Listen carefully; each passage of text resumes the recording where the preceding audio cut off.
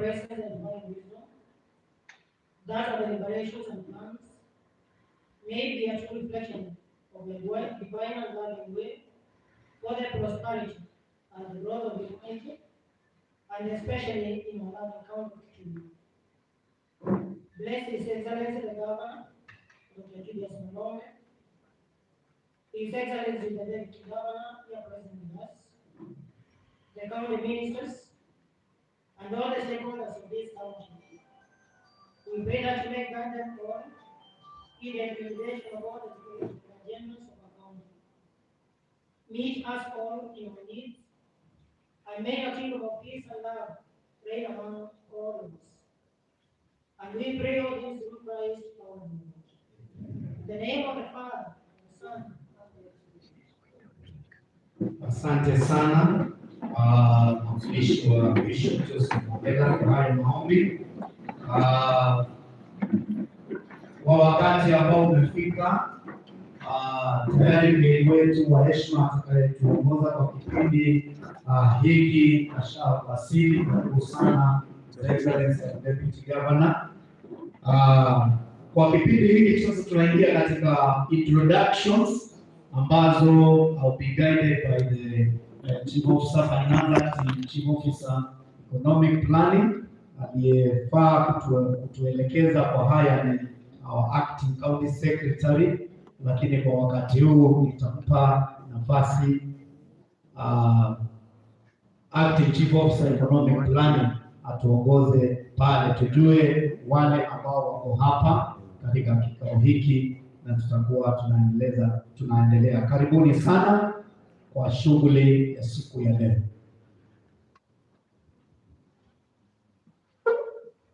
Thank you, our Chief Guest, Your Excellency, the Deputy Governor, CCMs present, CEOs, directors, members of the clergy, representatives of the wards, and all county citizens.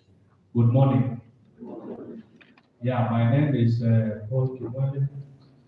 I'm the Director, Budget and Economic Planning, currently acting as the Chief Officer, Budget and Economic Planning.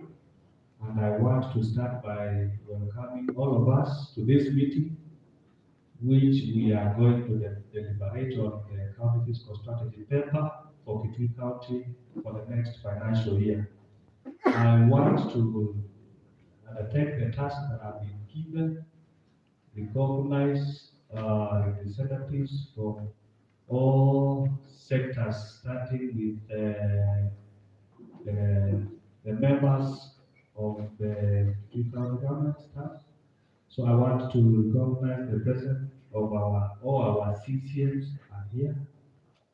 So these are our CCMs, they'll get time to introduce themselves. Then we have the directors who are present. You can lift up your hand. We have quite a number. Then we have the members from the 40 wards. We have chairman of ward development committees. Can we see them? Or our 40 wards, you can stand on your feet, because this is a representation. That is a perfect representation of Kitui County. So all the 40 wards are represented. So you can get seated on. Thank you for coming. We have members of the clergy. We invited them. Members of the clergy. I remember we invited specific clergy. We have retired Archbishop. These are men of God, very respected. God bless you. Thank you for coming. You can get seated. We have the civil society organizations, CSOs. Can see Kangangi. Perhaps the others are coming. Our sister is there. Then we have NGOs.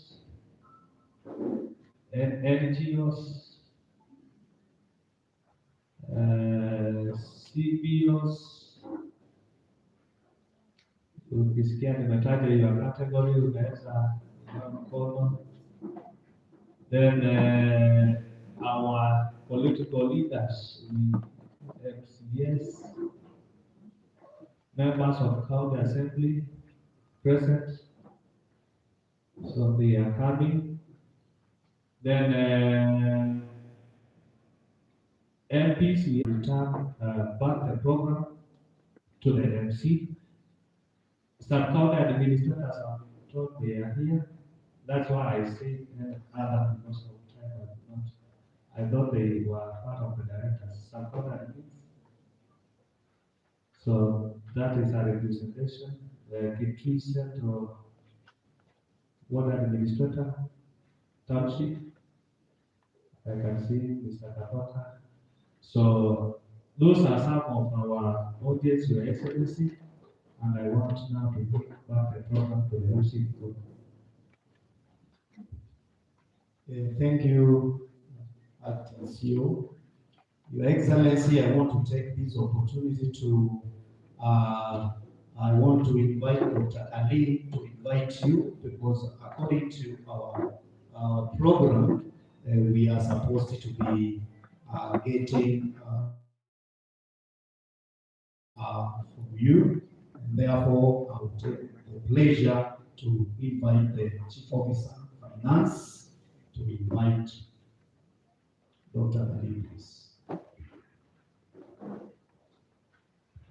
Thank you, Good morning, ladies and gentlemen.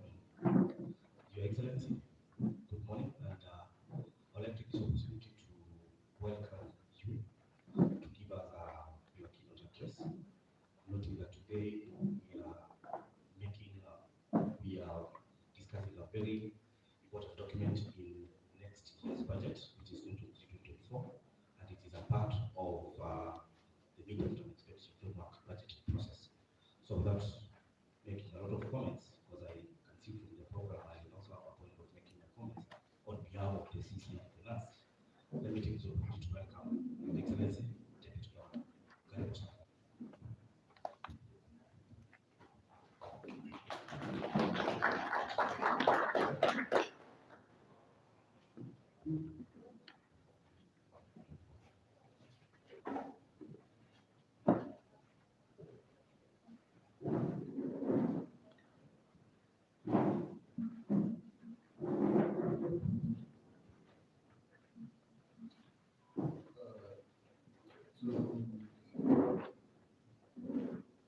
All the various representatives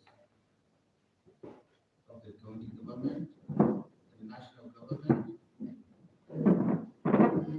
NGOs, the clergy, the education sector leaders, even the business community, sectors, and everyone. For the state and members of the Kitui County. Good morning.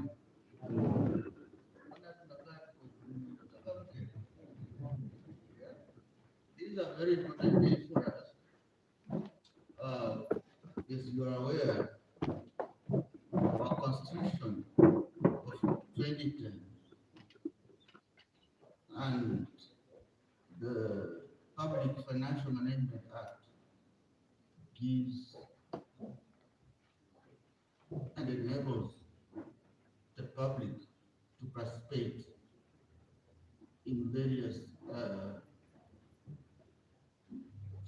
stakeholders forums in order to make and pave way for the change you need in your areas. And this, I'm referring to Kitui County. The other day we were having public participation for the credit, the poor and the rest. And today we are here looking at the county fiscal planning strategy paper, which builds and directs linkages between policies, plans, and budgets. And it also sets the county government priorities and programs during the next financial year. And here we're talking of the medium term plan, not the long term. That is the year 2022, 2023, 2024, and 2025. It also provides a recent economic development and outlook, as well as expenditure ceilings for county departments, units, linkages, and detailed guidelines that are aimed at structuring county government expenditure. As we meet here, the programs and policies that are going to be unveiled to us, they reflect the concerns of the people of Kitui. And they are the same which are anchored under the county in the for 2023-2027. That is the CIDP. And you remember also we gave an opportunity to everyone to air their views on the CIDP. So everything that we do, there must be public participation in order to bring everybody on board.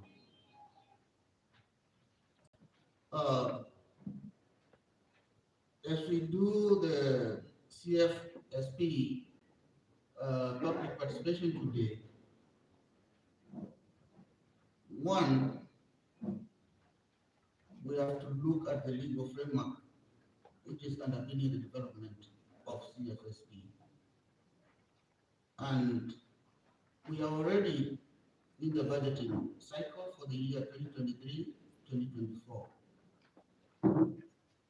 And one of the critical stages in this budgetary cycle is the development of the County Fiscal Strategy Paper under Section 117, of Public Finance Management Act of 2012. That states, I quote, "The County Treasury shall prepare and submit to the County Executive Committee the County Fiscal Strategy Paper for approval, and the County Treasury shall submit the approved fiscal strategy paper to the County Assembly by the 28th of February of each year." End of quote.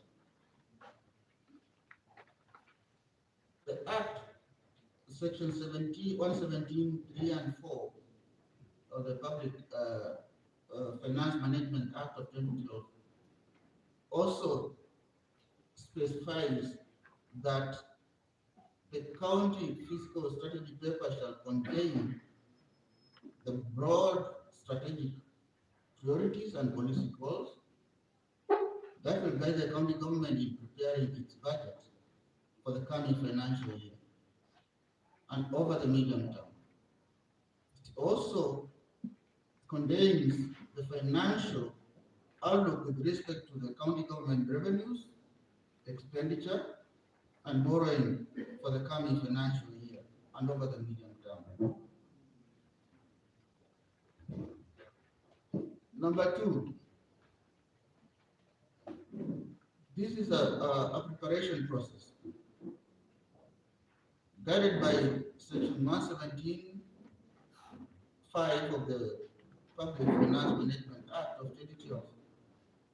The county government treasury is mandated to seek and take into account the views of the public, interested persons or groups, and any other forum that is established by legislation in preparing the county fiscal strategy paper.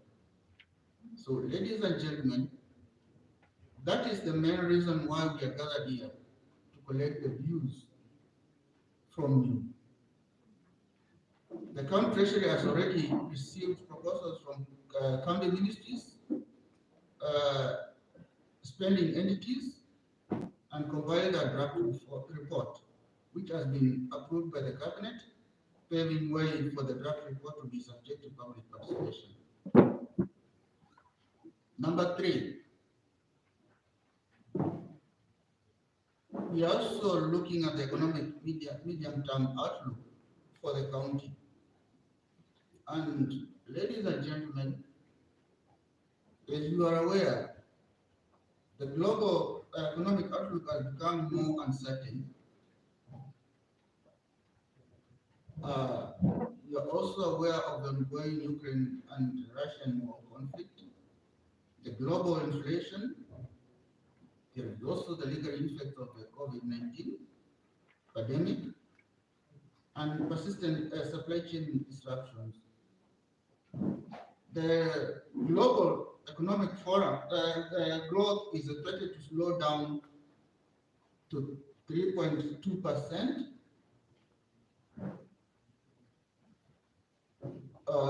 That is for the year 2022 and projected to slow down further to 2.7 in the year 2023 from the earlier forecast of 2.9%. In the Kenyan context, the economy continued to expand in the year 2022, albeit a slower pace than 7.5% recorded in 2021. The real GDP is expected to grow by 5.5% in 2022 and supported by the services sector despite subdued performance in agriculture and weaker global growth. The economy is also projected to rebound to about 6.1% in 2023. This is reinforced by the government's development agenda geared towards economic turnaround and inclusive growth. At the county level, the economic growth has been affected by persistent drought in our county, which has hit the county for the last 3 consecutive years. And for those who have been following up, we have just experienced the 5th failed rains in our county consecutively. And there is also the impact of COVID-19 pandemic, which is continuing to devastate and impact in our production sector. This has led to food insecurity, high cost of living, and high inflation rates in the county. With the decline in investment activities as a result of the aforementioned challenges, the county has witnessed low revenue collections and curtailing government investments in development agenda. We are therefore rolling out the fiscal policy which will curtail non-core expenditure while prioritizing on high impact social and investment expenditure. Number 4, we are also looking at an overview of the draft CFSP, which is a County Fiscal Strategy Paper. And the county government is committed to providing an enabling and sustainable socio-economic environment and delivery of basic services to our citizens. This was clearly outlined during His Excellency the Governor, Dr. Julius Makao Malombe's inauguration speech on assuming office on the 25th of August, the year 2022. And consequently, the County Fiscal Strategy Paper sets the county government priority programs, projects to be implemented through the medium term of the financial year 2023, 2024, 2025, and 2026. This paper provides an overview of recent economic development and outlook, as well as expenditure ceilings for the county departments and spending entities, and detailed guidelines that are aimed at structuring county government expenditure towards priority areas. The programs and policies herein reflect the Kitui citizenry and are anchored on the draft CIP for the year 2023 to 2027 and the annual development plan for the financial year 2023-2024. The theme of this year's County Fiscal Strategy Paper is economic recovery agenda to promote inclusive growth. And to realize this, the government has prioritized programs aimed at increasing the household incomes. This will be through accelerating rural economic development by investing in the productive sectors of the economy and public sector restructuring and reorganization to enhance efficiency and productivity. The proposed resource envelope, ladies and gentlemen, our total resource envelope for the financial year 2023-2024 stands at Kenya shillings 11.5 billion, which includes 10.6 as equitable share from the national government, 374 million as conditional grants, and 450 million to be realized as own source revenue. That is what we collect as a county, our own revenue from the various government departments. And the total revenue is shared among the county's 12 ministries, the 2 boards, and 2 municipalities. The allocations are based on the needs of the community, taking into consideration the 16 county sector priorities. And in conclusion, the county government of Kitui is committed towards working closely with all stakeholders to ensure effective policy formulation, planning, budgeting, and implementation of programs and projects in the county for the betterment of our people. And therefore, ladies and gentlemen, as I conclude, I wish you a very fruitful deliberations in the very important exercise which I am taking today, and wish you to have some mutual and what do I call it, kuwe na interaction nzuri wakati mnajadiliana huu mkutano wa leo na zile vitu tunaenda kuangalia, so that in the next budget we come up with the right projects and programs that will drive our county to prosperity. God bless you all, and God bless our county, and God bless Kenya. Thank you. Thank you very much, His Excellency Deputy Governor, for your keynote speech. Now, according to our program, members, we are going to have Chief Officer Finance, Dr. Kali, presenting the 16 sector priorities according to our governor's manifesto. Karibu, Doctor.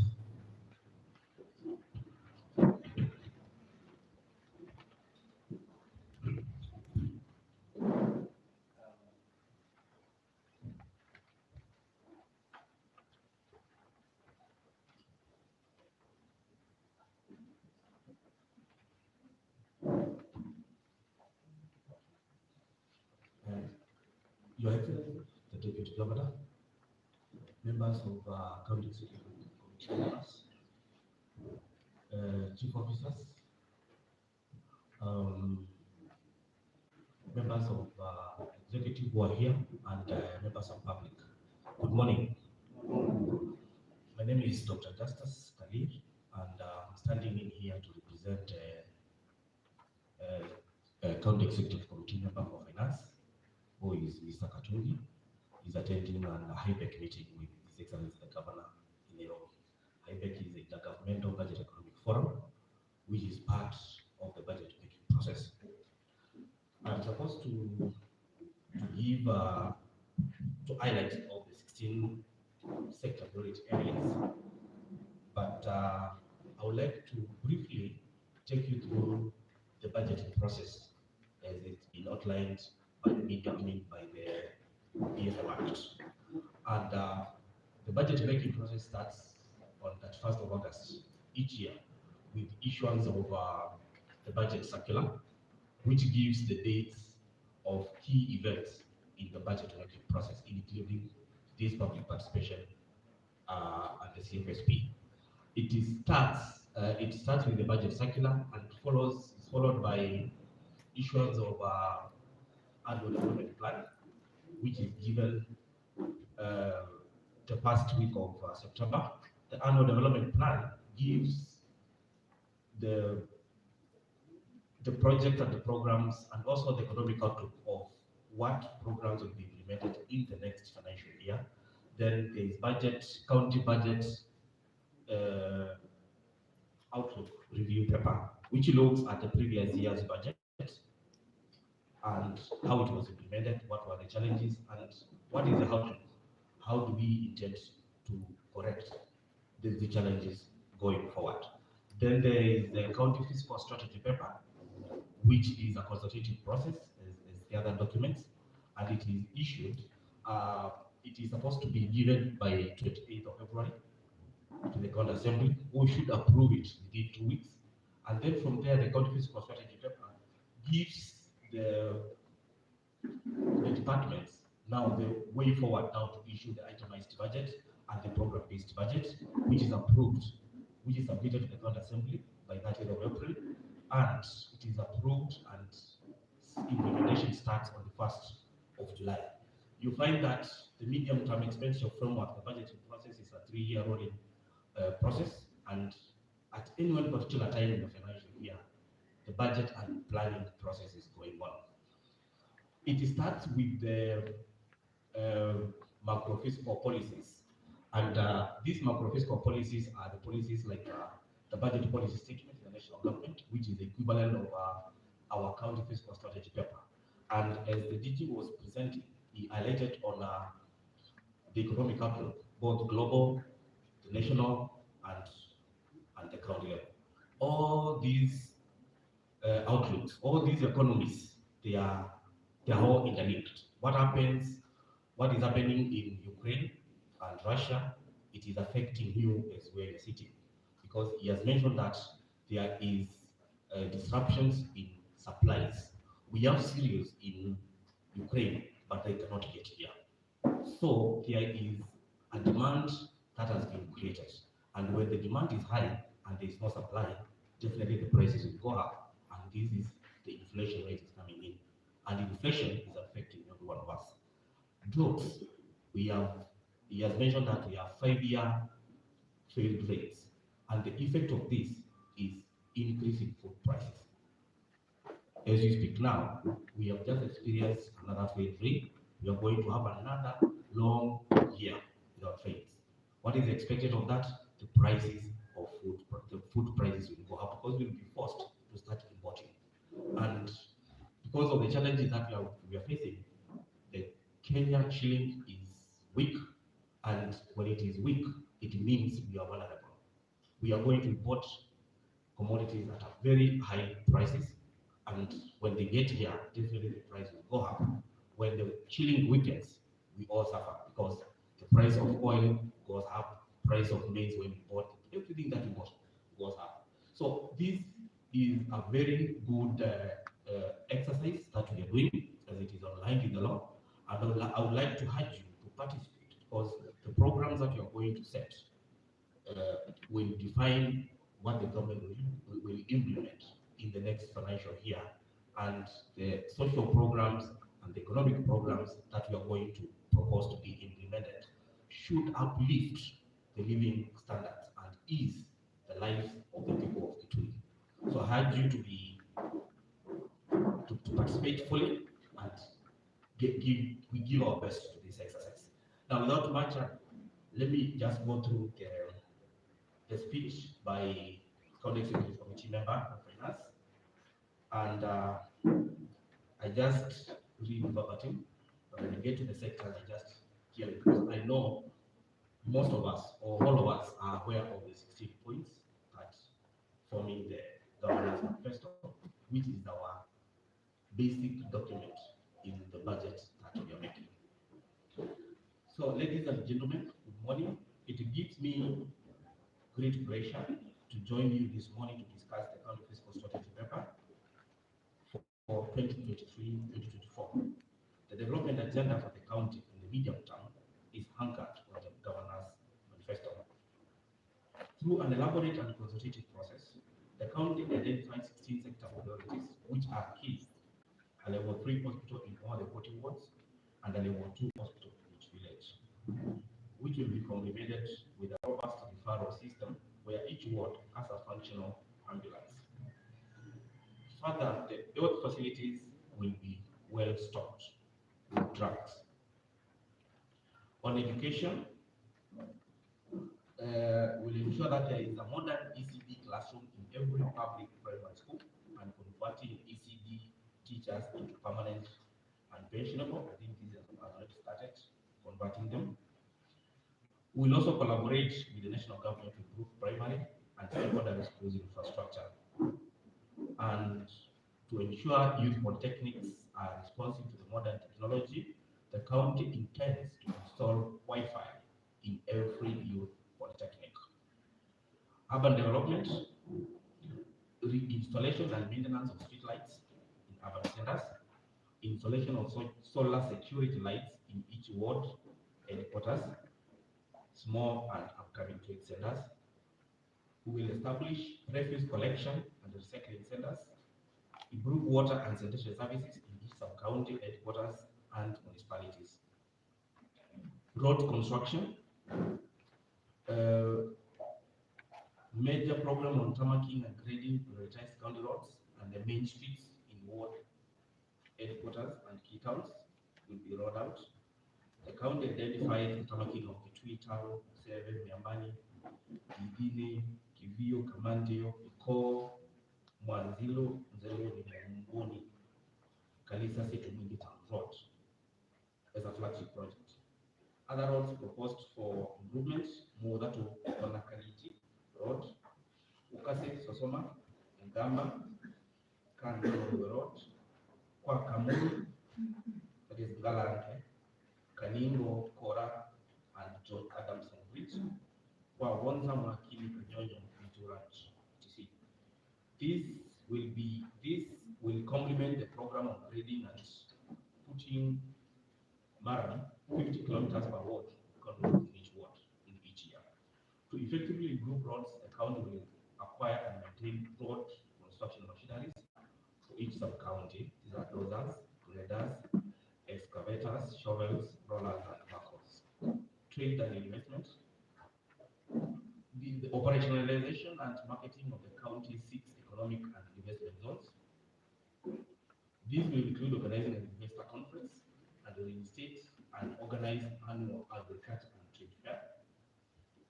Others include ensuring safe and environmental-friendly operations that take Russia, establishing annual livestock auction markets in each sub-county, and construction of a storage facility in each modern market. The 8th sector is micro, small, and medium enterprises and MSMEs. And the county will install and maintain infrastructure to facilitate 24-hour economic activities. These include access roads, water, sanitation, street lighting, enhanced security, merchandise storage facilities, well-lit merchandise loading and offloading bays, convenient border, taxi and vehicle parking facilities. There will also be capacity building of the SMEs to acquire modern working and also acquire modern working equipment like fabricated kiosks, computerized wheel alignment, air dressing machines, shavers, carpentry, and concrete mixers. Sector 9 is cooperative societies. This will include registration of cooperatives in each sector. These are honey producers, tailoring and garment making, hide and skins, charcoal producers, and others. There's also be training and strengthening of cooperative societies through enforcing self-regulation in internal operations, administrative guidelines, and application application of information technology. For the dormant cooperatives, because we have so many of them which are dormant, the county will revive them through partnerships and capacity building in management, access to finance, production and marketing. Tourism and hospitality, the county intends to refine and market a robust and sustainable tourism circuit connecting Kitui County with coastal region and North Kenya region. This will also include protection, conservation, and erection of entry gates for the South Kitui Game Reserve, Mwingi North Game Reserve, and the Matomo Regional Park. Women, youth, and persons with disabilities, this is the 11th sector. The county will roll out a program to scout and nurture local talents in various fields, that is athletics, football, acting, music, modeling, drawing, and painting, among others. To empower the women, the county will support and facilitate at least one self-help group in each sub-county in the formation of cooperatives in the key economic sectors. Further, persons with disabilities will be supported to register with the National Council for Persons with Disabilities and in the National Treasury to enable their 5% access to government procurement opportunities and the reservation of 30% of the county's budgeted annual procurement opportunities for hardcore women, youth, and people with disabilities. Border sector will establish a division within the Ministry of Roads, Public Works and Transport, headed and staffed by officers who appreciate the sector and are passionate in the promotion, empowerment, and development of the persons in the sector. And as we speak now, the department has already been formed, and officers are there. The chief officer is among those who will be related from next week.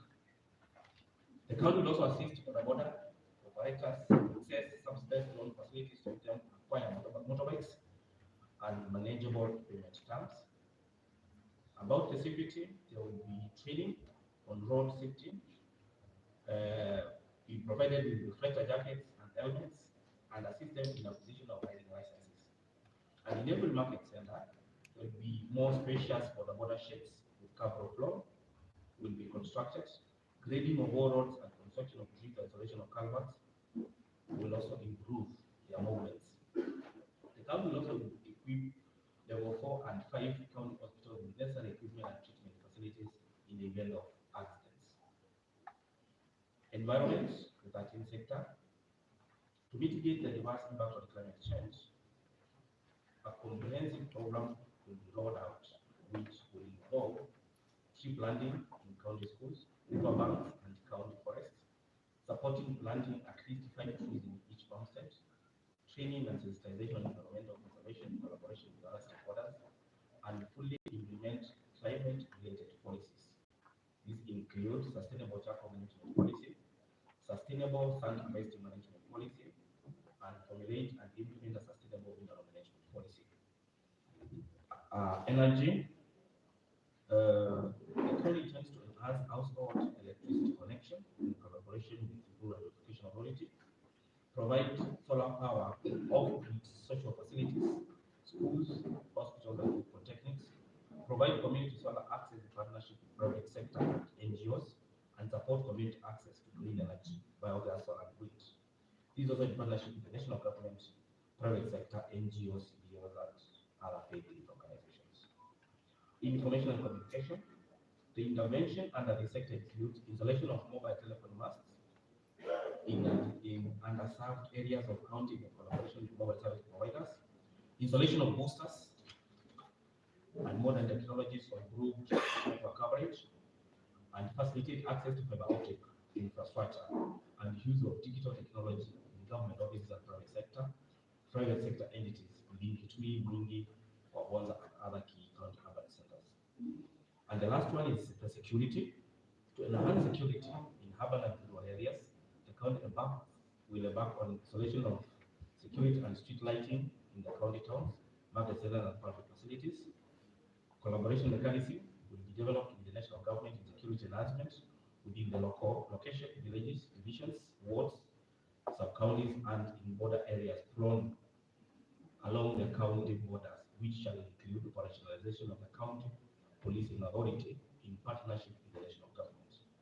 Further, the county will install CCTV monitors in the counties, 2 municipalities of Kitui and Mwingi in partnership with private sector businesses.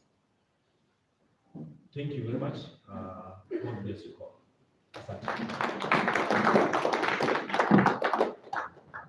Thank you, CEO, for that presentation.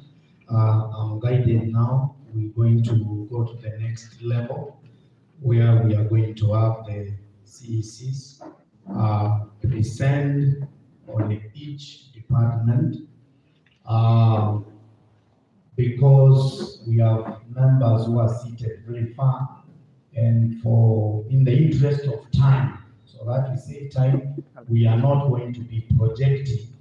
So I'm going to request, if you do not have a copy of the sector priorities which are going to be presented, you lift your hand so that you are given. We have ushers, we have some officers who are going to assist us in that.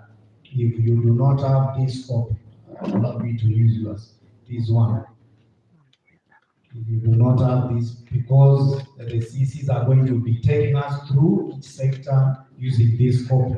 Kama hauna nakala ya hii document, inua mkono upewe tafadhali.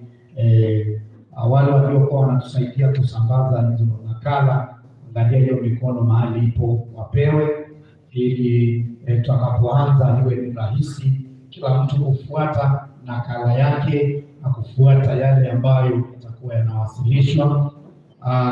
Kulingana na ratiba yetu, tutakuwa tunaanza na Office of the Governor, Office of the Deputy Governor, Ministry of Water and Education, Ministry of Education, Training and Skills Development, zikifuatana. Kwa hivyo CCs responsible ama officers given that responsibility are going to be taking up. When we get to your department, please, you're going to be standing and get to a position where you can present. Kwa wale ambao bado hawajapata, tafadhali hakikisha kwamba officers wetu pale, kila mtu amepata, na mmoja bado kupata. Kuna mmoja hapa mbele. Thank you, Alex. Anyone else ambaye hajapata?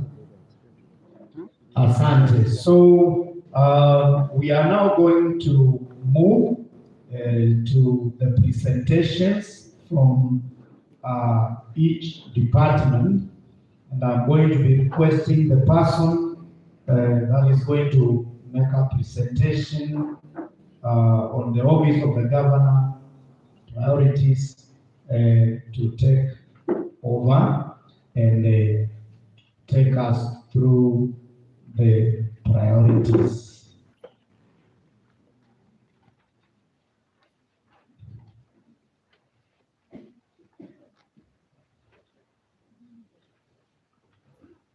Naarifiwa kwamba kila mmoja atakuwa na dakika 5 za kuwasilisha, ili tuwe na wakati wa kuuliza maswali na kujadiliana yale ambayo yatakuwa yamepresentiwa. So our Deputy CS is taking up to take us through the Office of the Governor.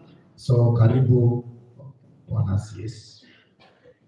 Thank you very much, Master of Ceremony or Moderator.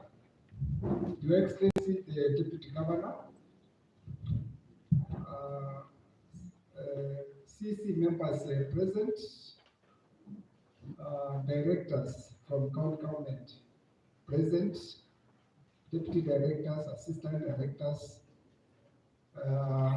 all the employees of the county government, our esteemed participants from the public, from the various organizations. Good morning. Hamjambo. God is good. Good morning time. My name is Alex Kimansi. I'm the Deputy County Secretary. I'm here to represent Acting County Secretary, Madam Agnes Mulewa, who is engaged in other duties elsewhere, and she was not able to make it. So I'm going to represent the Office of the Governor so that I can make a presentation. As you know, the Office of the Governor does not implement fiscal projects, and therefore our presentation will be short. Office of the Governor mainly focuses on CLITIP and the PROPOA support program, and the other matters are related to administration. So without much ado, I'll go straight to present the fiscal strategy, the County Fiscal Strategy Paper, complement for Office of the Governor. And we have listed the activities that the Office of the Governor will undertake during the financial year 2023-2024 under the County Fiscal Strategy Paper. And it is as follows. We shall operationalize staff emoluments and other general expenses, 1. 2, we shall implement the education support program known as the PROPOA support program. We shall also implement the community level infrastructure development program, LINKAGE. As you know, it's a very popular program. And we shall undertake to clear pending dues for the already implemented community projects where we have received the invoices. And we shall undertake to start or initiate activities for the construction of the residence for the Governor, His Excellency the Governor, and His Excellency the Deputy Governor.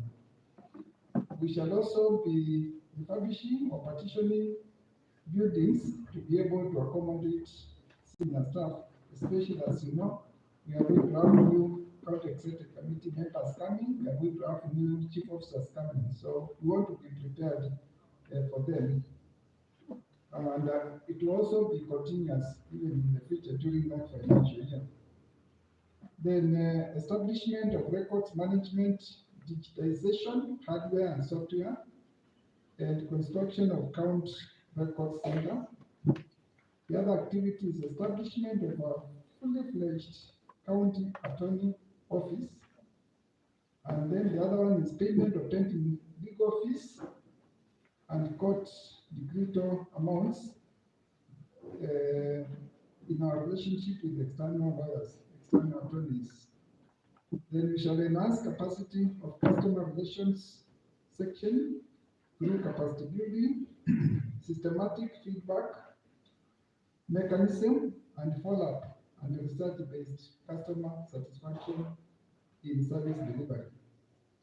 The other activity is capacity enhancement for the public communication department, that is the PR department, with current equipment and instruments. Then, we shall also do capacity enhancement of the protocol unit with the protocol equipment and instruments. And we shall do construction of county garage and installation of fuel pump for vehicles during that financial year. Then we shall also develop and implement comprehensive transport policy.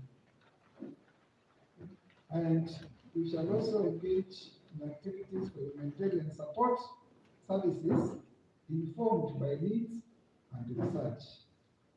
We shall also establish a disaster risk management system in an effort to streamline our response to disasters, and also do emergency response and preparedness management systems. Then we'll do formulation and adaptation of the Kitui County Enforcement Bill. And we shall also undertake capacity enhancement of the Human Resource Management Directorate. And last but not least, we shall undertake capacity enhancement of the Southeast Kenya Economic Bloc, second directorate. So that is the end for Office of the Governor. Thank you very much. Thank you. A clap for him.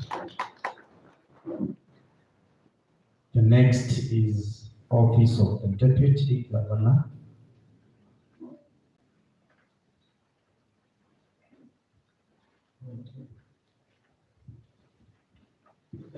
Back again.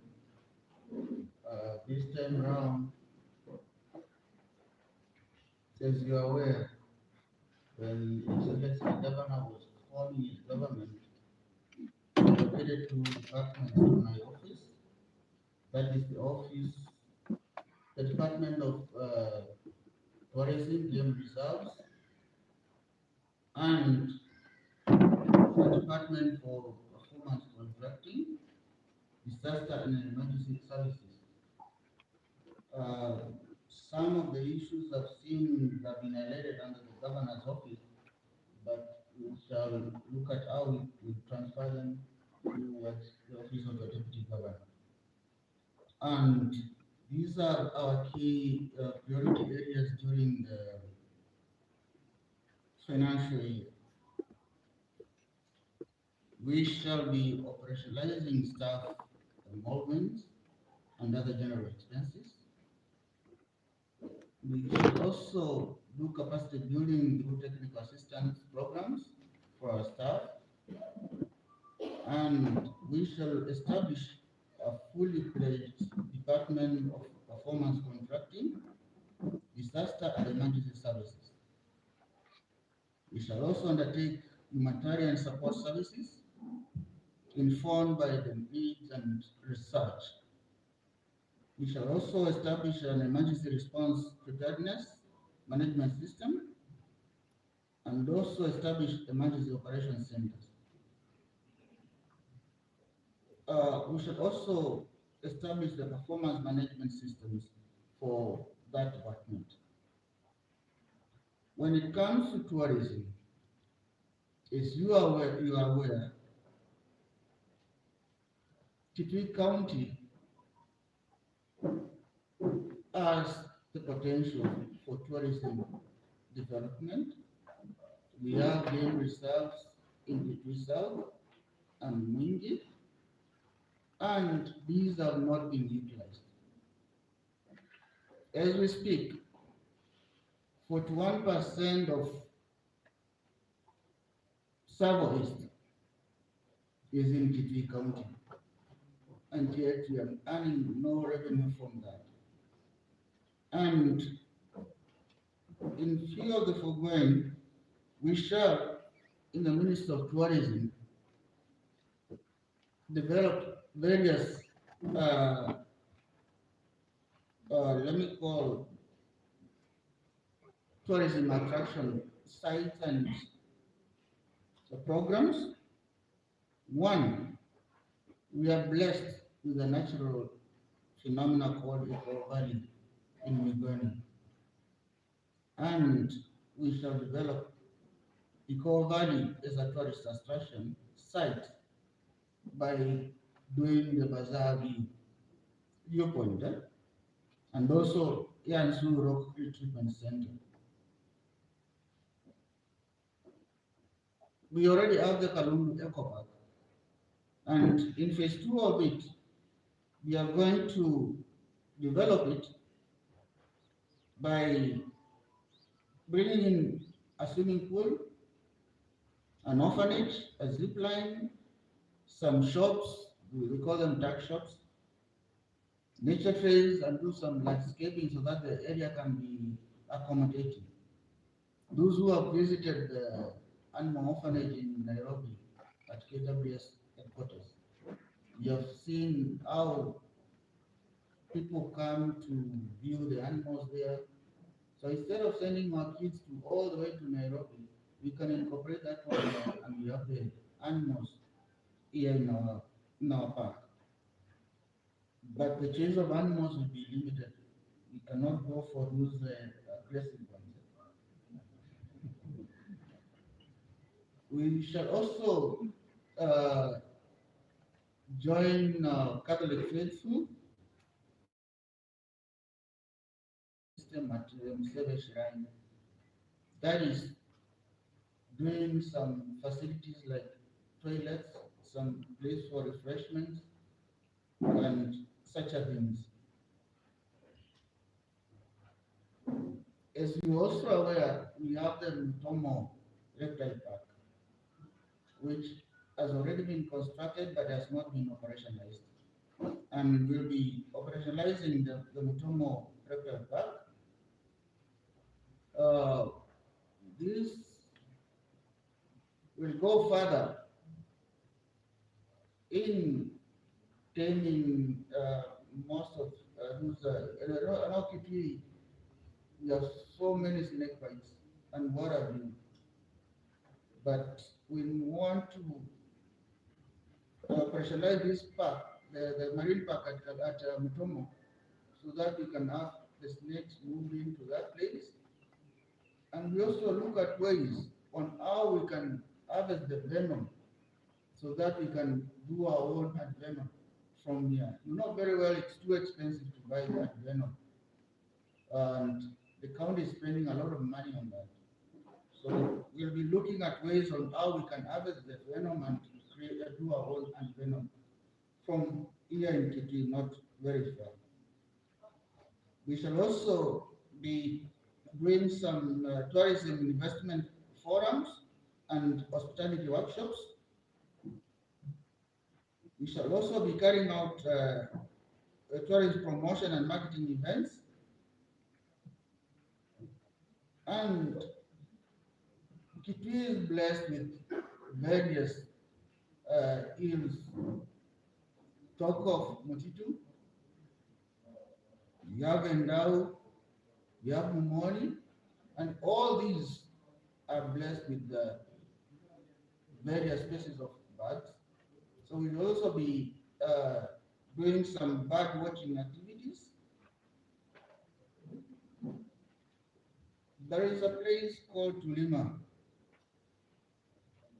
where we'll be also erecting a new gate to the game reserve. In order to separate the park, the game reserves,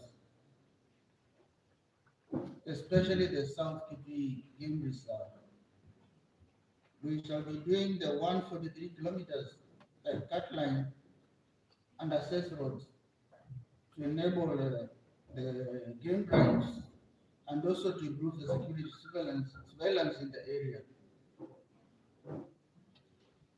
We will also be organizing community sensitization and awareness programs due to human-wildlife conflicts and also for tourism benefit.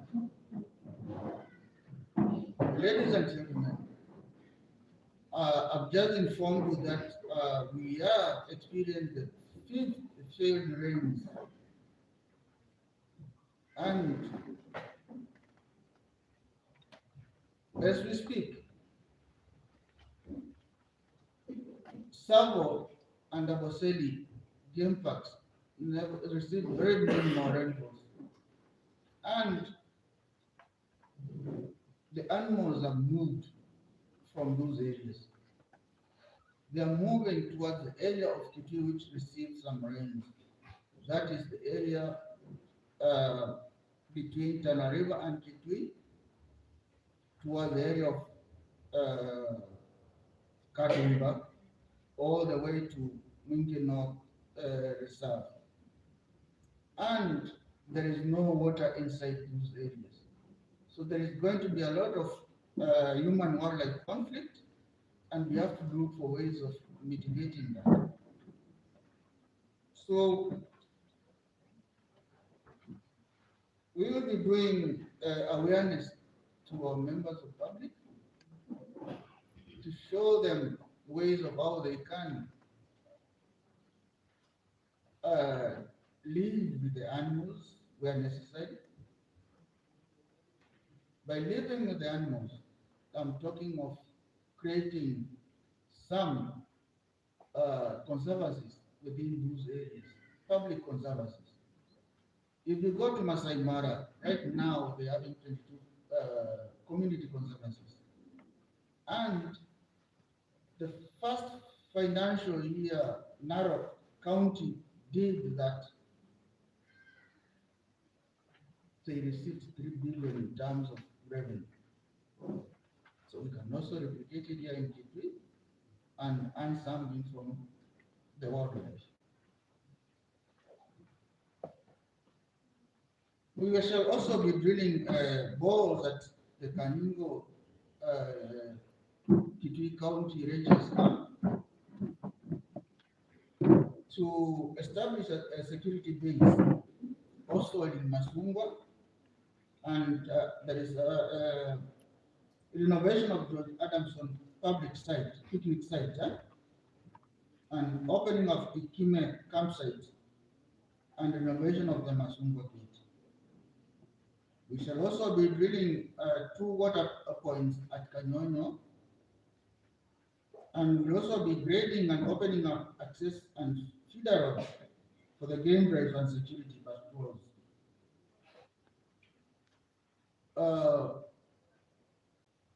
Right now, we are having some, you remember there is that place called Kalalani, where there was some encroachment in Kitui South Game Reserve. And the national government that time, I think it was 2019, they recommended for that place to be brought down. And there was a school which was there, but it was left standing. And right now, the county ranges are there, just a few of them. And we plan, as we liaise with KWS, to renovate that place, that school, to make it a camp for the rangers. We do balls for them, we do the lighting system for them, and all the other amenities that might be required in that camp. Since we'll be putting on board more county rangers, currently we have 37 and 8 wardens, and we are, this financial year, we are planning to get more, around 40 of them. And all of them will be trained in various KWS recommended schools, so that they can improve the security services in our game reserve. At the same time, we are also planning to develop a county conservancy establishment bill. This will be liaison with KWS to give a guidance on how to go about it. So, ladies and gentlemen, with those few remarks on the office of the Deputy Governor, we hope and we are confident that we are going to open up a new tourism corridor. That is the Eastern Tourism Corridor.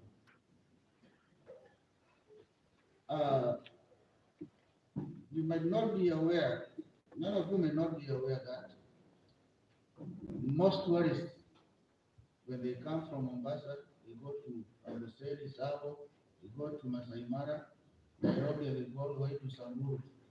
But there is a giant sleeping here, waiting to be exploited. From Savo East, you come to Kitui South.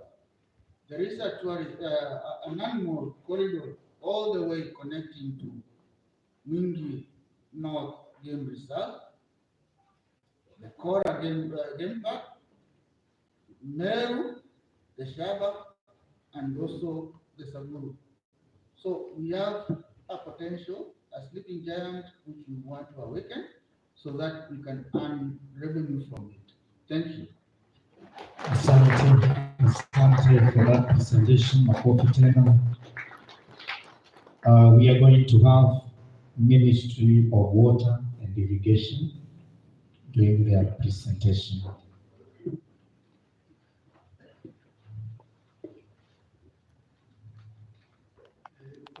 Your Excellency, the Deputy Governor, my colleagues, the chief officers who are here, the directors, assistant directors, the members of the public, present members of the collective, good afternoon. So my name is Emmanuel Kisangao. I'm the county minister in charge of agriculture, water, and livestock development. And now I want to take you through the programs and the projects which we have proposed in this CFSP document in the new Ministry of Water and Irrigation. As you know, the focus of the ministry is to develop sustainable water, which is adequate, safe, and this water is used for domestic, it's used for agriculture, that is irrigation, and it's used for also livestock. So at this juncture, I would like to talk about water proposed developments, and the first one will be focusing on irrigation. The first one is actually to promote cluster irrigation schemes, where you provide water and a number of families are able to do irrigation and then grow crops using that water. The second one will be surveying design of Earth Kilawa irrigation scheme. This will be using the river in the south and delivering water to a community called Kilawa. The third one will be survey design of the Ananzao irrigation scheme. Again, this is in on our river, that is Tana River. The other proposed program is to promote solar powered irrigation. Make use of this sun to pump water to do crop growing. There's a huge development in solar energy, the solar panels, pumps, and then we are faced with the chronic hunger, as you've heard from His Excellency. This is the fifth failed rain. So we need to focus on irrigation just to manage this continuing drought. The other one is construction of sand dams and some wells for irrigation. I think we've just done in this financial year, we are doing 120 sand dams. So all this will be geared towards irrigation, promoting irrigation. Then in the Department of Water, we shall be constructing, we propose to construct and silt dams, water pans, and rock catchments where appropriate. Where there are rocks, we do rock catchments. Where there's potential for water pans, we do water pans. Where there is potential for earth dams, we do earth dams. Then we will also be drilling and equipping bores, especially in areas which are not appropriate for earth dams. We do bores, equip, deliver water to people. Then construction and extension of water pipelines. Where we have sources of water, we extend pipelines to the communities. We will also be doing bore hybridization, conversion of public water points from genset to solar. It will be a combination, either genset with the solar or electricity with the solar, having both of them. So that when it's not cloudy, when it is cloudy, you turn to genset or electricity.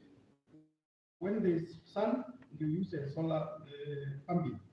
Then we'll be doing a supply and installation of water storage tanks.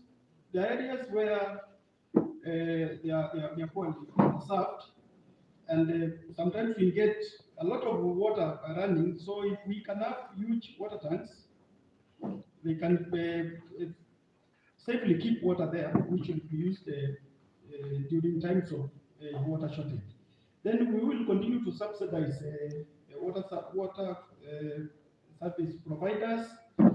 We already have the Masinga Kitui, our water service provider, that is under the Clasco, and Kembere Mwingi.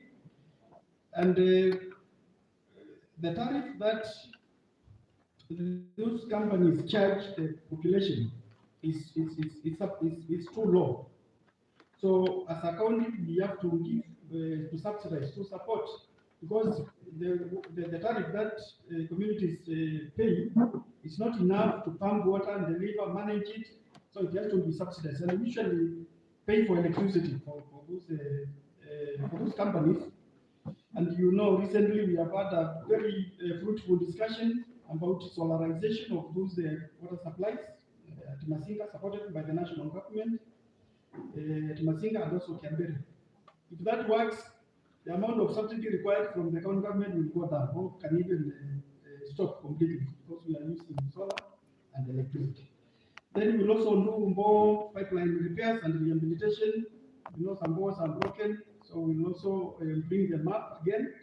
And then we will be doing capacity building of water management committees will be training our water management committees, including giving them some models of managing water facilities to reduce the downtime and also breakdown of water schemes. We will be doing this through surveys and designs of water projects, and then we also propose to procure vehicles, an upper cabin and a land cruiser, especially to facilitate our sub-county water officers to be able to reach out to those many schemes which have been developed now, also in the past, and the ones that are going to be developed going forward. Thank you. That is what is proposed. I think I will come back again. Let us appreciate him. CC, before I invite Ministry of Education, Training and Skills Development, nataka kusema kama una swali ama any input on the presentations, preserve them because we are going to have a time for question and answer, so that we have all the presentations done, and then later we get your concerns or your questions. So just note them in that document so that after the presentations we can have them. So at this juncture, I want to invite the Minister of Education, Training and Skills Development to do the presentation. Thank you. Our CCs, CEOs, senior government officers, and all protocol observed. I'm Sami Mwenga, Deputy Director of Basic Education. I'm representing our CEC, Junior Kakundi, who is held up somewhere. For the Ministry of Basic Education, we are doing 40 ECD classrooms, one ward. We are also going to construct 40 modern ECD feeder classrooms. Feeders are those which are not based inside any particular primary school. They are those who are outside the primary schools. We are also going to buy or purchase fixed outdoor play equipment. Here we usually have swings, slides, and others. We are also planning to have a school feeding program to improve on the nutrition for our children. We also plan that is to supply and install water tanks to our ECD centers. We know that we have so very many ECD centers. We have 1,874. We are sure we cannot do all of them at the same time, but we want to start with quite a number. We usually, and we're also planning to buy teaching and learning materials for our ECD centers. We usually spend up to about 15 million every financial year. This year, we also want to introduce something a little bit different from the ECD centers, what we are calling the child care facilities. This is where you can take your child who is under 3 years, just before they join the PP1 for proper care. We have done some studies in Nairobi and also in Chuka, and we have come up with 2 very good models, one for an urban area and one for a rural area. Later on, we are going to do the child care facilities at sub-county level. We are going to do some ECD furniture in terms of desks for our children to improve on the ratio. We are going, as it has been heavily said here, to convert our ECD teachers from being on casual payments to permanent and pensionable terms. There is an error there. It was indicated 120 ECD teachers. That is an error. we have got 2,401 ECD teachers on the county payroll, but some of them are not trained and qualified teachers. Actually, 318 are not qualified teachers. So when we are talking of converting them to permanent and pensionable terms, we are talking of those who qualify to be called an ECD teacher. Next is we are going to capacity build our ECD officers as we have always done, and also establish boards of management. We should have a different board of management in an ECD center, different from the one in a private school. We should have one for a primary school, one for an ECD center. We are going to do that one. Then we also do monitoring and evaluation of ECD programs. Currently, we are trying to implement the CBC. You know what is happening from the national level. We are still trying to move back and forth. And we as a county, we are also on it. We are trying to see what best we can do for our children. The next is co-curricular activities. ECD learners usually go for drama and music all the way up to the national level. We have been supporting them. It is part of our mandate, and we intend to continue supporting that endeavor. We also have wash programs where we do some toilets for the primary schools and especially for ECDs. You know what wash program is? That is water health and water sanitation and hygiene. We have got collaborative strategies for improvement of education standards. If you remember, during the other term for our current governor, we usually had the prize giving, we had the mentorships, we had the benchmarking activities. We want to revive all that and this financial year. We have got deworming programs, which we do in collaboration with the national government and our county ministry of health. We are also going to establish 10 new vocational training centers and also operationalize some VTCs which are currently running under the communities. We are also going to do some facelifting the VTCs as well as employ 50 vocational training center instructors, supply of tools and equipment, provision of startup toolkits to VTC graduates. We are also going to establish a center of specialization and handcraft centers at Maninyoni, Kanyonyo, and Siongila. Currently, what we call the Kiodek, and the leather one, that is Kiodek, is where we are doing the leather, and of course, the Kikotek, where we are going to have masonry, leatherwork, and also clothing. A caution here, when we talk of homecraft, it is something which has not been understood by so many people over time. Homecraft is, we have got our, our traditional activities that we used to do, okay, like when we are making sets of ropes, yeah? When we weave kiondo, when we make pots, bisu, those are what we call the homecrafts. I'm saying this because it took us a lot of effort in 2016 to explain to the MCAs what homecrafts are, because every time we used to put it in our budget, they did not understand what it was and they kept on removing it until we were sitting with them so that they could properly understand it and give some financial allocation. Then we are going to establish ICT centers in vocational training centers which do not have. We are going to do capitation, that is payment of tuition fees and operations fees for trainees.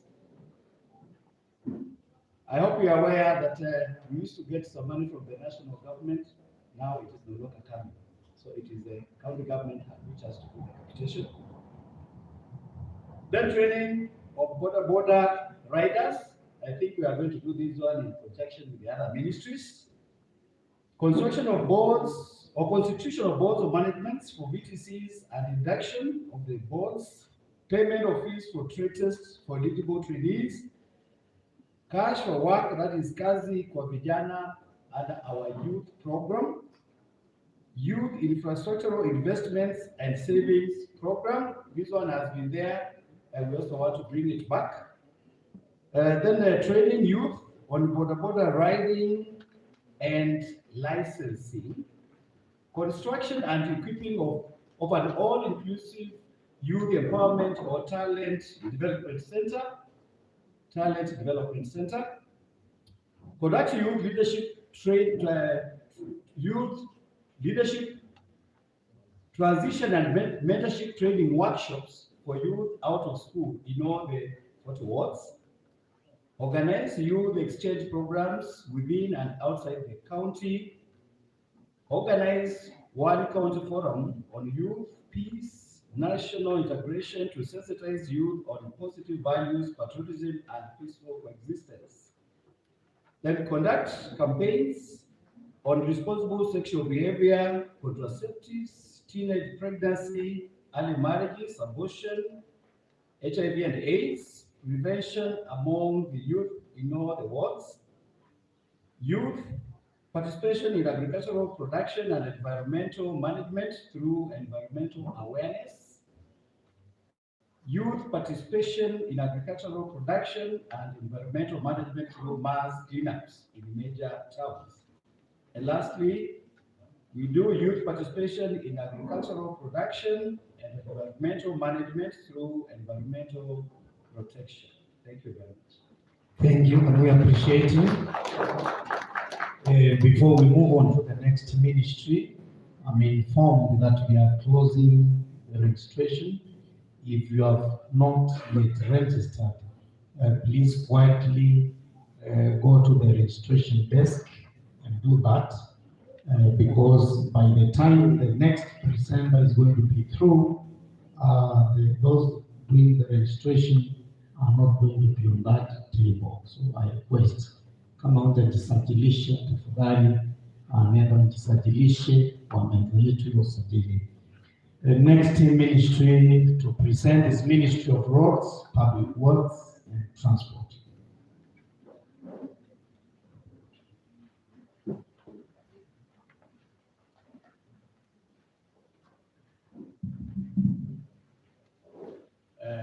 Thank you.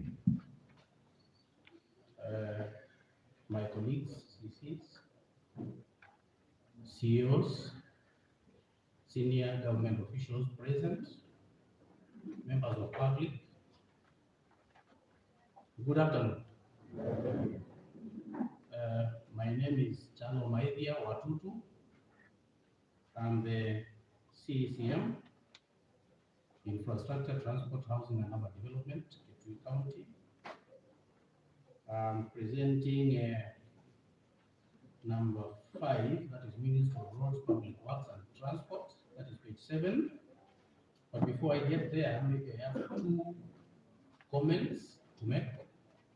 Firstly, thank you all for an exercise which we concluded last week, which is the CLIDIP project. By the fact that I'm the chairman of the CLIDIP committee, and I'm sure all these people participated in that exercise. To me, it was a success. I don't know whether to you it was. Was it a success? Thank you. I know there are some few issues, but we are handling that, and we will even all maybe issues which are coming from there. I also thank you, and allow me to say that in this congregation, we have products of a process which was taking place on Thursday at the village level and culminated into a committee, which is a whole development committee, on Friday, and which committee has members being chairs present in this committee. So let me take this opportunity to congratulate those who are elected as chairman of the ward development committees from our 40 wards, and welcome you to the development agenda of Kitui County government, and I'm sure we'll work together. Having said that,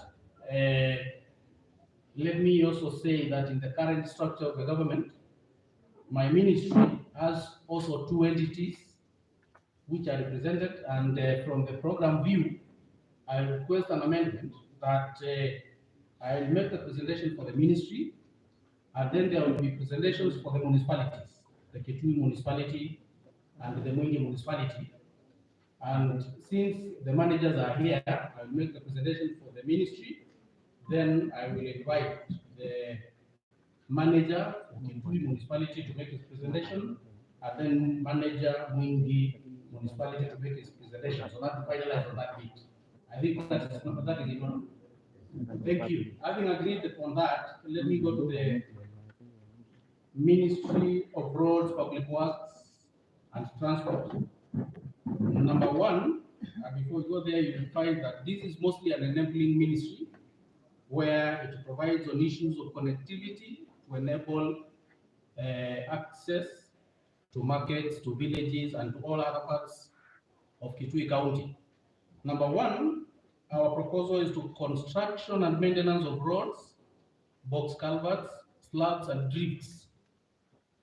And as we are aware, we all come from Kitui County, and we know what happens that over time we have a road constructed where we have box culverts, and with time probably they need maintenance and also maybe introduction of other areas due to our runoff. And that's why we are introducing the issue of box culverts and slabs and drifts within those areas where we need to cross rivers. 2, it's dustless town programs in which market roads will be upgraded to bituminous standards. This is an initiative to have lowering the dust levels at our trading centers. We have done it before. We've done Kwaponza,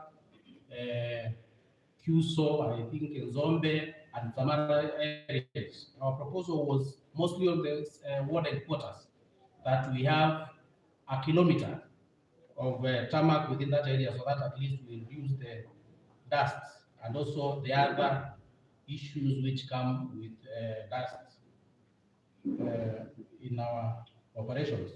Number 3 is access roads. That is fuel maintenance of plant and machinery. That is the fuel we use to service and maybe do the roads using our graders, our dozers, and also the service vans. We will do in-house grading and bush clearing 2,800 kilometers, that is 70 kilometers per ward. This is a program where we have allocated several kilometers for every ward for grading. We did 70 kilometers last year. We are doing 70 kilometers this year. We are proposing also 70 kilometers per ward next year. This is a program where we do using our machinery and also collaborate with the national government, the Mechanical Transport Fund, where we lease some machinery from the national government for that purpose. So we are proposing 70 kilometers per ward. We have in-house road opening, that is the dozing works. This is opening where the roads never existed. And we use our machinery and also the national government. Maintenance of plant machinery and equipment, this is maintaining the plants that we have, that is the machinery, the dozers, the graders, the shovels, and also the backhoe for that purpose. We have construction and equipping of modern mechanical workshop. We have a mechanical workshop, we have a mechanical department in our ministry where we have mechanical engineers and who will require tools in doing their work, in servicing the machines, and also trying to come up with trying to replace the spares which are worn out. Then from there we have maintenance of motor vehicle. I mentioned that about the service vans and the tippers.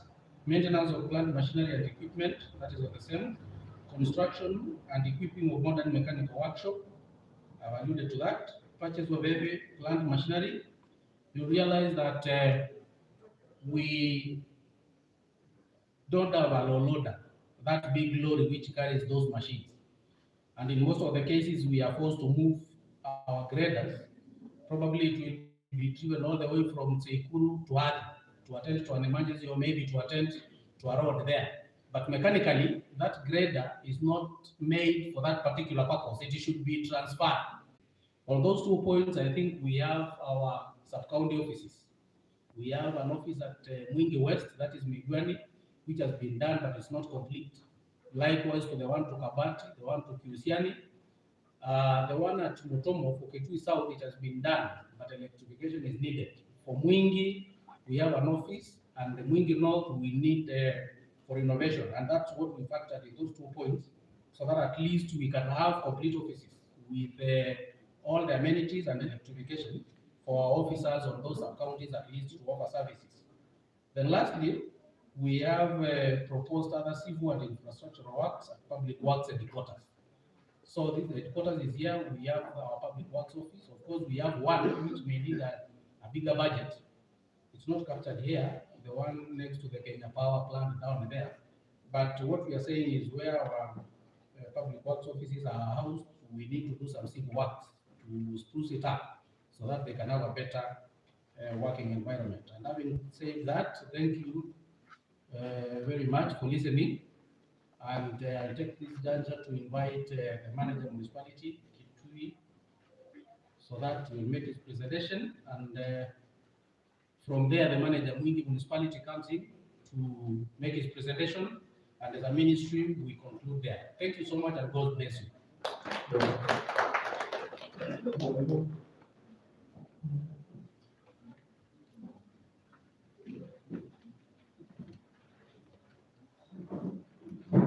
Thank you, CC. President, CEOs, directors, and county staff, and community representatives. Good afternoon.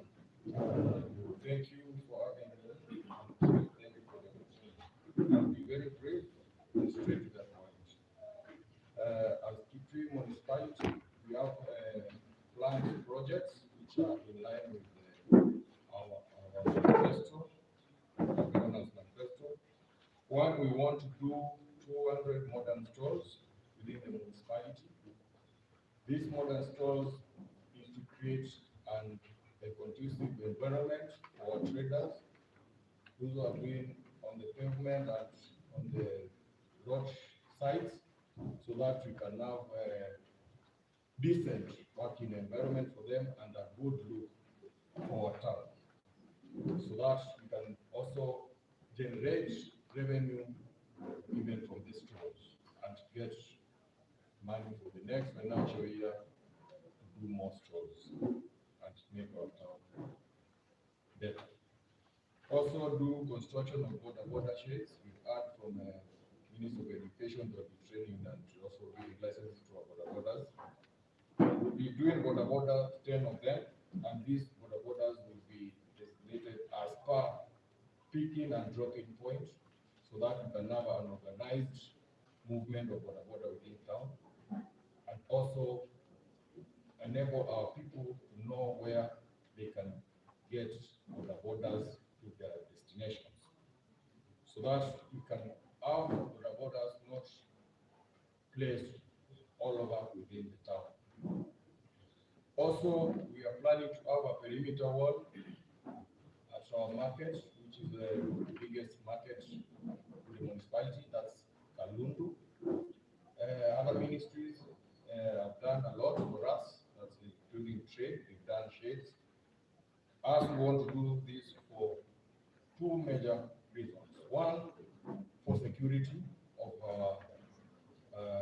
our market, and whereas for our traders, so that we can control movement of in and out of goods.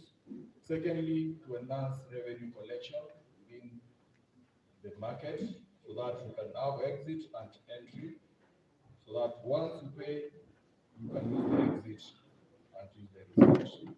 So that's also enhance security and revenue collection. Renovation of public toilets. We have 3 major public toilets. That's Kunda Kindu Bus Park, the main bus park at the CBD, and also at the market. We are focusing on these two because we have a lot of movement. The places are congested, and these pellets are not connected to sewerage connection. So we need to do the modern way of doing it, maybe by having biodigester, whereby we do not waste a lot of money doing exhausting every now and then. And also, it's advisable the water which is generated there can be used maybe for cleaning, not consumption, but cleaning the places and grilling around the grilling. Then there's a construction of one new slaughterhouse. As our governor during his manifesto, he said our slaughter, when it was being constructed in 1968, it was far away from people, but nowadays people have found the slaughter. And if you look at other towns, even Nairobi, where we have our slaughter near the river, it was far from town and now it's within the people. So we need to relocate it to a place where it's accessible to traders who are taking meat outside and also to our local traders. And we are proposing to have it in Isango, whereby we have a land for the county, and this land is suitable for a slaughterhouse because it's nearby the highway, the bypass, and we do not have homesteads nearby within a span of 300 meters. The closest is Isango Primary School, which is more than 300 meters. Then we have refurbishment of municipality block. This is to create a conducive working environment for our staff and make some of our spaces habitable so that we can serve our people better. We have rooms which cannot be used at the moment, but once we renovate, we can create an environment which can accommodate all municipality staff. Then we have formulation and facilitation of approvals and adoption of municipal policies, and we are focusing on waste management and land division policies. That's our focus at the moment, because you can see the menace we have within town in regards to waste and also subdivision. It has become a problem not only in the municipality, but I guess it's across the county and entirely in the country. And if we don't take control of this, we might find ourselves having a big slum in terms of our headquarters. Then installation of solar lighting, still in line with our manifesto. We want to do 135 within the municipality. This will improve security for our people and also long working hours within the municipality. We've done last financial year, we've done 233. This is, you can see them even though they are scattered over. We want to increase the lighting. We are hoping to do concrete lighting poles. This is as a result we've observed vandalism due to scrap metal markets, and the metals we use are galvanized, which are highly in demand. But there's an advantage of concrete. It's not easy to climb, so that they can steal the lamp, and they are tall enough to distribute the lighting. So that's what we're planning. The silting of roads and drainages. Our governor promised to have a dustless county in the headquarters. Us, we are not only thinking of doing new roads, tarmacking, but we also think we have dust within the town on our tarmac roads. The silting, we want to remove the dust in the road, on the roads and in the drainages. And you can bear me witness, once you follow a big truck on the road, you will barely see in front because our tarmac roads are filled with soil. So we want to remove the soil and Also, we are doing pothole patching and recarpeting within the municipality, so that this recarpeting will also include marking, so that you can have a town which looks like a modern town and with all the roads infrastructures. Then we have 2.5 kilometer installation of guardrails, paved walkways, and parking lots within CBD. This one, it will create a better parking and walkways for people within the CBD. We did a pilot within Central and outside the KCB, and it's working. And these parking lots will be matched so that our cars can be parked in an orderly manner, and it will also enable us to collect more revenues as a county and for the county. Sorry. We're also doing 5 kilometers walkways, culverts, stormwater drains in other towns. Kitui municipality covers 6 wards, 5 of them partially, but Kitui township entirely. So we also need to take care of other towns like Mulutu, Matinyani, Mikili, whereby once the main ministry does dustless, we also do walkways and drainages there. And we are covering 13 towns, the small towns within the municipality. So those will be catered next financial year. Construction of parking bay at the municipality office blocks. We have a big space in our office which can accommodate staff and visitors vehicle so that they can avoid parking on the road shoulders. We've faced several accidents within our office, so we want to create a space whereby we can have visitors and staff parking. Then installation of parking sheds for fire engine. We want to have our fire engine parked in a safe area. We've had cases of vandalism, and our vehicle carries a lot of expensive equipment, so we want to be parked in a safe and secured place, so that we don't waste a lot of money replacing the stolen tools, which are more expensive than creating a shed. So that's what we're planning to do. Then fabricate 28 beans, but they are, let me call beans for understanding, they are called skip beans. The big ones, which can be buried by a skip loader. Currently, we have one skip loader. It's functional. The moment at the service at Dika Motors, and 4 skips for the vehicle, which are not enough even to place within the CBD.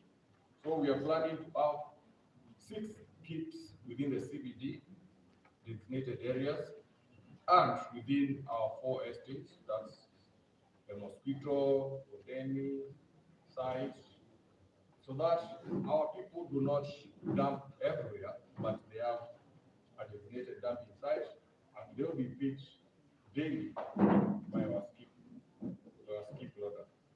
So they are costing 500 each, and this one is the government standard because they are specialized machines.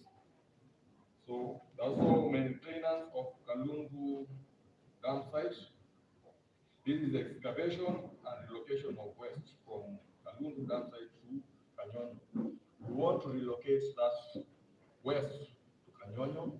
Most of our waste here can be used for planting and other things, but since now we are not doing that, we want to do a landfill at Kanyonyo. We have taken NEMA at the site, we've approved. A landfill is whereby we drink a drip hole, do the filling, the waste. Once we are done, we human activity can continue, so that we do not have any pollution, we do not have to waste the land. So that's what we're planning. Then I've spoken about 28 skips. We also want to buy 2 tractors mounted with skip loader and front loader. The front loader is to scoop the small dump sites we have within our estate, so that we can clean the small dumping sites within our estates and other small dumps within the municipality. And once it is scooped, it refills the skip bin, and the same tractor pulls the skip bins to the dumping site. So thank you very much. That's what we have for the municipality.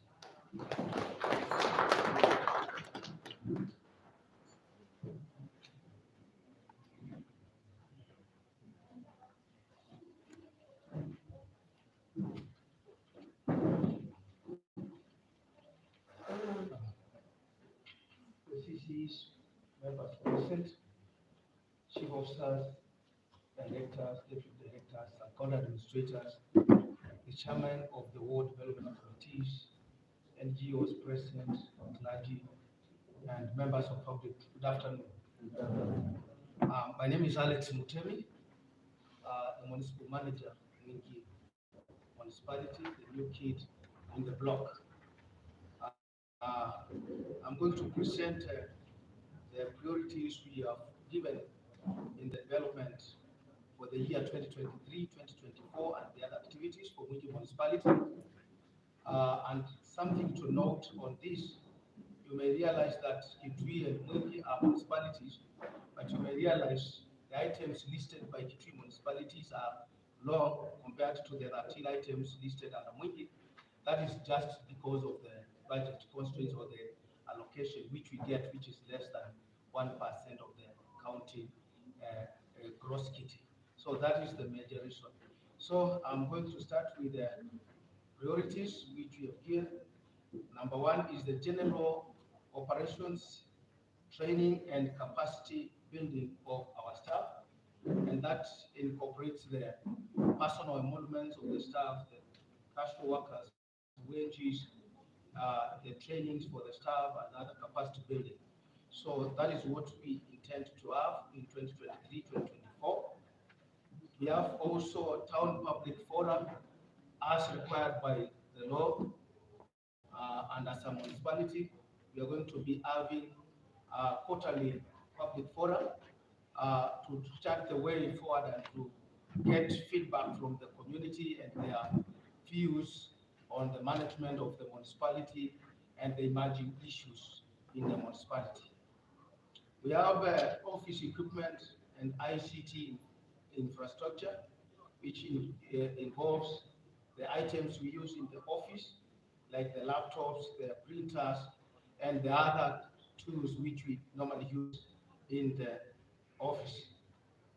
We have the purchase of cleansing tools and also maintenance of the cleansing tools and equipment for the continued cleaning of the town and making the town to the standards which are required. We will also have design and construction of municipal phase 1 office. You may realize that Mingi got the charter, and we are in the process of getting the board. And at the moment, we have no sufficient room for the board members, and possibly maybe because of the discussion which is there in the nationally, probably Mingi will also become like Kitui. So we need also to prepare ourselves, and also the number of staff which comes along with the municipality. We need to have space for them. So we need to have phase 1 because of the constraints of the budget, of the construction of the offices, as we continue allocating much more in the subsequent financial years. We'll also do second phase of the rehabilitation of the street lights, because the first phase we are going to do it in this financial year, and then the second phase of the rehabilitation of the street lights, we undertake it in the 2023-2024 financial year. You realize the Kanisas line was disfranchised by the contractor who was doing the bitumen standards along the Kanishashi-Kiseveni Road, and a few of them. Although Mwingi, we have managed to rehabilitate almost like 80% of the street lights at the moment. We will also have purchasing of land for construction of Gune and Garissa Bus Park. At the moment, you realize that around the Sasson petrol station and the cooperative bank, along that area is really congested because of the matatus, the probox, which ply the Gune route, and we need to relocate them to a better place, an acceptable place where they will be doing their businesses from. So that is the budget we have done and an activity we want to do for that financial year. We also want to do beautification of Mwingi Town from the junction, KCB junction, to the Sassans petrol station. That is in line with the greening agenda of our cities and our towns, and also the global effect and minimizing the global effect. And you realize also it's something that attracts people in the town. Like 2 years ago, the governor of Wajir alighted around that place because of the beautification we have done along that area, and he wanted to get the benchmarking of what he can do in Wajir. So it's something that is good for us. We'll also have extension of car park, Cabro paving around Kanini Kasio, because the numbers of probox are increasing and the new entrants are coming in, the service providers, the matatus, and we need to enhance their parking areas and their areas of operation around the Kanini Kasio area. We'll also do construction of open storm water drainage on the road from Musila Garden down to the SCK, the Nema Primary School, the Mavoko Stream, and up towards the Mwingi Abattoir or the slaughterhouse. That road has been dilapidated, and there are so many institutions coming up there and residents there, and that is a priority we've given, because already we are currently doing the one going along the Katonzweni Road, the St. Gabriel Academy. You know, St. Gabriel Academy was number 7 in the primary schools in the country. So we boast that as Kitui County also, and that comes from Mwingi. So we are doing that road at the moment. We also do construction of phase 2 of the walling of the Ngwatano dump site. We realized that the Ngwatano dump site, the shelling which was done many years ago, has been vandalized and stolen because of the same problem the municipal manager has spoken of the scrap metals, and therefore we want to do a concrete walling and the blocks walling, and we are doing phase 1 in this financial year in line with the 100 days agenda of our His Excellency the Governor, and the phase 2 will do it in 2023-2024, and it's the one we have captured here. And also to minimize the issue of the dogs and other animals leaking with the waste through the fence. That's and the smoke which comes from the dump site. As we go along, we will team up with the Kitui municipality, because that is the discussion we have had to utilize the Kanyonyo, the fill-up areas which they will do.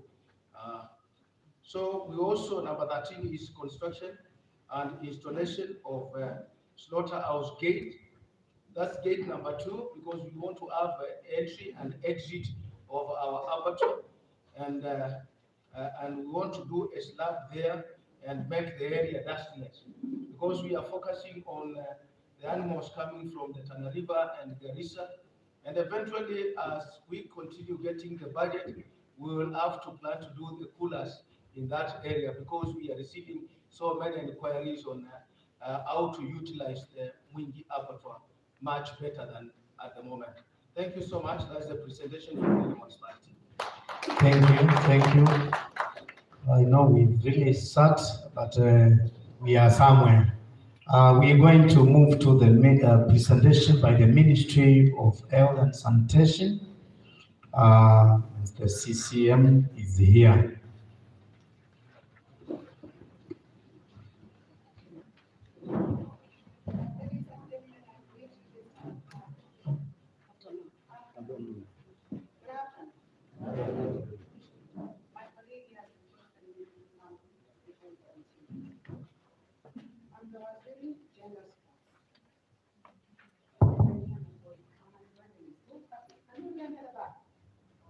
Can you hear me at the back? Without a microphone? Oh, I didn't say any noise. Okay, I want us to stand up and let's push.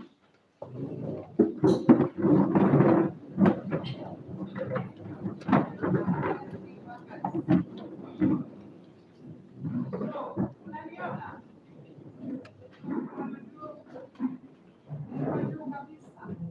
It's for your own good. After sitting for such a long, within circulation of blood. Sindio?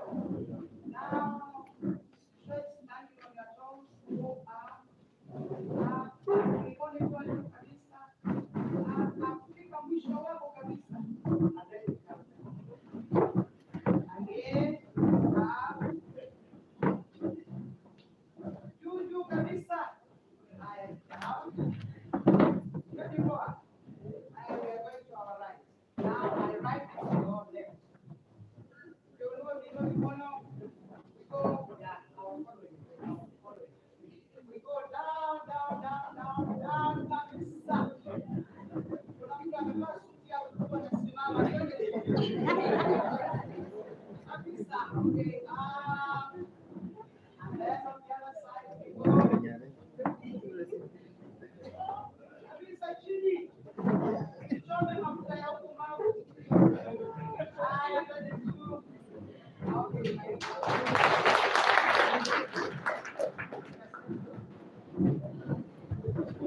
Thank you, Waziri. In fact, I wanted her to give us a song, but she has decided to give us a little bit of physical exercise, being a Waziri for Sports. And I'm County Minister for Health and Sanitation. And both of us, like, we work in collaboration.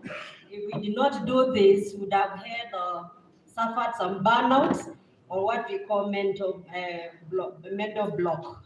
So thank you very much. County Executive Committee members, my colleagues around, CEOs around, the county employees who are here, directors and assistant directors and deputy directors, sub-county admin, ward development committees, clergy, members of media.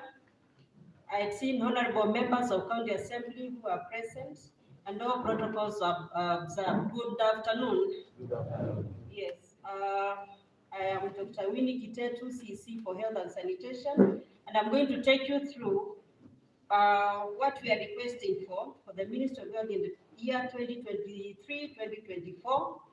And first and foremost, I'll start with the staff emolument and general expenses which were missed out, because we normally give a big chunk for the money which we get, about 2.5 billion. There is a PHC funding. This is the primary health care funding. This is for the health centers and dispensaries, the one we pay to the casuals and the running of the dispensaries in day-to-day casuals like watchman and the cleaner. Then we require next financial year, we would need to do upgrading of the kitchen at the Kitui County Referral Hospital. We want a modern kitchen. And then we'll also be requesting for, we'll be doing completion of construction of stone face at Mwingi Level 4 Hospital. It has been a multi-year, and this year, what is remaining is going to complete what we have requested for the next financial year. We'll complete the fence. Then we're going to have expansion of the 12 hospitals to enable them attain level 4 status. And these are Sekuru, Chuso, No, Migwani, Kawi, Katulani, Kanyangi, Mutito, Zombe, Ikanga, Mutomo, and Ikuda. Basically, we are looking at installation of or completion of the radiology departments, the buildings. Already we have the machines around, so we just want to complete the buildings. They have already been initiated. And then also we, in this, so that they can be upgraded, another thing we're looking for is we would want to do the theaters, so complete the theaters. So theaters, some of them are there, but it's buying equipment so that, you know, these hospitals, we can have the theaters. And the other thing is mortuary, which is very, very important for the hospitals to be upgraded to level 4 hospitals. The other one will be renovation of health facilities, health centers, and dispensaries. And we have about 24 of them, which we are going to do in the next financial year. Maybe if you need a list, we will do according to sub-counties. There are dispensaries and health centers which we have marked to renovate. The other one will be equipping and furnishing of a new outpatient department, casualty department for the Kitui County Referral Hospital. This is in line with the governor's manifesto. We have to give it a facelift because we want to make it Kitui County Teaching Referral Hospital.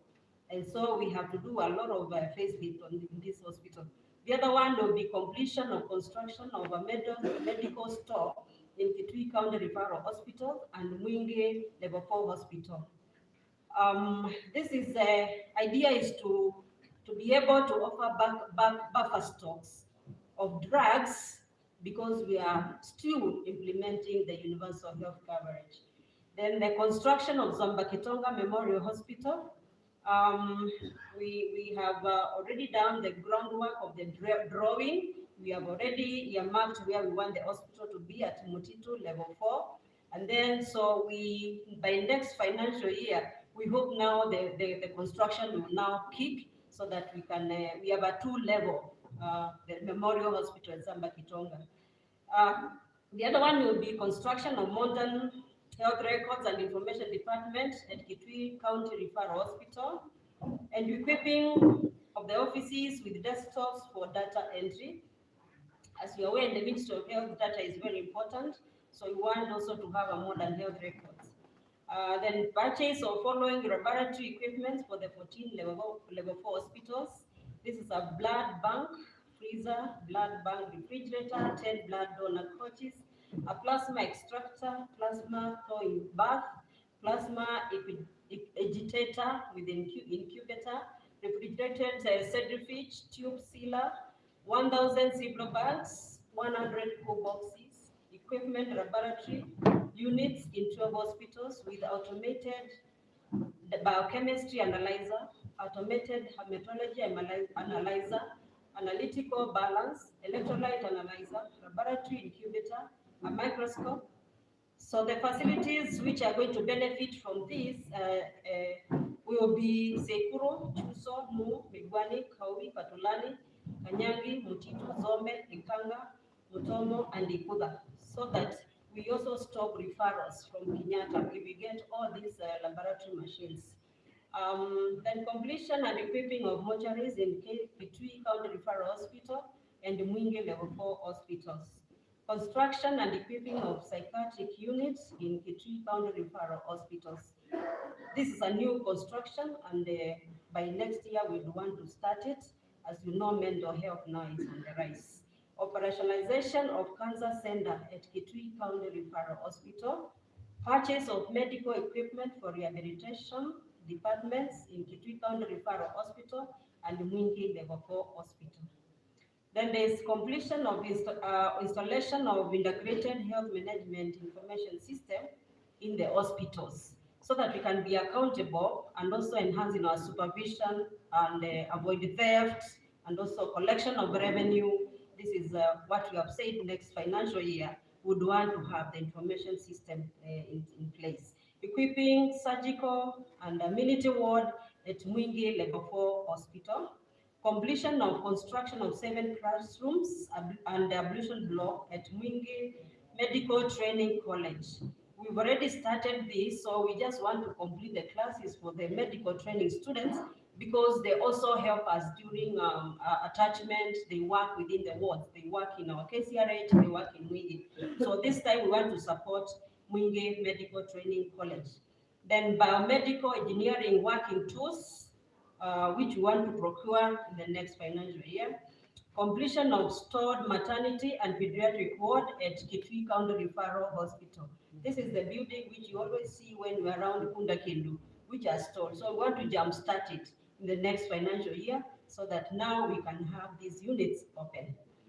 Then the last one is completion of construction of, it is not maternity and newborn, sorry, it is completion and construction of a female ward in Mwingi Level 4 Hospital. I thank you very much. Thank you. Let us appreciate Waziri.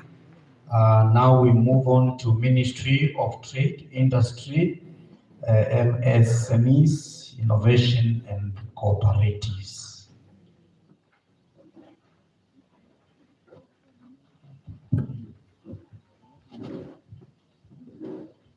Thank you very much, the MC of the day, for coordination of this day. Through my colleagues from the County Executive Committee, the members of the County Assembly present, I saw the Deputy Speaker arriving, the Mheshimiwa Lion Zilu, the other members of county staff present, ladies and gentlemen from the public. My name is Esther Kilonzi. I'm the Minister in charge of Trade, Industry, MSMEs, Innovation and Cooperatives.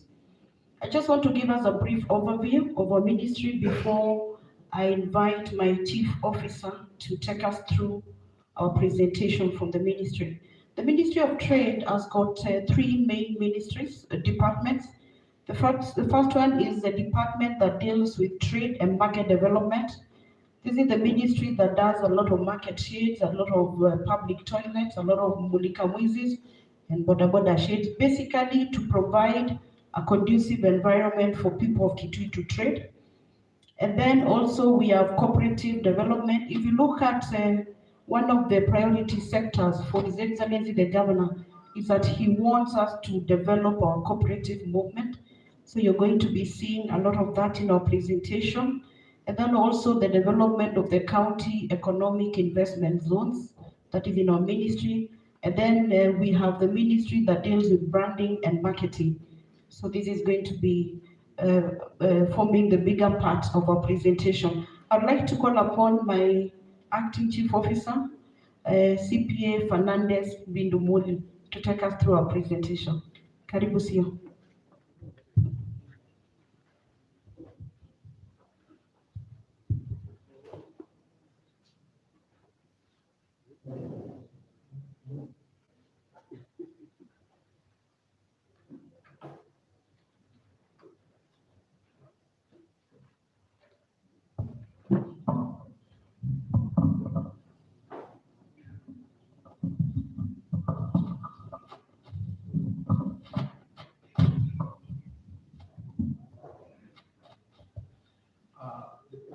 Thank you, my CC, to my CCs, chief officers present, directors present, study directors present, county, the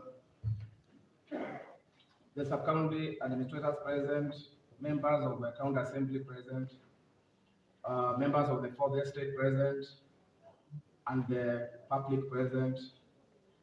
Good afternoon. My name is Fernandez Muli.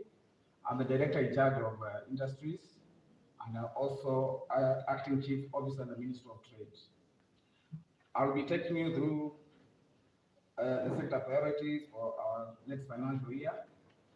And before I proceed, I just want to mention something that our ministry is among the ministries which were rebranded. Initially, it was the Ministry of Trade, Investment and Cooperative, but now it's the Ministry of Trade, Industry, MSMEs, Innovation and Cooperative. So you might be wondering why the ministry is appearing as it is. It is the new administration and the organization of the government by His Excellency the Governor. So let me go straight to the points. One of the priorities will be number one, there's some omission, that's the general administration, that is the staff emoluments and allowances normally paid to the staff. Then the next will be to promote the investment in the county by creating a conducive environment for doing business through improvement of markets and the creation of national and foreign market linkages for the local products. As you are aware, our ministry, the role of our ministry is to ensure that we create a conducive environment for our traders so that they do their business. Next is to operationalize the marketing of the county economic and investment zones. As you may be aware, we have our county is divided into 6 economic zones, and we will be seeking to make them operational in this financial year. Maybe I can mention them. We have the Mutomo Ekuda Kansiku Economic and Investment Zone. We have the Kanyangi Kanyonyo Wavonza Economic and Investment Zone. We have the Kitui Town and environs. Then we have Mingi Town and environs. Then we have Mui Basin. You know Mui Basin, we have a lot of limestone there, lying there, and minerals. So we'll be seeking to operationalize that. And then we have Chuso Seikuru Investment and Economic Zone. All these, they are anchored in the KFSP. If also I read the KFSP, the Kitui Vision for Investment and the Vision for Economic and Social Transformation. If you read that document, you'll be able to see each and every economic zone, the activities which are under each one of them. Then we will be seeking to ensure safe environment which is friendly for operations for the crusher. We know we have a crusher, and we will seek to ensure that the crusher is operating effectively and efficiently, and it will give revenue to the county as expected. We'll ensure that we have establishment of livestock auction centers. In the government manifesto, we have seen that we'll be establishing the auction centers in the county. So our role, one of the roles will be to ensure that these auction centers will come to the public, do public participation, identify areas where we can be able to have these auction centers so that we can help our traders get good prices for their livestock. Next, we have the installation and the maintenance of infrastructure to facilitate the 24-hour economic activities. Then next one is facilitation and support in the acquisition of modern working equipment within the Ministry of Trade. Next will be facilitation in the formation of self-help groups and the circles to raise the welfare of border operators. Next point will be to construct more spacious border shades with carbon floors in every market centers. Then we will seek to capacity build our entrepreneurs in order for them to acquire proper business skills to carry on their business. Then we shall be holding a one big investor conference in the Kitui. So if you elaborate the governance manifesto, within 18 months from the time of inauguration, they will be going to have one big investment conference here, bringing all the investors from the world to come to Kitui and experience the potential this county has, and they'll be able to have what you call the foreign direct investments coming to our county and the benefit of the flow. Then we'll be able to reinstate and organize an agricultural and trade fair. We know currently we used to have one at Ibokwe, but now currently we don't have, so we will seek to reinstate that within the financial year, and that will be within our ministry. Then we'll continue to verify our weighing skills. This is our role.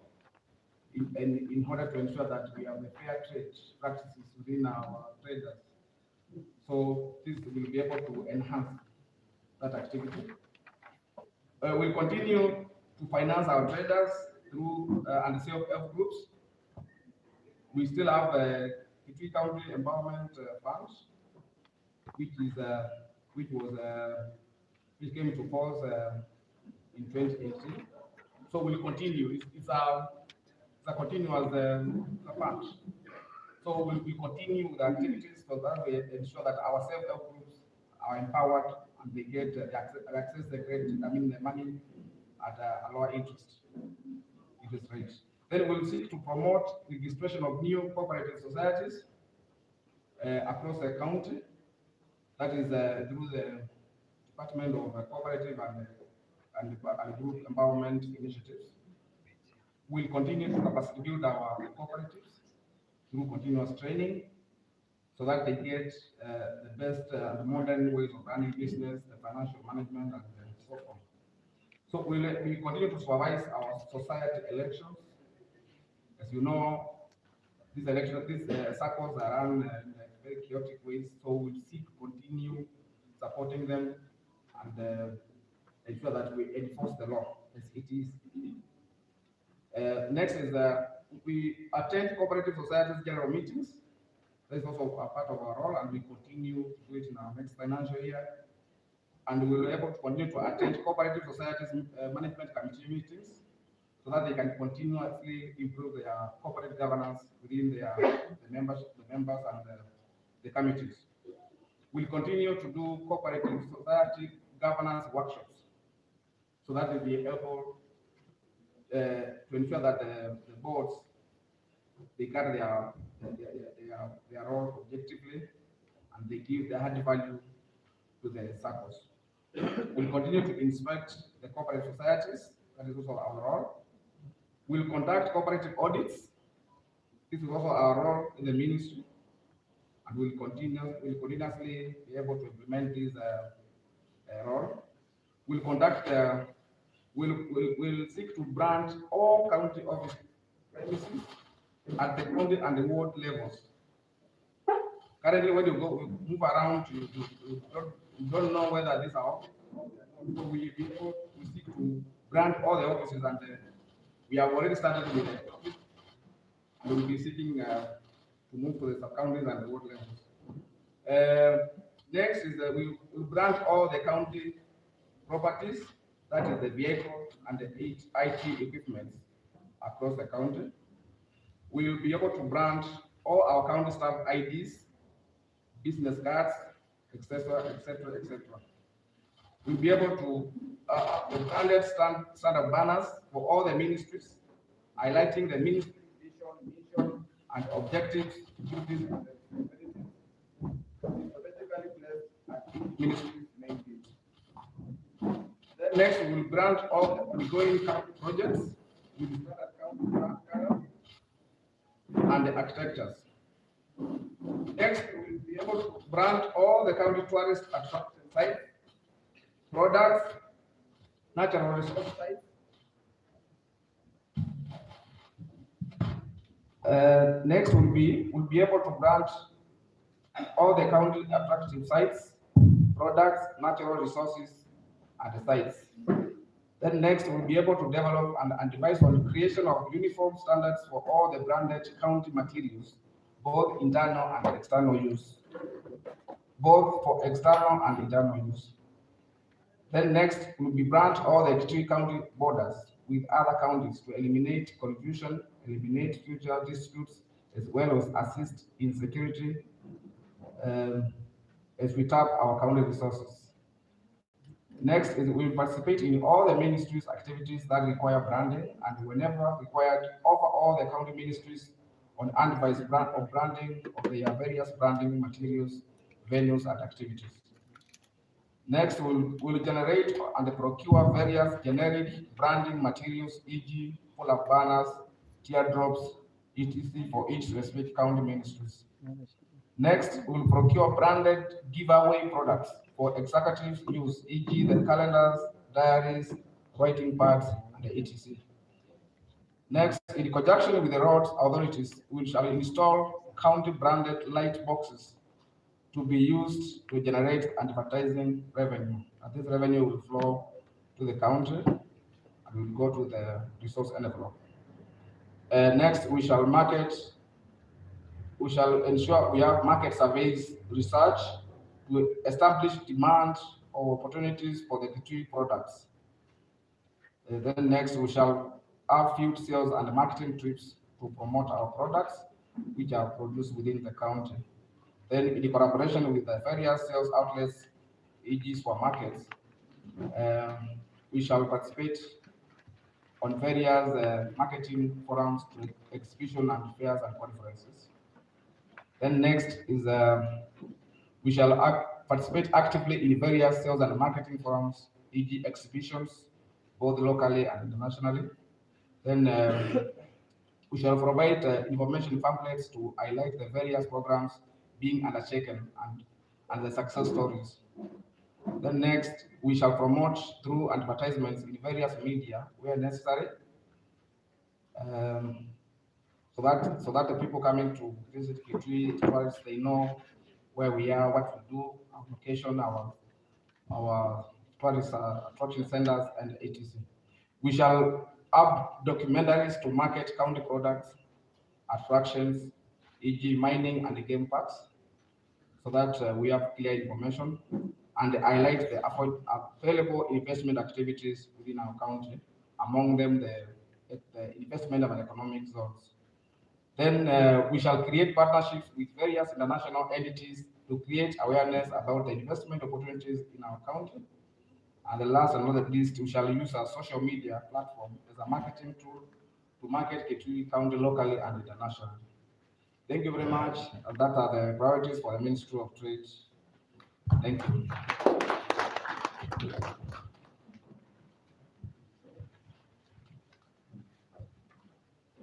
Let us appreciate him again. And now we go to the next presentation, and that is Ministry of Energy, Environment, and Mineral Resources.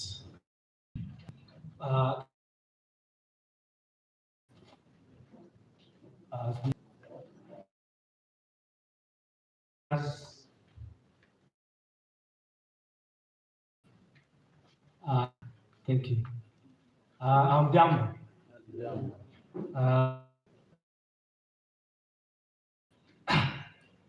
I'll go through the points that we, number one is tree growing programs. And as per the governor, we'll go to the institutions, we'll give trees to the institutions like schools, hospitals, even shopping centers, even individuals, so that we can improve our forest cover. So number two, tree growing in all county hilltops, riverine, and institutions. We will also promote modern agroforestry technology in county wards. Also sensitize our farmers to adopt. I'll go a bit further, sand and putting it there, and then people will be buying from a heap which have been already deposited sand, so that we do away going to the rivers. So it is one in it is among the one in the policy. We hope it will go through. When it goes through, then we'll regulate sand harvesting. Then we'll have planting of cover grass and bamboo on hill slopes in water catchment areas. We'll also identify and construct sand dams across the county rivers and streams to slow erosion, facilitate enhance vegetative regeneration and crop resilience. We'll also enhance communities' capacity to harvest rock and surface runoff water for use in kitchen gardening, tree nurseries, domestic and livestock use through construction of tanks and embankments around. this will also prevent soil erosion and to make also the removal of rocks also regulated so that we do not have also run away like the sand. We'll also institute and operationalize Kitui County by allocating 1% of the county budget to climate adaptation and mitigation projects. Now, here we have, as a way to mitigate climate change, we established Kitui Climate Change Fund, which we also developed regulations, and we also developed, we are developing a bill also, so that we can have it operationalized properly. Now, this, we have already received some funding from IMF to the tune of 125 million, and we want to use this to mitigate climate change. So in other words, we'll use this money to the projects and programs towards regulation of sand, this charcoal burning and so forth and so on. So we'll use that.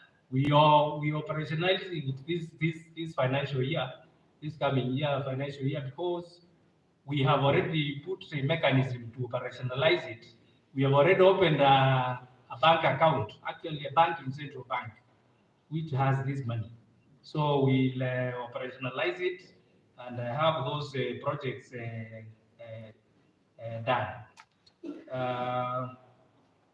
We'll also conduct training and capacity building workshops on climate change mainstreaming. This is to sensitize wananchi about the effects of climate change. I think everybody knows this animal climate change has really changed our country. Even that's why the deputy governor was talking of 5 failed rain season. We want we increase forest cover, and we plant trees, and we use those mitigation measures. Then we'll be able to at least arrest these runaway climate change effects and get back to ourselves. Environmental education and awareness program. The program consists of commemoration of international environmental events, school and church outreach activities, and general civics education and campaigns. We plan to do that. We also plan to publication and distribution of educational and awareness creation material and media campaigns, so that we can sensitize people of the effects of this climate change. We'll also utilize benchmark practices in the environmental sensitization, and we already planned a benchmark trip to 2 counties. We'll start with Makueni and Kajiado, especially on sand harvesting, so that we can see how they are controlling it, so that we put mechanism to control our runaway. We'll also mount trainings and workshops for our staff and the community groups, youth and women, on environmental conservation. We'll also develop a solid waste strategy for Kitui County. I think even the municipality has alluded to this. We'll cooperate with them and the Ministry of Livestock, so that we can have this policy actualized. To build partnership through private-public partnership for sustainable waste management and utilization. This is a collaboration, individuals, organizations, clubs, societies, women and youth groups. We'll also acquire and develop suitable land for establishing modern waste disposal facilities for toxic and hazardous waste. With that, we'll also collaborate with other agencies. We'll also conduct and support cleanups in major towns and shopping centers in counties through awareness of public participation and communal activities, and distribution of dustbins and brooms so that they can use to clean their cities and their towns. We'll also be playing a leading role to ensure compliance with the citizens' rights of clean environment. I think this is contained in our constitution, and as a ministry, we should be the lead ministry to achieve this clean and healthy environment for ourselves. So but of course, we'll involve all other people, all other ministries. We'll also do environmental research and development, for example, monitoring of trends in charcoal and sand harvesting and trade. As I've already alluded that we have already put mechanisms. We are putting the policy and the bill on how to regulate this sand harvesting and charcoal. We'll strengthen environmental compliance and enforcement through acquisition of enforcement equipment, tools, and uniforms. That is for the enforcement officers. We'll strengthen we'll facilitate environmental and conservation community use committees and operationalize those. Like there's one Kitui County Environment Committee. We'll make sure that we facilitate its environment, its operations, and operationalize and make sure that they are working properly so that they can take care of these issues we say. Facilitation of committee meetings, that is their stipends, trainings, exposure, and workshops. So we'll make money for that. We'll also review and assess strategic environmental assessment and environmental and social impact assessment and environmental audits. So we'll also do all this so that if you want to do something, then you have to get the environmental the place assessed so that we can know the impact, what will bring. And I think there was also an indication that even where the slaughter is, that's why we want to remove it and put it elsewhere, because now it is having an environmental. If you pass through there, it is very smelly, and so it is because where it is located currently. And in future, if you want to locate something, then you have to have the environmental. And I'm not saying at the time it was being brought there, they had not done an environmental assessment, but because of congestion, people may want a shortcut and they want to do things without being assessed. So we're also training officers of effective environmental impact assessment skills so that they know how to assess energy and mineral resources, electrification. I think this, partnering with the REC, this is the Rural Electrification and Renewable Energy Corporation. So we'll assess and find those areas where there is no steamer, or it is so that we can connect those areas so that we can have evenly distributed power. Because there are some areas that have been neglected, some other areas, so we are doing that audit so that we can partner with them. We had an MOU with them before, but it is now inactive. So we will just review it and operationalize the MOU and get moving. So we will look for money so that we have our deposit to them, and then they contact Kenya Power, and then the power is we identify the areas where the power is going to be installed. So that will then the installation and maintenance of solar security lights in upcoming markets. I think this is still ongoing, but we have identified several areas where we will put those, because there are security lights, so that it is even some areas do not have them, but we have carried a survey we are going to make sure that the development of this thing are evenly distributed in all towns. So we do that. Installation of solar powered water pumps. I think we have also even cooperated with the Ministry of Water, where they have sunk boreholes. We are the one who are supposed to do the hybridization. We put solar, we solarize the pump because it's very expensive to use diesel and electricity. It's no more steamer.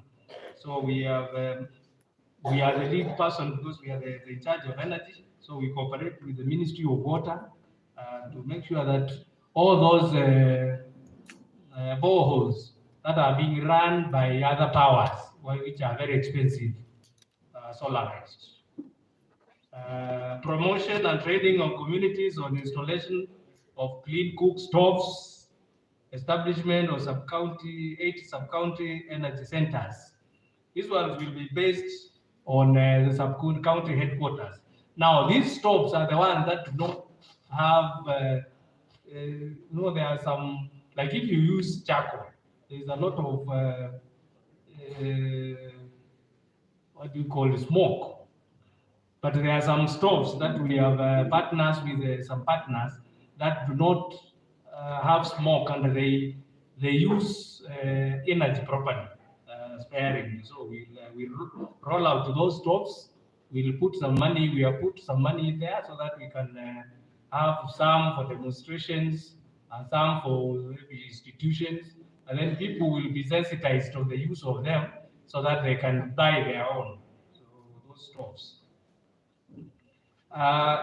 Training of local artisans on operation and maintenance solar security lights, in partnership with this is Electric and Petroleum Regulation Authority and Kenya Renewable Energy Association. So we'll train the people at the so that if this solar is Kiaribika, then no, it's not calling headquarters in Kitui, so people come all the way to Sekuru. So we'll train people there so that they can take care of them. Awareness, creation of alternative sources of energy, we have alluded to that. Promotion of sustainable and efficient production of liquids. Now, this is also for the purposes of avoiding these smokes so that you use clean energy. Then promotion of wood, the first maturing trees for wood fuel. Those ones will sensitize people and come with examples. We'll partner with institutions so that we can have a demonstration places for people to see so that they can. Then training and capacity building of artisanal and small scale miners on value addition of gems and other minerals. We had actually already started this training. Some of the artisanal miners are already been trained at SECU, but we'll roll out the program so that we can, where these minerals are found, so that they are trained on how to mine, on how to assess the value, or then we look for market for them so that they can sell. Then we look for conduct marketing. This is the one I'm looking for markets for them. And then we'll also attend exhibition of these minerals, both international and national, and we go with them. We go with some of them. They go and see what is mining is done in other countries like South Africa and so forth, so that they can come back to their county and carry out the mining. We'll also carry the mining committee meeting for evaluation and granting of sign of mining permits. Although the main permit comes from the Ministry of Mining for national government, we facilitate the licensing, but we also grant permissions to do the sign of mining. So we partner with them. We also to develop awareness, information and educational material for mineral-rich areas of the county. We will document the areas where these minerals are found, and then we take them. We have the material so that people can know where these minerals are found. Those who are not, if they want to invest or if they want, then they can even for everybody reference, then the material can be available. We also established and capacity build community liaison committee in Kanziko, in Mui Basin, Ikuda, Adi, Bangwani, Kai, and Muma. This is where the materials have been found. So we'll establish the community, will capacity build them so that they know what is their right, what is not their right, what they can do. How do they deal with the people who come? There are some people who come and once they know the minerals are there, they come and buy their lands at a throwaway price, and then they stay now waiting for the people to come and mine so that they sell their land in the exorbitant manner. So we will also we make a community aware of that. Holding community awareness and sensitization meeting in Mwingi North, Kitui South, the same one. Formulation and implementation of sustainable mineral management policy. This we are still developing, but we have gotten a lot of input. We have gone to the society to hear their views. So we'll have that policy so that it will guide the mining activity in our county. And it is also a county coming. It will come together with the one for sand.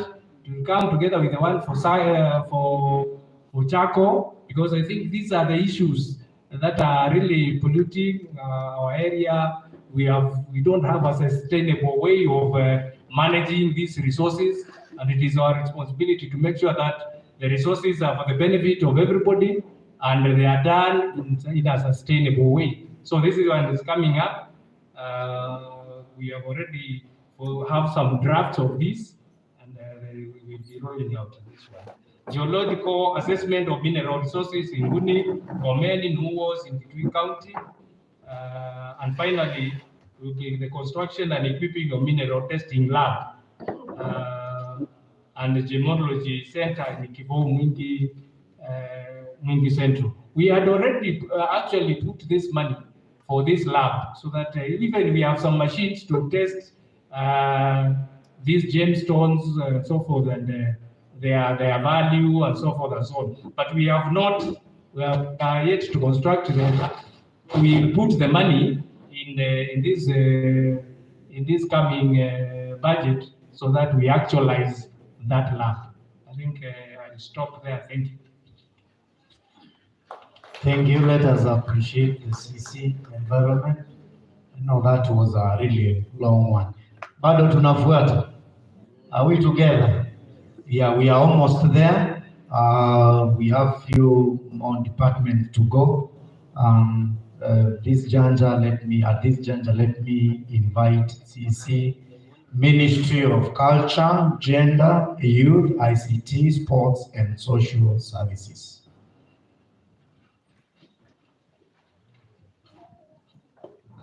My colleagues, CC and SOAR present, all protocol observed.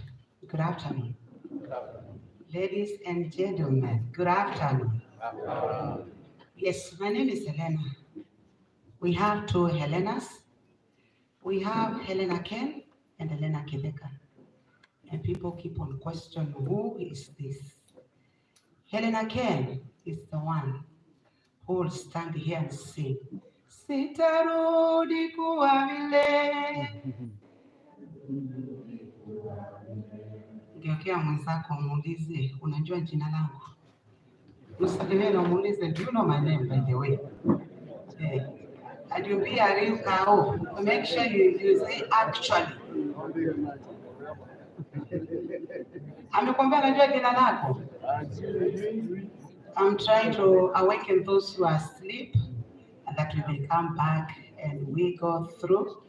And now Helena Kideka is now the Waziri of Culture, Gender, Youth, ICT, Sports and Social Services.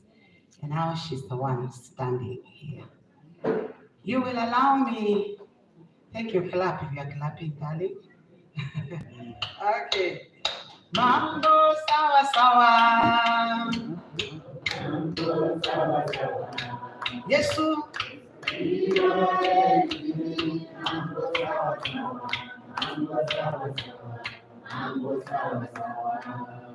Yes, now at least you're relaxed. You will allow me, because our write-up is a little bit longer and time is far much spent. I request to summarize. Is that okay with you? Since you all have the write-up, I know you've already gone through it. I will just summarize so that we may give you enough time to ask questions. Is that okay? Kama nimefanya poa, supige makofi vizuri. Okay, our ministries, one of the ministries which will do a lot to the community, but expect little revenue coming back to the ministry, because ours is more of social services. But if the ministry is taking good care, there are places where we can collect revenue, e.g. our stadium, Kitui. That stadium, taken good care, we can collect revenue from there. Because as of now, we charge only 10,000. But if we have a perimeter wall, we have terrace where people can sit watching game, we have changing rooms, we have floodlights, parking area, and toilets to attain international standards, I tell you, we can charge for that stadium and we collect revenue. So we are setting money aside for that stadium to go international standards, and I know we'll be able to collect revenue there. And on our village-based facilities, I know we had developed some playgrounds, but now for those villages which did not have some touch from our ministry, we've set aside some money for 10 sports facilities in those villages. So we will check and see where we did not touch in the last financial year. I will do something in those playing grounds. And then we are developing ultra-modern stadium. When His Excellency the Governor was giving a speech, he talked of this, and we have identified, we went around, we've identified land in Kivu, which is in Mwingi, Kivu Ward, and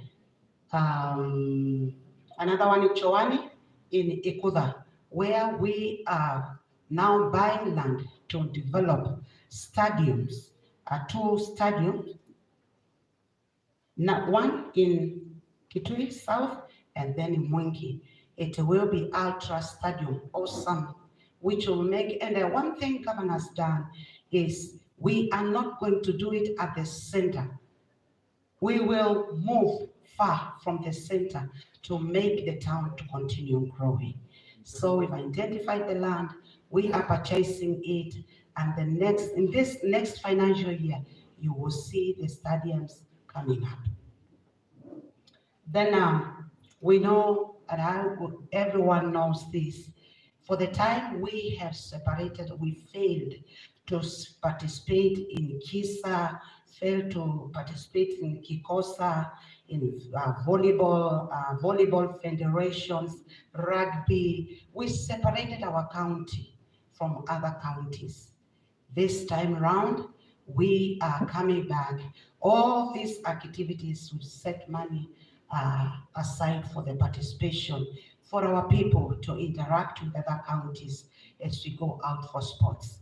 Sports bring people together. Sports is for our good. Moving away from sports, we go to gender. GBV has been around, gender-based violence, and that's one of the line where I felt completely we need to do something because of poverty and low education. We know very well things have not been well, and GBV is on the rise. When you go to Mwingi North, Far Mwingi North, you go to Kitui South, there are reports of gender-based violence, sexual-based violence. They are all here. And what we are doing, we will work hard to sensitize people, the community, about what is happening and what they are supposed to do. How we are going to do it is to make the society, partnering with civil society and private players to facilitate interventions in cases of violation. And we help the committees which have already been established to help our people to rise up, to know where to report and how to do it. And one of the things we are doing is to establish a rescue center, GBV, where our GBV survivors should be rescued. And there should be correction there. It should not be built in Kitui Township, but we've identified land in Ikuda Level 4 Hospital. The reason why you cannot build a rescue center at Kitui Township, at the center, these people go through a great level of stigma. And you cannot just place them where anybody can reach them. They are supposed to be hidden, and where they can be taken care of. There is money set aside. There is land at Ikoda Level 4 Hospital where we are building a rescue center for the survivors. And yes, that's for gender. We already have a policy which is supposed to be tabled before the cabinet, and after that it will go to the assembly, because this policy will help us to get money and know what is supposed to be done and how far we can go as a county. That's where we will be requesting our county attorney to be standing in, even calling others to serve on pro bono for our minors who are defiled. Because you realize, because of what I've mentioned, level of education, poverty, our minors are defiled, and they don't know what to do. If they have a person to stand in for them in the courts, I know there will be justice for them. There is a cry, and you can agree with me. And then we have the ANGIPO, where we will carry out training on ANGIPO for the people living with people with disability. These people, like now, we had appointments, we had employment appointments of CEOs, especially CEOs, because it was advertised, but nobody with a disability who applied for those positions. Procurements come, none of them goes for the procurement. Why? They don't know how to do it, especially when it went online. So we will go ahead and do sensitization. We will train our people on how to register, make them aware that 30% is for the people living with disability, youth, and women. Just as we did with the PROPOA, with the CLIDIP, we went around, and in the election, we said gender role has to be followed.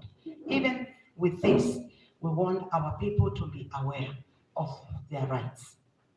And then as we are moving, still on people with disability, we will sensitize our our builders, the people, architectures, yes, architectures, to make sure, architecturers, to make sure kindly every building we have in this town, in our towns, in this county, they are people with a disability friendly. You find our toilets in the municipal, in our towns, They're not. We don't have a toilet for them. You go to an office, you don't see people who interpret languages, sign interpreters, and that's something we will make sure it's not repeated, because I've seen their representatives here. Just know that you're not left out. I won't be moving to culture. Again, with our revenues, we have places where we can collect revenue even for the ministry. We have Chowani Resource Center, we have Mwingi Resource Center. These buildings they have everything. Only need power and water. If they are completed, we can hire them out, and I know there will be revenue. So we are operationalizing Mwitika Social or Mwingi Resource Center, Mutomo Resource Center, that's Chowani. And then we have Lower Eastern Heritage Center. That's where the culture, our culture will be, our artifacts will be kept, where our culture will be documented, and we will be able to visit there and know what is happening in our community. And then our ministry has been added, youth, the ICT. We have areas where there is no power, where there is no not electricity, but internet coverage. In that area, you just go, like if you go to Katalwa, you go to Kwanungu, Mwingi Kwanungu, you go to Malalani, those areas, there is no, even Safaricom, you cannot make a call from there. And we are now going to do telephony network in the county. Youth polytechnics should have Wi-Fi infrastructure. We have high city, and without coverage, network coverage in those areas, no matter what we do, it will be ineffective. So with our ICT department, this is what we are planning to do. All the youth polytechnics to have Wi-Fi infrastructure, and then expansion of mobile telephone network in the county, the ICT policy to be formulated, technology in government offices, like our website, somehow dormant. It needs a lot to be done. That one is coming up. Technology, use of technology, the office, governance offices, cloud-based email communication, and then bulk SMS platforms, where instead of just sending sub-county, talk to ward admin, talk to VA, it is bulk platforms, SMS platforms, and ICT equipment acquisition. And then as I finalize, we have internet connectivity, reconnection, the county data center restoration. Then we have CCTV surveillances at Governor's Building. Then we have ICT equipment in 30 youth polytechnics in the whole county. Then the maintenance, we should be having funds for the maintenance. You see a person has a laptop which just broke down, you don't know what to do with it, there should be, we will have a maintenance center. And then our municipality surveillances, that one, cameras, CCTV cameras, that one will be done by our ministry. And I believe with that, we will have moved. I have seen Caxton is here, that's an artist, and he's asking me, what do you have for the artist? We have a studio, what we are calling internet, what do we call it? Something hub, I'm forgetting the name, where we are going to have a studio. And as I finalize, let me tell you, it is so easy. It is so easy keeping our youth busy. Nowadays, it is not the times we used to have a big building like this as a studio, recording studio. A laptop with a person who is trained, a keyboard, a laptop which is programmed, and a keyboard, and a small room which has been fixed with asbestos to curb the sound, the noise. I'm telling you the truth, that's a studio. And all these our artists are hanging around. Instead of going to Nairobi, instead of wasting their talents, going in there, you come out with a song. We have FM studios now. Radio stations are all over. As a ministry, you just record one song. Promote that song in any FM station. That guy has gotten somewhere to stand. That one song will sell that person. That one song will make that person go online. That one song will give that person a name. And I'm telling you the truth, they will have somewhere to begin.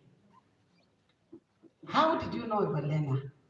She just sang a single. She had done so many songs, but one song which got good promotion. Naona mambo yakibadilika. Even warriors in Garissa can sing that song. You sing it in Garissa, they will sing the song. Why? It was promoted. There are those who are not able to go that far. In our county, we are able, and in our ministry, we can do that with the funds. And I thank God for His Excellency, the Governor, and his deputy. I know this will be implemented. Thank you. Thank you, Waziri, for that presentation. Now we go to Ministry of Finance, Economic Planning and Budgeting, and Revenue Management. We have few others to go, so let's be resilient. We are getting there.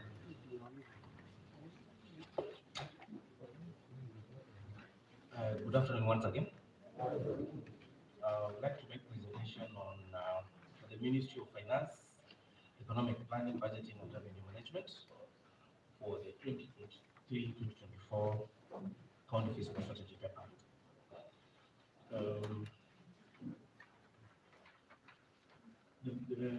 The County Treasury, or this Ministry of Finance, is tasked with several functions by the county, by the PFMA 2012. And the roles of the Finance Ministry are drawn from the PFMA, and I'm just going to enumerate them. I'm going to enumerate them one by one. And the first program that we implement is a program called the Kenya Devolution Support Program. This is a World Bank funded program, and it's mainly capacity building of staff in various areas. Some of them including, is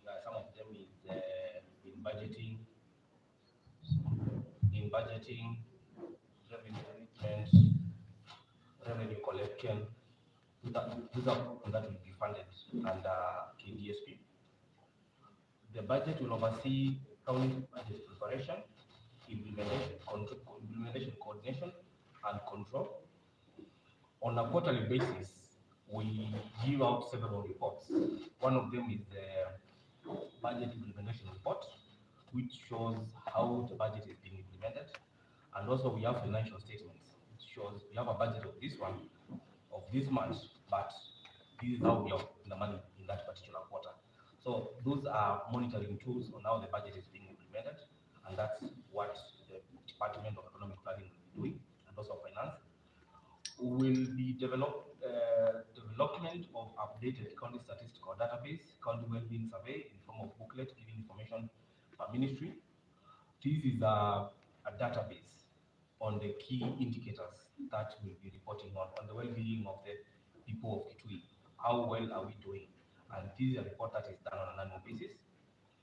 We'll also coordinating the mobilization for donor support. Of late, you've noticed His Excellency the Governor has been meeting a lot of donors to help in easing the quality of life of the Kitui people, especially in the area of health, agriculture, and water. We'll be coordinating county monitoring and evaluation of programs and projects and operationalization of county independent monitoring and evaluation system. County assets, investment,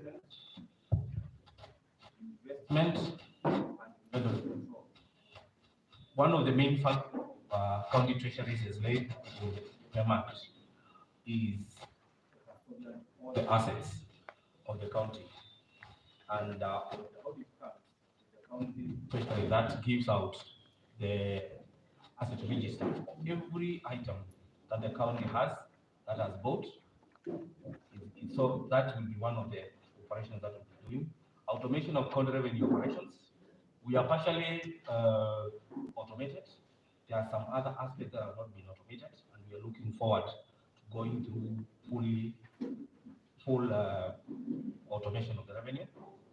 This will help in leaking loopholes if there are any, and ensure that we collect now as per the target that has been set.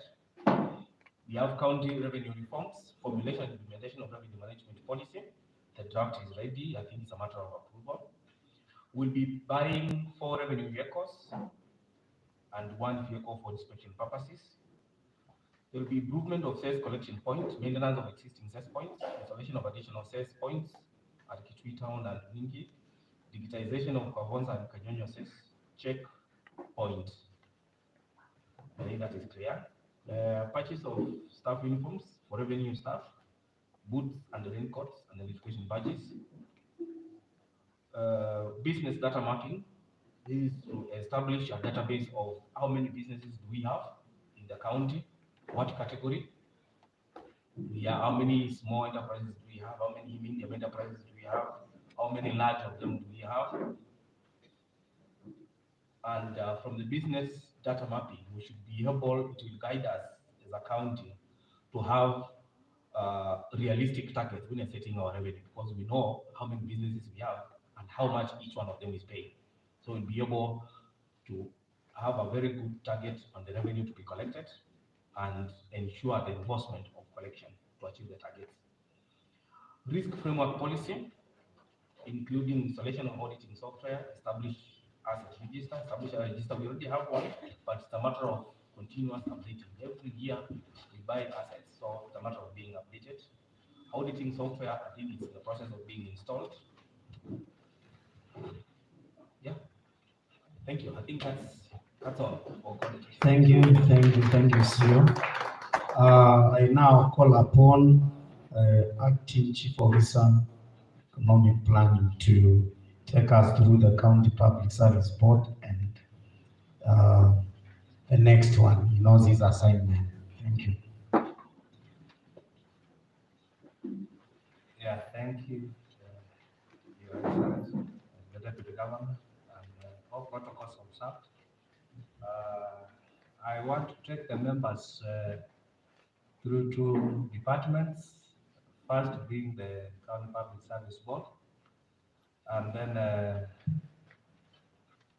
the second being the County Assembly, as per the received proposals from those departments. For the County Assembly, page 14 for our document, they intend to construct a modern office block. That is project number 1. Page 14. There is somewhere written County Public Service Board. Just ignore the name. Educate County Assembly. So they intend to construct more than office block. Then there is some budget for training, development, and purchase of office equipment. Then construction of the Speaker's residence, recreation facility, construction of the recreation facility, installation of lift in the chamber, then construction of ward offices, and finally putting up parking space for the members. for the County Public Service Board, you know, this is a facilitative department. It's just like the County Treasury. So they'll do more of trainings, capacity building the staff, then more of capacity building of the existing staff, then recruitment on need basis. So that is all for the County Public Service Board and also for the County Assembly. Thank you. Thank you. Let us clap for him. I appreciate him. We have 2 more to go. So we are going to have Ministry of Agriculture and Livestock presenting. Good afternoon once again. In the spirit of devolution, I will request the acting chief officer, agriculture and water, Mr. Francis, to come and present agriculture and livestock. Okay, thank you, Wasiri, Deputy Governor, CECs, MCAs, President, Speaker, Directors, Administrators, and all invited guests. I'm Jambo. So I'm going to make a presentation on behalf of CC Agriculture and Livestock. And the program lined up for that Ministry of Agriculture and Livestock, one of them is promotion of food crops. And that is essentially intended for seed support for drought tolerant crops. Then pest and disease control with emphasis of mangoes, the use of fruit traps so that we can reduce the mangoes and other fruits getting to waste. We understand that that is a major pest in mangoes and in most of fruits. Then promotion of horticultural crops, and the major activity there is seed support for the farmers doing horticultural production. Then promotion of nutrient-dense vegetables. And this is supposed to address the issues of malnutrition, and especially with the kitchen gardens. So if you support farmers with the kitchen gardens, with the leafy vegetables like amaranth, you address their nutrition at the household levels. And also addressing nutrition is fortified foods. We have some crops which have been enriched with nutrients and vitamins.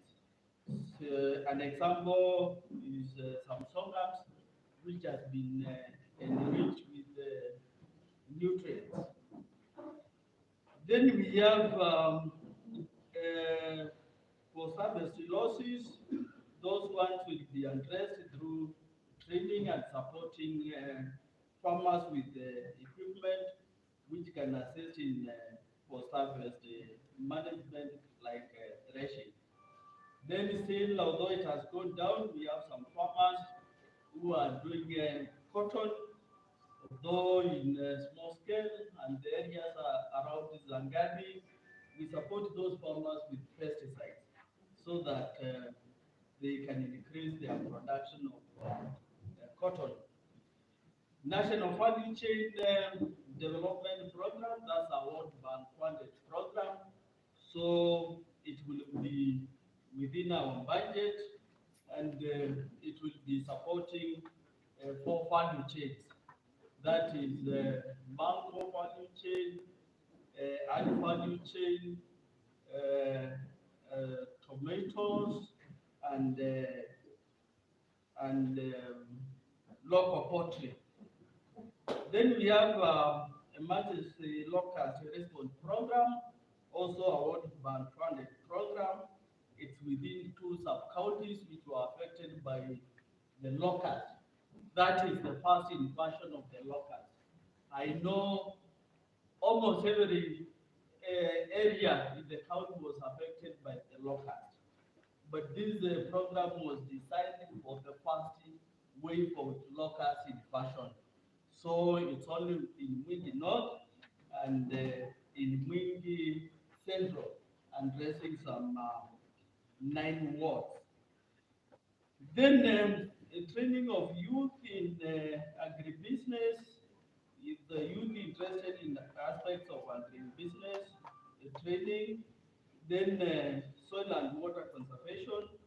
We understand that we have a lot of land degradation, and the only way to take care of our soil is to do a lot of soil and water conservation. Then we have had those frequent droughts. We are proposing to have an hostel for the ATC so that we increase their capacity to serve the clients, the staff, other organization, training of the farmers.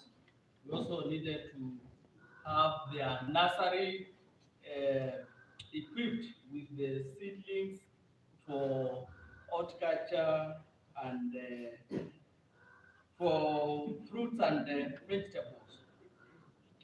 Then on the fisheries, we have another program, the agricultural sector development support program, and this is a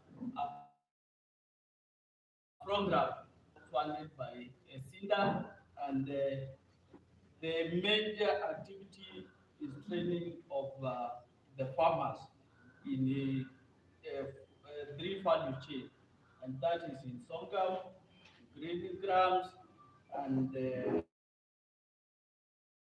local poultry. Then we have in fisheries, we have dam stocking, so we'll be stocking the dams which cross over the season with water, with the fingerings, and the communities can harvest the fish.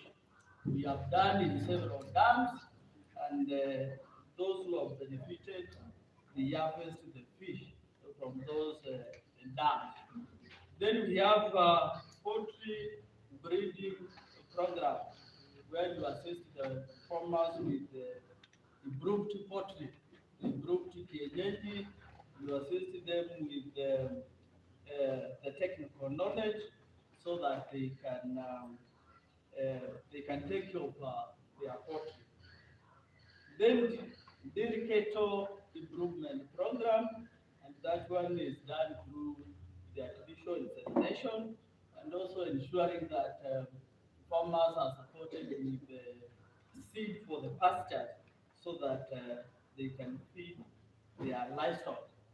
That also goes to rehabilitation of those areas which are not productive so that they can also produce the pastures to assist the farmers feed their livestock.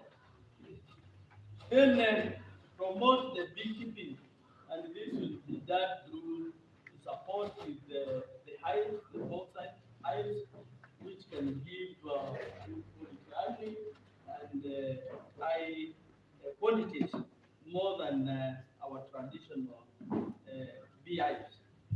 Then there will be pest control, the tick, and also vaccination of the livestock, so that we can guard them against the diseases. So that is the dissertation and the programs lined up for the Minister of Agriculture and Livestock. Thank you so much. Thank you, Director. Now we are going to the last one. Kuna jamaa tulikuwa tunasoma na yeye alafu tukapewa assignment tukaambiwa tutunge sentence Kiswahili tukitumia huu ya masharti mfululizo. Yeye akasema na huu ndio mwisho wa masomo. So mwalimu akashangaa, jamaa tunga sentence ya kukimbia darasa ama namna gani? Kwa sababu tumefika ya mwisho, wacha tupatie CC in charge of Ministry of Lands, Housing and Urban Development. We still have a chance for us to contribute because we are going to have a session for question and answer.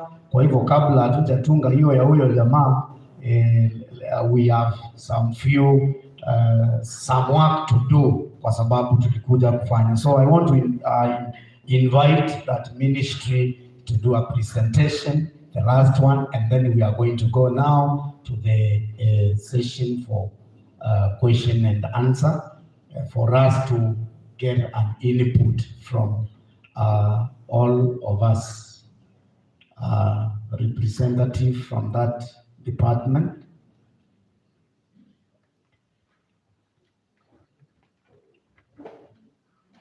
Ministry of Lands, Housing and Urban Development. But we are then direct. Oh, okay, Waziri is going to guide us through. Thank you.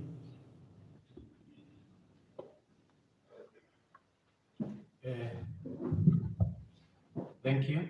Thank you for that opportunity. Well, it's a sister ministry, and I thought the officers from that ministry are here, the CEO or the director, but since I have the general overview on the same, I can take you through. Your Excellency, Deputy Governor, my fellow CCM members, CEOs, senior government officers present, our honorable members. I can see we have our Deputy Speaker with us, and any other honorable member maybe who have not spotted. Good afternoon. Good afternoon. Thank you. As earlier said, I'm Chalo Maedia Watutu, Minister of Infrastructure, Transport, Housing and Urban Development. In the new structure of the government on reorganization after the directive by His Excellency the Governor, Dr. Malombe, some departments within particular ministries have moved to other ministries, and that is why there is that reorganization. So this is the Ministry of Lands, Housing and Urban Development, and I will just take you through the overview of the proposals which have been made for the financial year 23-24. Sorry. I think the first one should have been the issue of administration, which is omitted. Maybe it will be corrected, to do with the salaries and allowances for running the ministry. So the second one is the market stakeholders meeting, delineation and market boundaries and ground picking of data in respect of market, followed by validation exercise. I think this is the picking of the coordinates and the boundaries of our urban areas, so that at least they can have those market centers which have been delineated and well captured within the database.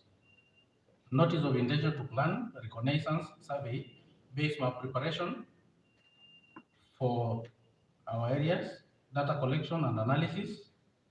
They are also proposing to conduct consultative stakeholder meetings and planning reports. Advertisement, publication for our approved plan. We have engagement of neighboring counties of Machakos, Embu and Makueni. I think it's on the aspects of benchmarking and also issues to do with spatial plans, so that they can come up with approved plans for use. We have conduct consultative stakeholder meetings in conjunction with MCS. These urban areas, these towns lie within particular wards, and there is also need for that consultative perspective, so that at least we can see which areas to be preserved for further expansion, and also probably which areas to allocate for public utilities, and also provide for any land for further use. We have planning report, advertisement, application of work for approval of approved plans.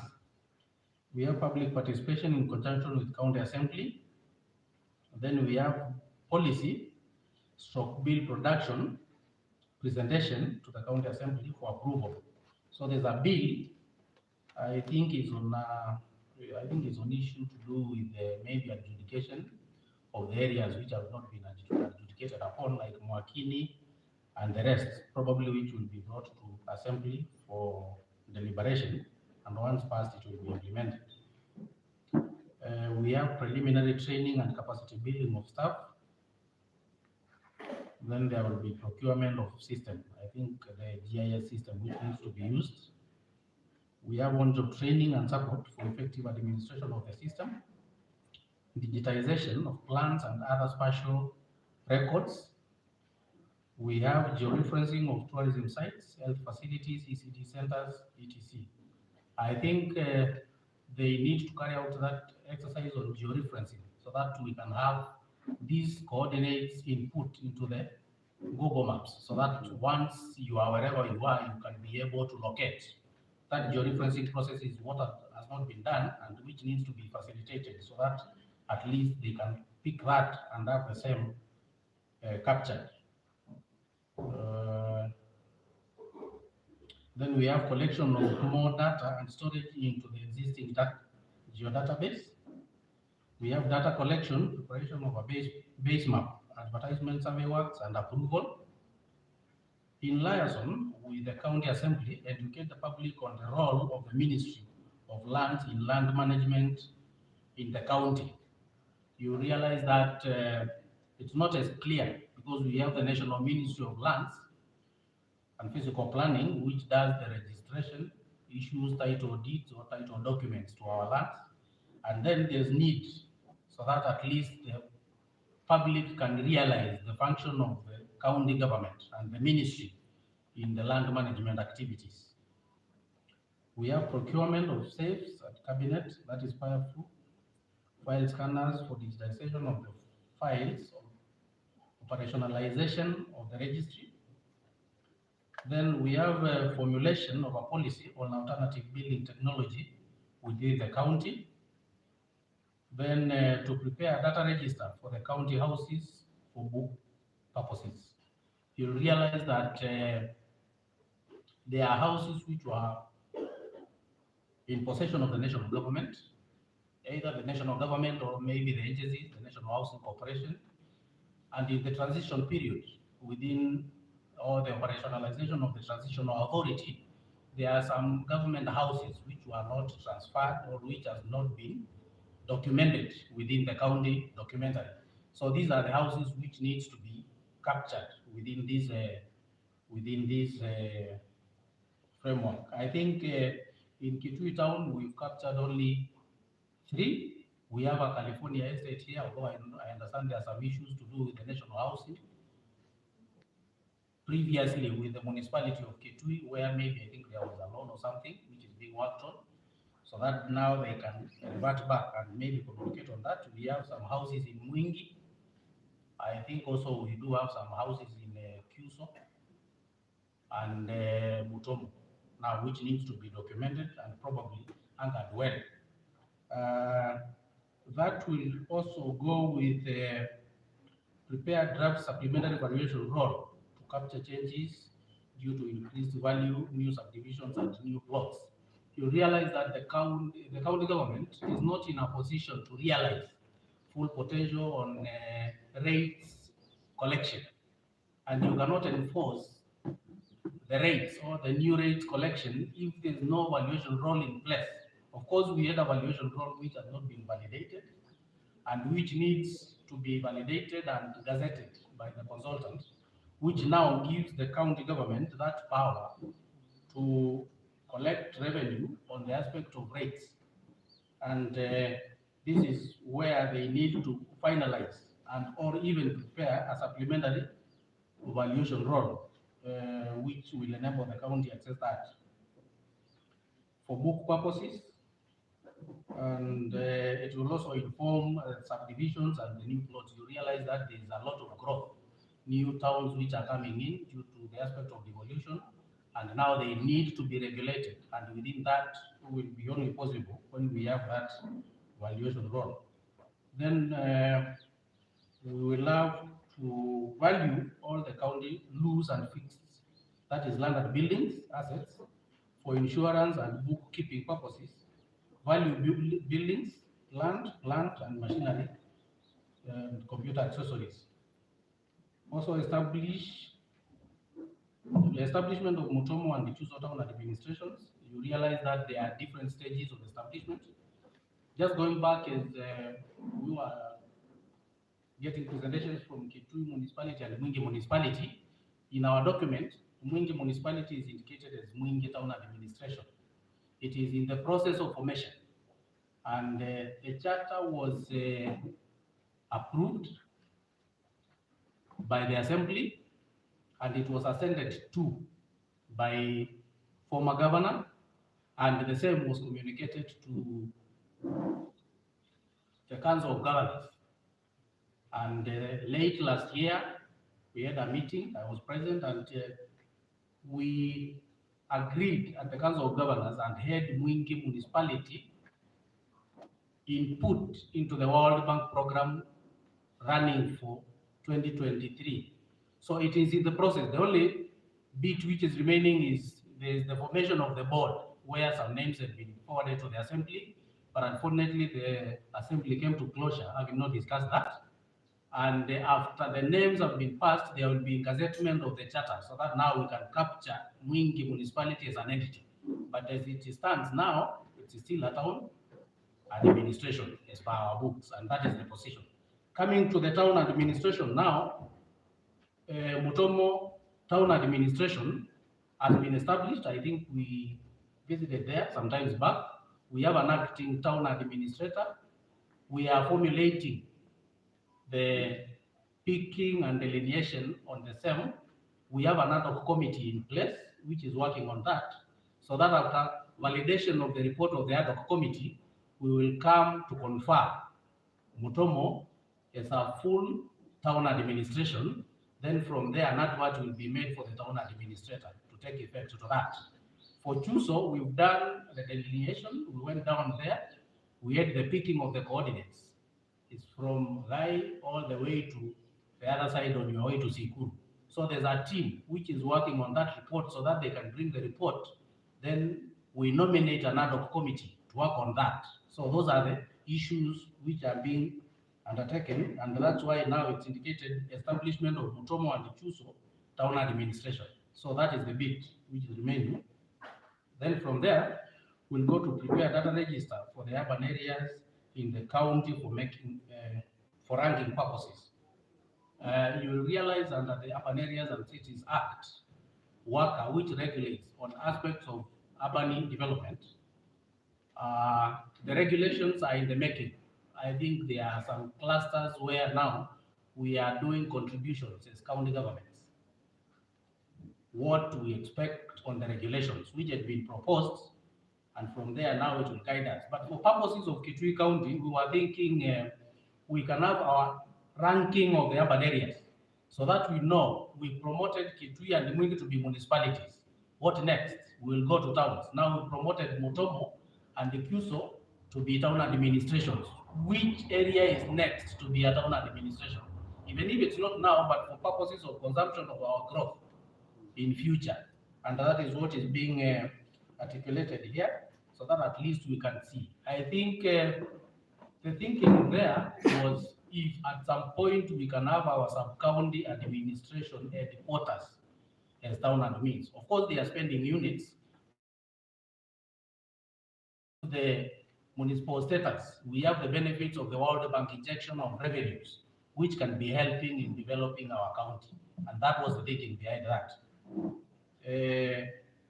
Then from there is to capture the urban areas spatial location, its development rate, population as per the current census available in infrastructural services. Then we have formulation of Kitui County Risk Disaster Management policy for the 8 sub-counties and urban areas. You will realize we have the disaster management. Of course, it's shared with the DG's office in the new establishment, but we have that disaster unit. Now it's domiciled at Kitui Municipality, of course with the resources for Kitui Municipality, but it's the same department which responds to all the disasters in the whole county. We have drowning at Tana River, they are the ones who respond.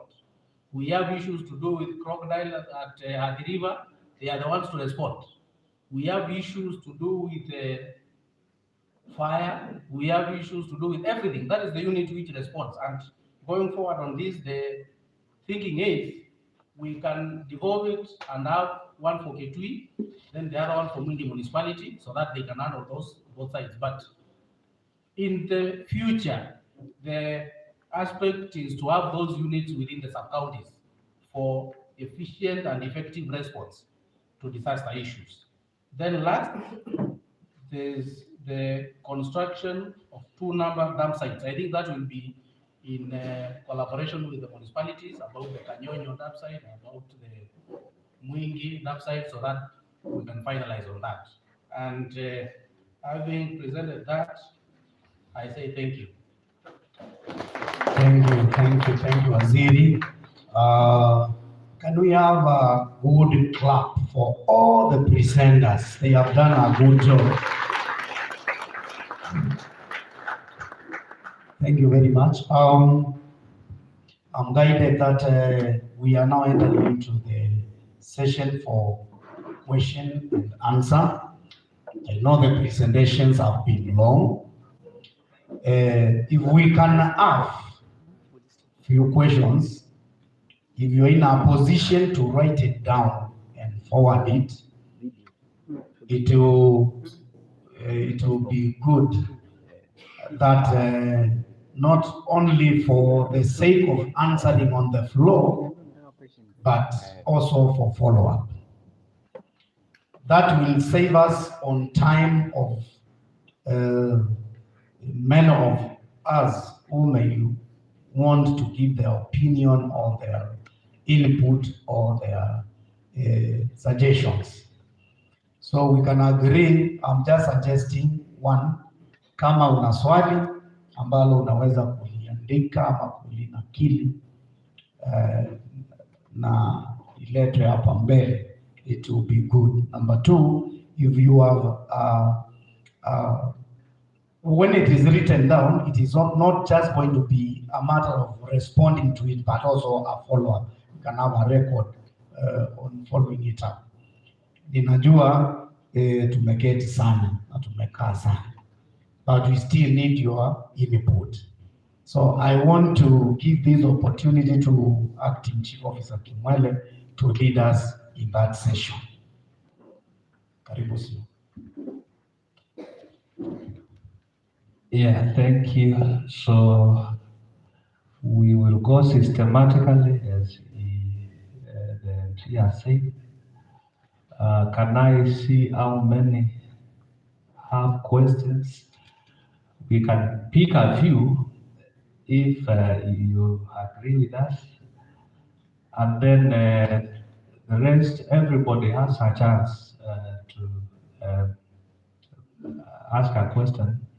We know somewhere we have our staff economists and support staff are standing. They will be standing to take those questions wherever you are. So we will go first round of how many? 5.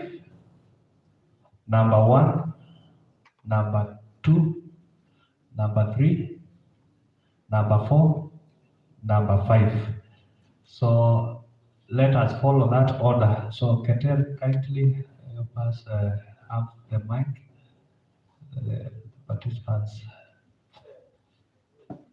We have the mic. Then make sure you mention your name because we are doing minutes and the organization that you present, so that number 1.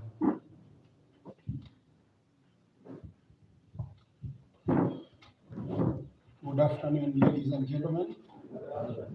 My name's Jacob Bao. I happen to be the chair of the Ward Development Committee of Kiometan Ward, Mwingi West Sub-County. The issue that I'm raising a question about is that the activity that took place last week about the establishment of the Ward Development Committees. as you, I was listening through here, I didn't hear how they are going to be angered financially to be able to perform best the assignments that are being bestowed up unto them. There was a document that was being used during the time of the election last week. Just, I'm trying to lead you to that so that the question comes up. And these people, on the item number 9.3 on the brief on election, they were being said, the committee will perform the following roles and functions. 1, monitor implementation of projects, assist project inspection during site visits, assist commissioning of completed projects, and ensure operationalization of the projects after completion. That is what the WDCs will be doing. And I've not heard where they will be angered to be able to perform financially within those assignments. Watatembea namna gani to get to the sites? Where will they operate from? Yes, who will pay them? In fact, nikichukua tuk-tuk yangu niende kwa project, who will take responsibility over that? Who will pay for that? The only thing I've heard during the presentation, except for Mr. Watutu saying he owned up and said he's the chair, is it? Yeah, that's the only thing I heard about WDC. Hakuna kitu kingine. Lead management committee, that's the only thing we had. So please, we would like, I believe a lot of us, every other ward has a team member here. Now, if we have got to do these things which were said, going to the sites, doing this, making sure you operationalize projects, that's a lot of business. Please, let us be told how we are going to be funded within the incoming budget. Thank you.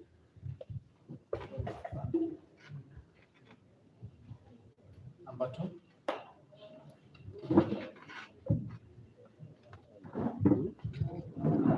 As number 2 stands, I said if you have written, there is this gentleman, is Charles, he'll be picking, just lift up your hand, atachukua karatasi yako.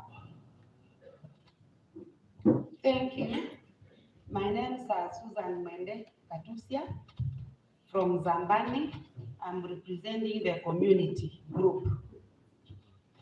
I had my questions arranged in the way we were given the presentations. So the first question was on the presentation of the governor's office, whereby I did not hear anything to do with the completion and construction of the ward administrator's office.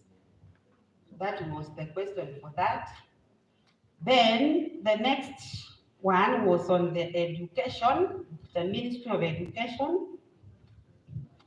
I had the proposal of borehole constructions at the VTC centers, because most of our VTC centers do not have water, and some of them have got accommodation, and then they always get problems of water. If they can consider constructing a borehole in every,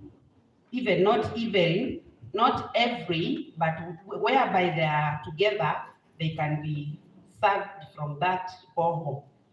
The other question on education is the PROPUA, which we went on through the public participations, and there were so many questions about if it could be added, because there were so many students who were left out and they could not be given the support, especially the university students. The money they were getting, they were really complaining it was not enough. Then in the Ministry of Roads and Public Works, I was considering this issue of the culverts crossing over to the markets and homes. I think when you look at the construction of the Mombasa, of the Kibwezi Kitui Road, there are a lot of valleys which were left when the road was being constructed, and the people cannot cross over to their homes or to the market. So I was wondering whether the county government, through this ministry, can consider having those culverts built so that people can cross over to their shops without problems. Also in the same ministry, in the bracket of the Kitui municipality, they talked about the toilets which they are going to construct. I had observed that around the Sirium board area, where there are so many juakalis and the people who are mechanics there isn't a public toilet, and those people really suffer. So I was asking whether they would consider that. In the same ministry, there is the waste management. This was my opinion, which I'm trying to think about on that waste management. If whatever they are saying, they are going to supply some waste bins and some other collection points, if it could be possible that when they are supplying the beans can be separated and they be two. One for the organic materials which can rot, and then another one for the ones which can be burnt. Because when they mix them together, it also becomes a problem when the collection is being done. Because I believe some of them can be recycled if they are separated. So if they can place those bins at distances where most people can drop, and then they are clearly written that when you are dropping your waste, please separate, so that you have the ones for the organic and the other ones which can be burnt. In the Ministry of Health, there was this consideration which our minister talked about the psychiatric center, which could be somewhere. I thought of that psychiatric center, if it cannot be combined, we also have a separate one for psychological problems, whereby the issue mentioned by the Ministry of Culture and I can't remember it was Culture and what, but she mentioned about GBV, about the gender-based violence. And I thought those people, apart from treatment and raising their self-esteem, need some psychological, that is counseling, whatever, which can be provided to them. So in this psychiatric center where the Ministry of Health has said, I thought there could be also a branch in the same place for the psychological counseling, whereby these people can be taken. And then the last one was about the registration of contractors and of this. I have met so many people who would like to be registered as individual contractors, but whatever is said in the program which we have gone through is circles, groups, but there are people who would like to be registered as individual contractors or suppliers. So I was wondering whether it is in the same ministry where this one can be done, that individuals can be assisted to register as contractors.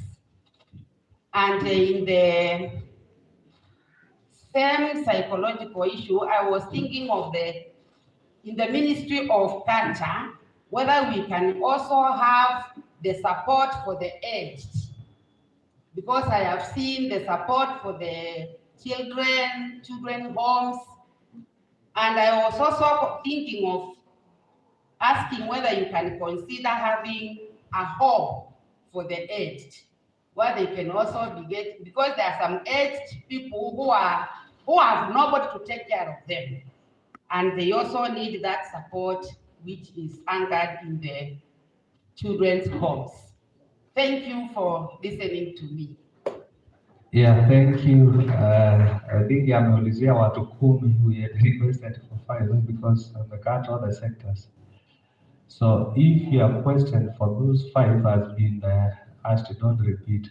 I know ukiangalia muda watu wanasema hii masaa imeanza kusonga, si ndio? Naona wakifanya hivi, so it's better we understand one another. I know we have done quite a bit. So kindly number 3, 4, 5, do it faster. Asante kwa serikali kiongozwa na Deputy Governor na wananchi. Hamjambo. Kwa majina is Ndemwa. This is Ndemwa. And natoka Mwingi West, Gutani Ward. Nashukuru sana kwa sababu ya hii participation. Nimepitia karatasi vizuri. Nilipoiangalia nimeona mambo ni mzuri. My memory haindanganyi, nimeona kwamba His Excellency the Governor ni kama amepitia karatasi. So mambo naona ikiwa sawa sawa. I have only 2 observations. One, najua hii karatasi ni ya kuongoza budget ya hii mwaka. Na nimeshukuru sana kwa sababu nimeona katika Ministry of Lands, Housing and Urban Development presentation imeonyesha kwamba mambo ya land ya public participation, mambo ya liaison imewekwa hapa, na si kama inawezekana. We are doing the budget, kuna sisi tunafanya priority kwanza, tunaenda hivi na hivi. Hii mambo ya public participation, liaison with the county assembly, educate the public on the role of the Ministry of Lands and the land management in the county. Watu wanauana kwa sababu ya hii land, na ukifuatilia ile kitu wanawania ni kitu ndogo sana, just because they don't know. So tafadhali tuchunge watu wetu, hiyo kitu iwe priority ya juu sana, ndio watu wajue what is going on.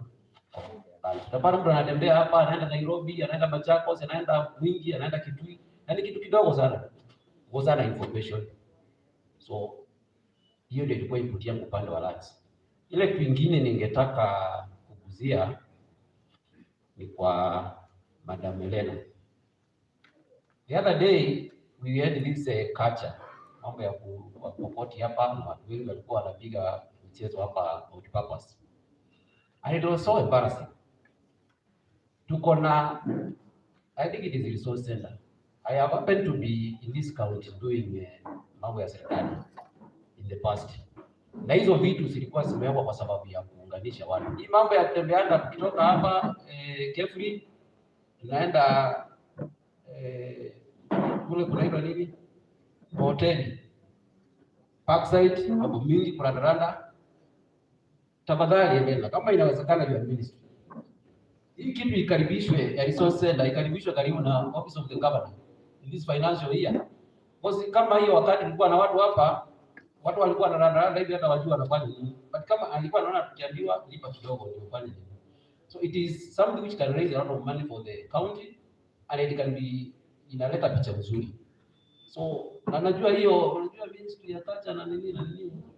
Lakini ikienda pale karibu na mkubwa, I don't start kubainisha ati ministry ya culture iko chini, but hivi inawezekana you negotiate the cabinet mwanao mnaikaribisha hapa, because it's very urgent. Itatusaidia sana. Thank you so much. God bless you. Number 4. Number 4 is here.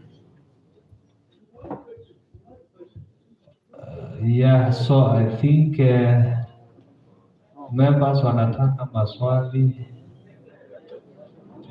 not comments. That's from the members. So I think, and straight to the question, Chair is collecting the papers. I think all protocols observed to the Deputy Governor. My name is David Munyaka, Ward Chairperson, Bitini Ward. I would like to react on the office of the Governor where we have Propoa. My fight with Propoa is that there is a story that we got from one of the secondary schools where two boys fought. You might wonder why I'm using this one as an example, because this student was abused by another student by the word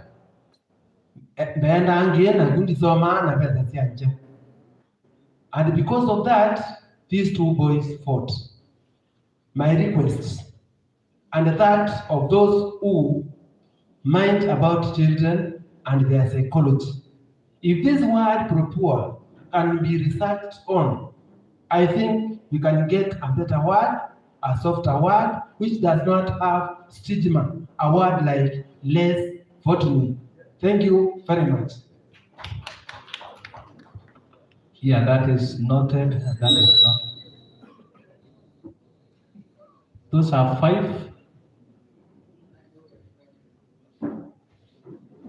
Number 5. Thank you. I'm Christine Vedi, representing Maendeleo Wanawake, and I'm also a paralegal. My question goes to the Minister of Culture and Social Services. We have issues of gender-based violence, and we have victims. Thank you. I've seen that you have created a way of rehabilitation centers. But we have issues like we have a lady who lost both hands. Such issues. How can you support those victims? I was wondering, and I thought, because I normally interact with such cases, your office can create a way of supporting them. Thank you. I think it's good to stick to the rules. We said 5. Those are 5, isn't it? So that is going to be our first round of questions. We have a response on this from the CCMs. Then after that, we have another round of 5, then we close, isn't it? By your permission. So we will start the way they are seated, since each one was not in the questions. And for the response.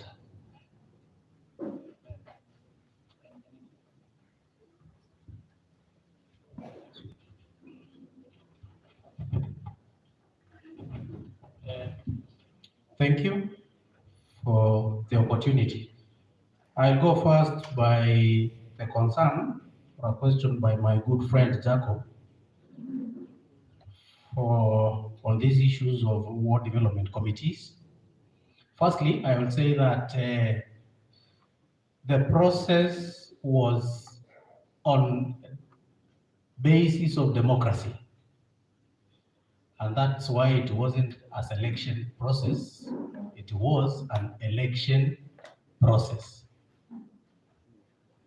Having said that, the election process was concluded, we had the members, and the members elected their chairperson. There were guidelines which were provided. Going back, CLIDIP is a project which is anchored in the office of the governor for purposes of equity and distribution of resources. That's why we are working at ward level as a working unit. There's a discussion with assembly, and the Mheshimiwa here will be witness, where we are working on a projection to have the village as a planning unit. We are yet to be there. So our planning unit now is ward, and that's why we had that process of having a ward development committee, which was elected by the members present. There are guidelines, there are assignments, that is the functions. But now, today it happened by chance that there was public participation for CFSP. And that's how it happened that the chairmen were brought in. There's a process of finalizing formulation of the committee, because within that committee, you realize there was election of the one person per village who elected the chairperson. but there are 3 proposed names. That is the youth, PWD, and an older person. Those names were proposed to be sent through the office of the county secretary to my office as the chairman and the cleaning committee to come and validate them to fully form the ward development committee. On the formation of the ward development committee, there will be another process by His Excellency the Governor. There will be the issue of inauguration of the committees. There will be the aspect probably of meeting the committees, and then they are given the assignment.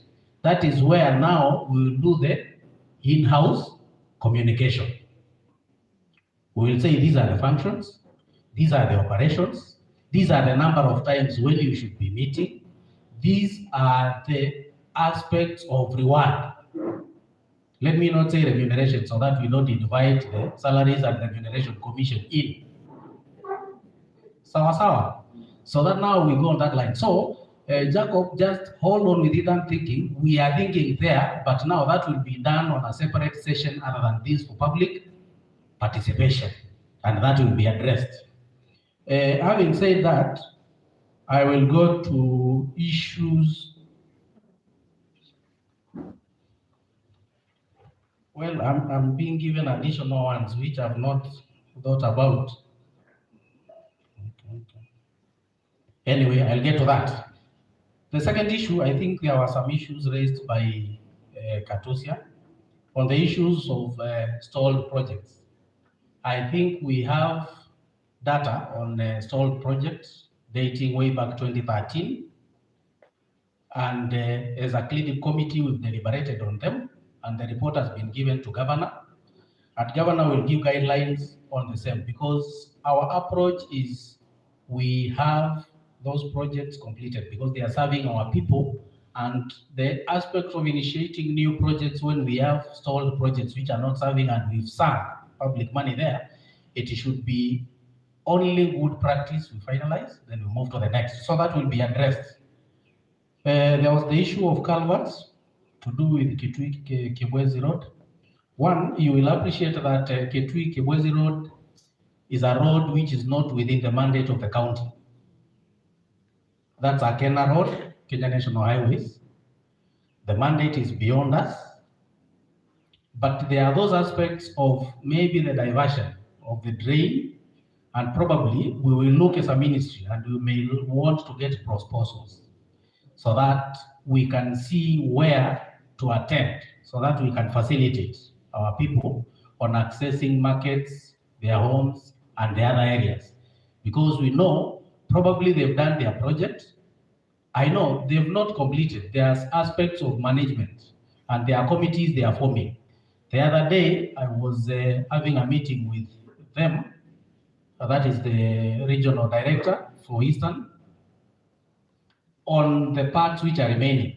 We were discussing on the issue of the section between Bondoni and Mutonguni, which has not been done. At the Nairobi interchange, when you look keenly on that project, there are loose chippings which have not been finalized. So there are some works which needs to be done there. Then going all the way to Kibwezi, there are some areas which needs attention, and we've agreed that they have a framework on how to come and finalize on that.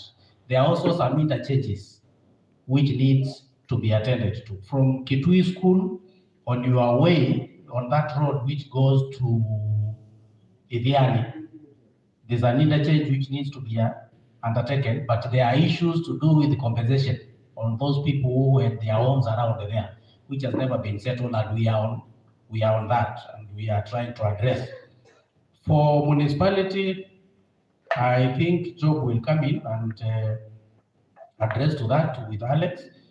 Then on registration of contractors, we, as a government, we have a program, we have a process whereby we are trying to establish a database for our contractors, and we have a training for our contractors, so that now at least we can know within Kitui County, in this particular ward, we have 10 contractors. For construction, this much. For supplies, these many people. Then from there, we'll come up with a training program, which governors assigned me. We formulate those training manuals. We also see which other departments of the national government and the county government can come in for the training purposes, so that the contractor is trained in an all-round situation, so that they can know when to make returns, when to file what, how to procure, when to invest where, and after being paid, probably how to plow back whichever payment they've accessed. Then from there, I think the concerns which were thrown my way are done. Maybe I read through this one.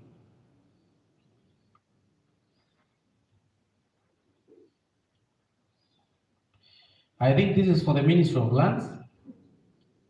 And DG, with your permission, I don't know as to why. Maybe it's being taken the direction of that, the thief and the other, where maybe it was being argued, and then they say, mwenye ako juu, then mwenye ako juu, it lands to me. But thank you. There's an issue of massive land grabbing. So this is what is written here, and I think land grabbing is a genesis of lack of records. And that's why the proposal from the ministry, they are saying they want to have documentation, they have those records, and from there, at least they can identify, so that at least it curtails. It acts as a deterrent, that you will not find a property or a plot with 2, 3, or 4 allotment letters. Once that has been achieved, you realize that land grabbing in most of the cases happens on government land. You realize there's a lot of land maybe here or other urban areas which has allotment letters. The others have the ballot numbers. But for ballot numbers, I can make mine and keep in the pocket. I can also source for an allotment letter today, but signed 1997. Of course, we know the processes. Then you realize that one property will have 3 allotment letters. How can you verify an allotment letter? Within our registration system, which is for the GLA, the RTA, the RLA, and the Section of Properties Act, there's nowhere where an allotment letter is registered. Last week, the name we have proposed for this, we're going to call it a wellness unit, not a psychiatric center. And also a wellness, we will not really, because anything psychiatric has a stigma, so it will not prevent people from coming to seek help. So we'll be calling it a wellness unit, or we sit down and give it a better, sober name than psychological, psychiatric.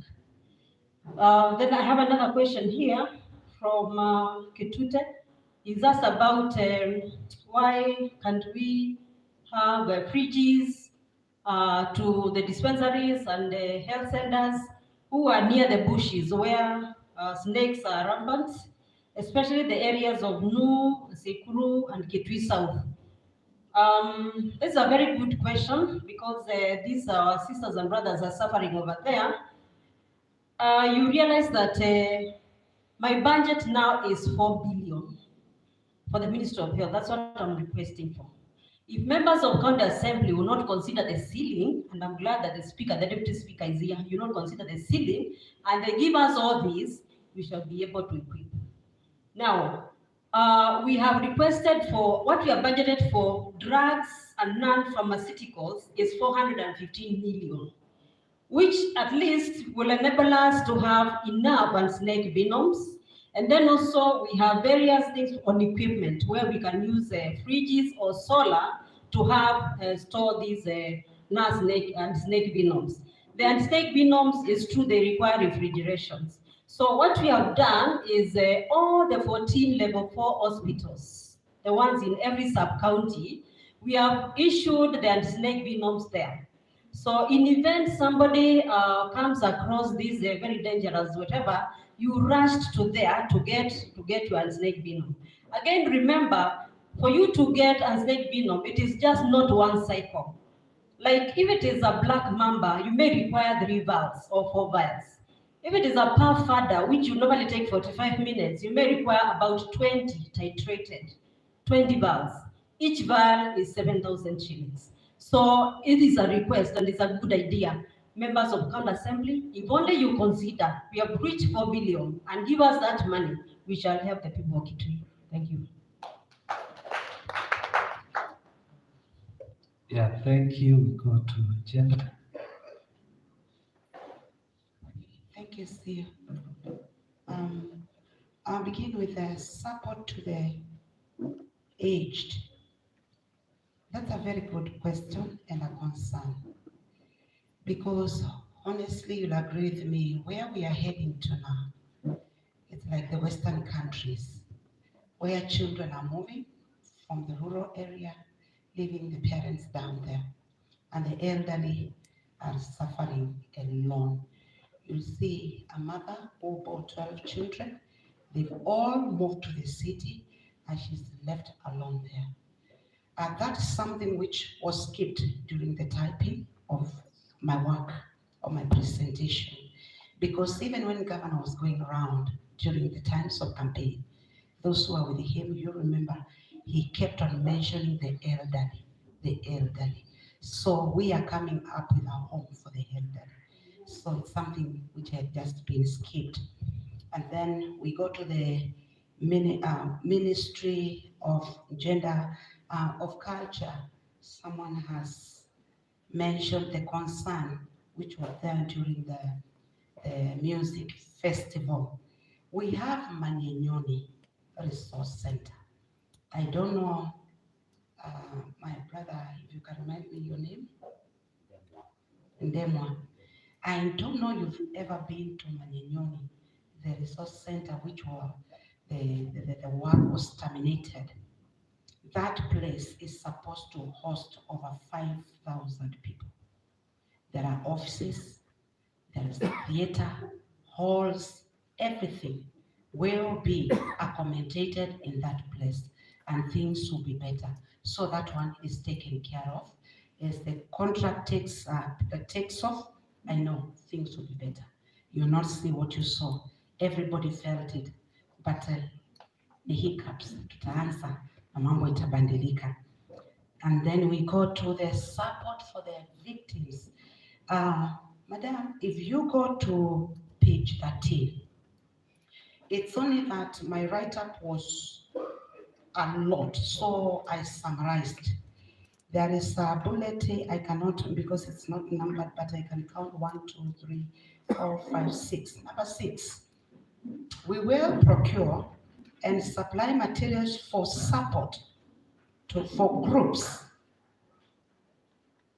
to start income generating activities. That's something which used to be there during Governor Malombe's tenure.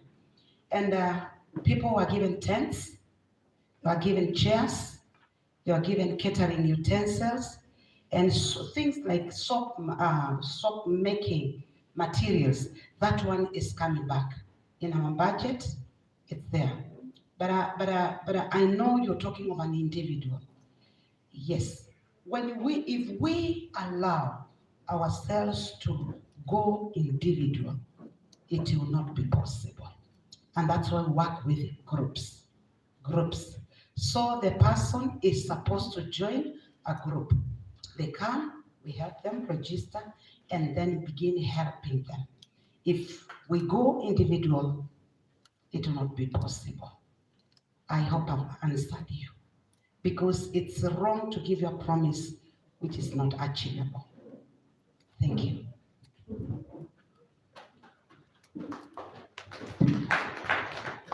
Yeah, thank you, Waziri. We have a municipal manager, Kitui Town. There was one question to do with parking. So kindly, Joe, very fast. Then I need to be guided. I think we gave a very good way of asking if we have had those with questions forwarding the papers I would have distributed very fast. Then we improve on time. Okay, thank you, CEO. I also have another question here by Chairman Taxis, Kitui Town. Let me start by answering Madam Katusia. When I was doing my presentation, I did not say toilets. I said public toilets. And public toilets, from the word public, can only go to a public land. Ginaries, where these Juakali, they are doing their work, they are only attracted there by spare part shops along that road. So they are doing their work on the road sides. We have a Juakali section down there, and there we have toilets in 3 corners, 3 of them, and they are managed by the Juakali themselves. So here we cannot do a toilet on the road sides. What we presume, if these people, they are working there, maybe you, myself, have gone to buy a spare there and I find a mechanic, or I've gone with a mechanic. The premise is there and it's by law. The landlord or premises owner is supposed to contain their waste, both solid and liquid. Even public health can close that building or that business if they do not have a toilet for their people. So that one, as my Waziri said, we cannot promise false promises to impress, but there's no space for that. Because bus park, we have space for toilet, and at Kalundu and Kondakim. And that's, and you can bear me witness, on our way to Nairobi, you can see some of our public toilets written by NCA, demolish. It's only because we did our toilet on the roadside. If they could have pushed it into the market, it would be safe.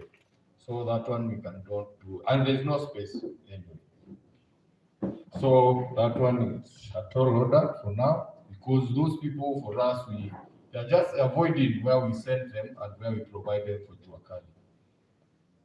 And the chairman taxis, the question is, and this one we are aware to reach, something we've held discussion, they do not have a government provided parking lot. What is there? It's a hired yard, a private one. If the charges have not increased, I understand you pay 100 bob per month. I'm aware to that point. But we are thinking, and we can reason together with taxis, because even if we give you a space, we cannot do it alone without your consultation. We are doing parkings, as I mentioned. We're also doing decongestion in the town. Once we have some facilities, like the market there, we have space for parking basement, which can accommodate now private vehicles and give us another spaces which now we can designate for taxis. This is subject for discussion with you. We are open to it, and we can have a sit and discuss and see the way forward. Yeah, thank you, Joe, and the CCMs for that response. In addition to what has been addressed, I got this memorandum from the Boda. I think I can read it, is it? On their behalf, because these are recommendations. Number 1, construction of well-furnished Boda fiscal front office within the headquarters. So that's a good proposal. Number 2, establishment of Boda management system for streamlining the sector. For example, database collection and analyzation, registration activities, security matters enhancement. Then number 3, establishment of well-coordinated enforcement program through relevant ministry and department within the CBD and other major towns to enhance sanity and decongestion. Number 4, facilitate health cover program for the Boda riders. Number 5, establishment and allocation of the budget for the management and maintenance of County Boda office. Then finally, establishment of wage package for county boda office bearer, more likely on monthly basis, so it's like a stipend for the office bearers. So that is input from boda. Then I'm reading this. It is anonymous. The bearer of this, I think, is Katusi had asked some of these questions. Actually, almost all of them. I think she's the one. Then Jacob had asked this question for the World Development Committees. Si tunaendelea vizuri. So since my boss here is here, nataka at least we finish this thing. I know what we would have given as an input to sectors, because we are to break for sector proposals we have already mentioned. So in case you have a proposal like the way the boda guys did, you can do a write-up and then add in to us right now, so that we don't have breakaway sections. Once we invite His Excellency the Deputy Governor, he will just give his closing remarks, then we finish. So at 5, do we go for 5 or 3? It's consensus, it's democracy. How many are saying 3? Then the others, 3 is majority, have it. The ayes have it. Deputy Speaker is here, thank you. I think the DG will recognize the other leaders whom we have not recognized. So Deputy Speaker is here, anasema anaenda na highs. So 3 na ile fupi na straight to the point. Kuna moja huko nyuma kabisa mwenye amesimama, ukiangukiwa. Then number 2, nataka agenda. Then number Kitoni, number 3. Tukifikisha hawa, si wengine tuandikieni venye tumesema, tuandikieni. We will capture in the report, and then your input will be considered as we finalize the document. Thank you. Number 1, 2, 3. Good afternoon. So my name is John Kilonzo, and I'm a representative of persons with disabilities. Katika population ya Kitui, persons with disabilities are between 10 to 15%. Now ni watu wengi sana. Because they have disabilities, they need to be recorded as persons with disabilities, and the governor promised to help us in that in their registration as persons with disabilities. However, the people who should decide whether these are disabled people or not are doctors. So Waziri wa Health, mwaka huu, did you have money for the training of those doctors? That is 2022-2023, and now 2023-2024 pia sijasikia. So that needs to be considered. Here, you'll find like people that are on wheelchair don't usually come to these functions kwa sababu hakuna toilets za disability. Wanasema wamechoka kukaa nyumbani, wanataka wajumuike na nyinyi. So pia Ministry of Health iangalia haya mambo. Then of course there are many other things. Kwamba siwezi kuuliza haya maswali yote. I've got more than 10 questions. And then I cannot write them down kwa sababu unaona. In fact siwezi kuziandika, so I will beg some tuweze kukuandikia ofisi yako baadaye.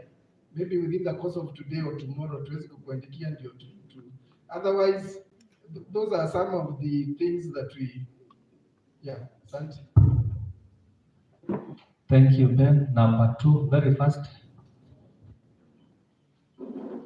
Number 2 ako hapa mbele.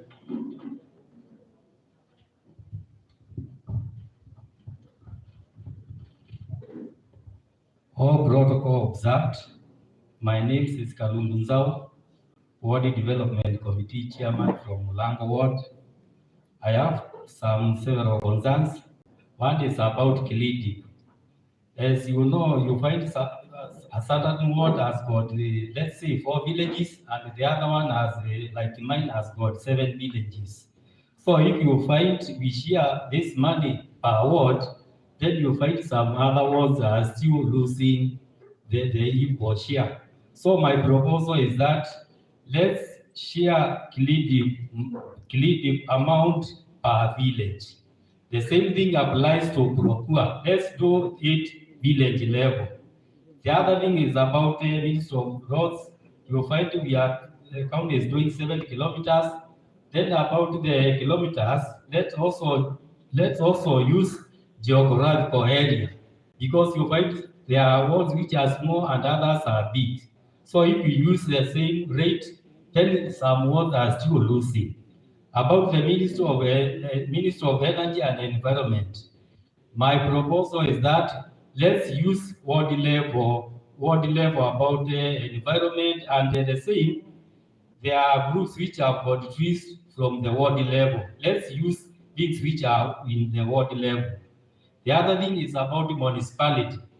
Municipality is about 5 wards, but as you see, you find there are some wards which do not benefit about the kit of municipality. My take is that let's incorporate more, so even ward chairmen about the development concerning municipality. The other thing is the Ministry of Health and Sanitation. Ministers say that there is going to be renovation of health facilities. There are some facilities which have been done, but they have not yet been opened. I have an example about child dispensary. It was done 2016, but up to date, it has not yet been opened. The other thing is about agriculture and livestock.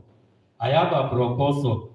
Let's include gala bags to improve our local goods for productivity. And also, we need also extension officers, at least 1 per village in every village. Then we also need cattle dips, at least 1 per village. The last one is about Ministry of Education. Then we have been told that there is going to be constructed 40 modern feed ICD classrooms. Then that one, let's do it in ward level, at least 1 per ward. And I rest my case. Thank you. Yeah, thank you. So I think those are recommendations. It's more of recommendations. Together with the pension, he has done very good recommendations. Then last but not the least, Kitui, then tukifika hapo, we will have done justice to this activity.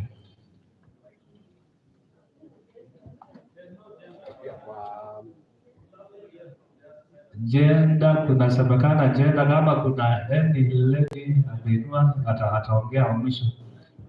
Pia kwa deputy governor na wale wengine, ningesema sitaki kuweka mambo hayo kwa sababu ule my colleagues ameongea. Kwa hivyo sitaki kuwa na mambo mengi, ni mambo tu mawili, kwa sababu nyingine tutaenda kuandika na labda tutapeleka kwa ofisi. Hii ni kwa education, kwa idara ya elimu. Sikusikia anything concerning about the people with disability katika education. Zile ministries zingine zote almost zimetajwa. Kwanza akacha imekuwa sawa kabisa na health kidogo, lakini kacha Mungu atakubariki na wale wengine wafuate mtindo huo. Sasa kwa education ningependa tu request mkirudi kwa ofisi hata sisi tunataka kuwa watoto wetu wapate faida masomo na tuwe na independent medical school for the mentally handicapped. Kama huko kwetu Kasia kwa mfano tuko na shule, lakini hatuoni matunda kwa sababu tuko na shule haiendelei, lakini watoto wako. Kwa hivyo tuko na changamoto nyingi. Kwa hivyo hiyo Ministry ya Education iangalie na tupewe barua iwe independent. Tuache kusimamiwa ni shule ya primary school kama huko kwetu nyumbani. Sinaongea on behalf of the Kitui County, si ati shule tu hiyo peke yake. Kwa hiyo shule zote siwe na independent, there's a teacher. Kwa hivyo Ministry of Education mwana mkaangalia maneno, alafu mambo yale mengine mengi tutaandika kwa Minister of ule anahusika. Asante. Yes, thank you, thank you.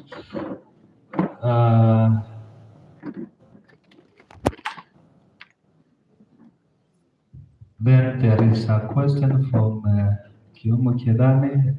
Ukipeana mic hapo, acha nisome a few. About the natural and mineral resources, you say that the sand will be transported from river to upper areas or yards. Who will be selling the sand? Is it the government, community, or individuals? So that's Waziri Wazia atasema juu ya sand. Where is the director? Mukulu is here. So hiyo kaa nayo standby. Mwenga nimempatia ya one of education because CC education is not there. We have from the Ministry of Health, Waziri atasema. Then finally, hiyo swali la mwisho, and you'll allow me to obey the rules for my boss that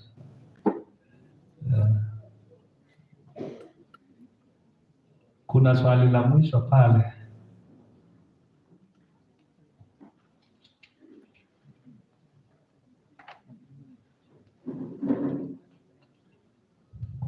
Thank you. My name is Jedida Mulandi, and my concern is for the Ministry of Culture, Gender, Youth, ICT, Sports, and Social Services. Now, my question is, where is the staff in as concerned the sports? Because you can see at the bullet number 5, number 6, 7, and 8, they are all indicated, but there is nothing that has been considered to ensure that the talents for the staff, those who do sports, are considered. Where are the staff of the Kitui County in partition to sports? Thank you. Yeah, thank you. So Waziri atajibu. So we'll give another round, very brief response. Then after this, I will invite our chief guest to give closing remarks. Thank you.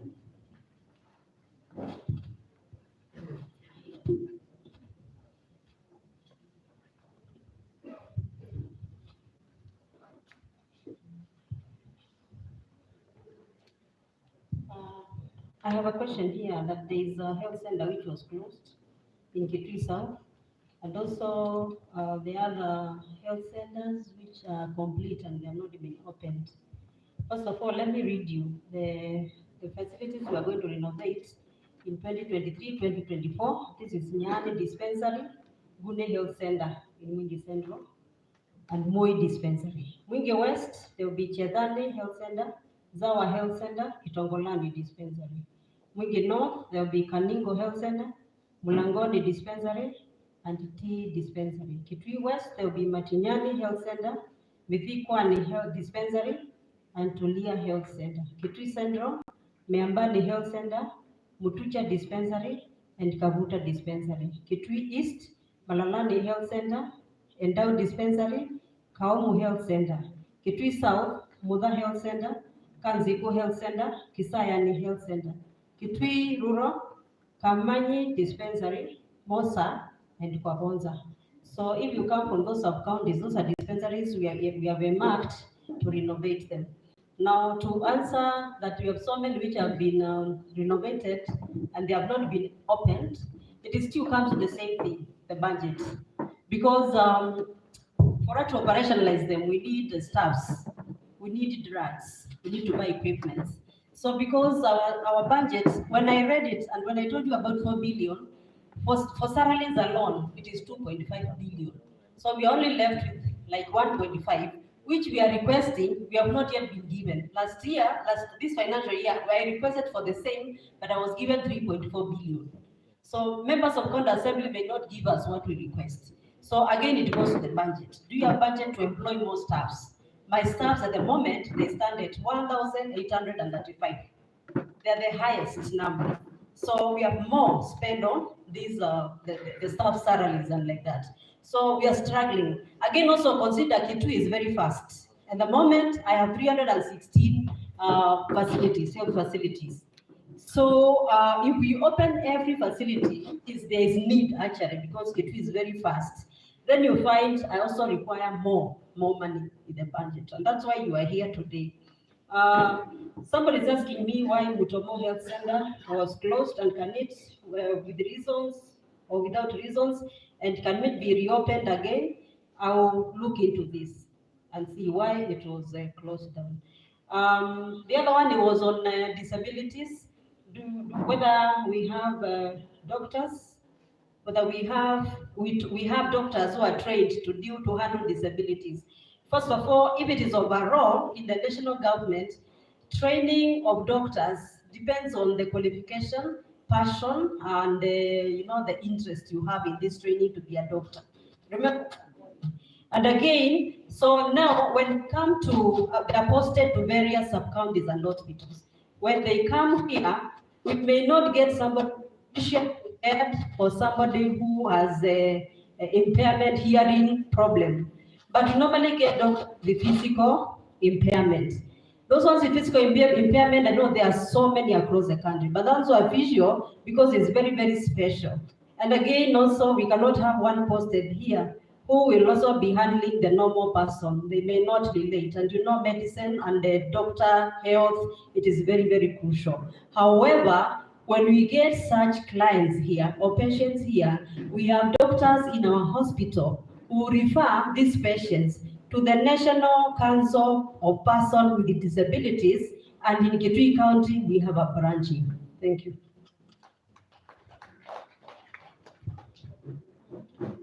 Thank you. I'll go straight to the question concerning sports and our staff. Our staff belong to the Kitui County. So when we are talking of county tournaments in football, volleyball, athletics from village level, culminating into Governor's Road Race and Governor's Cup, it involves our staff.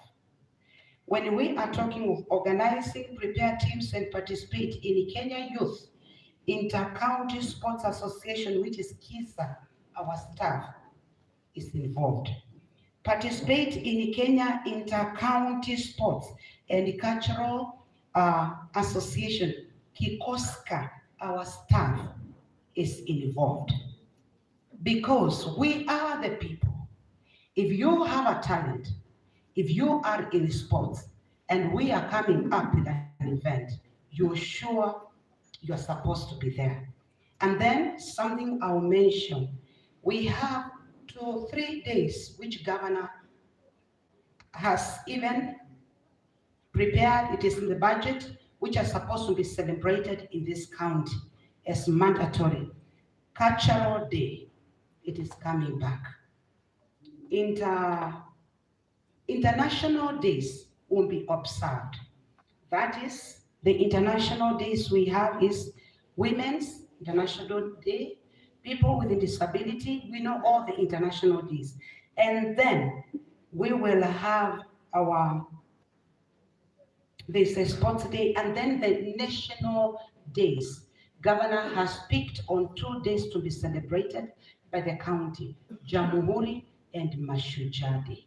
So please, those days are there, they will be celebrated, and they will be observed and celebrated in the county, just like another day, like the national government is doing. So when we are saying that we are coming up with a team to represent the county in inter-county competition, we expect our staff to be leading who are in sports. Thank you.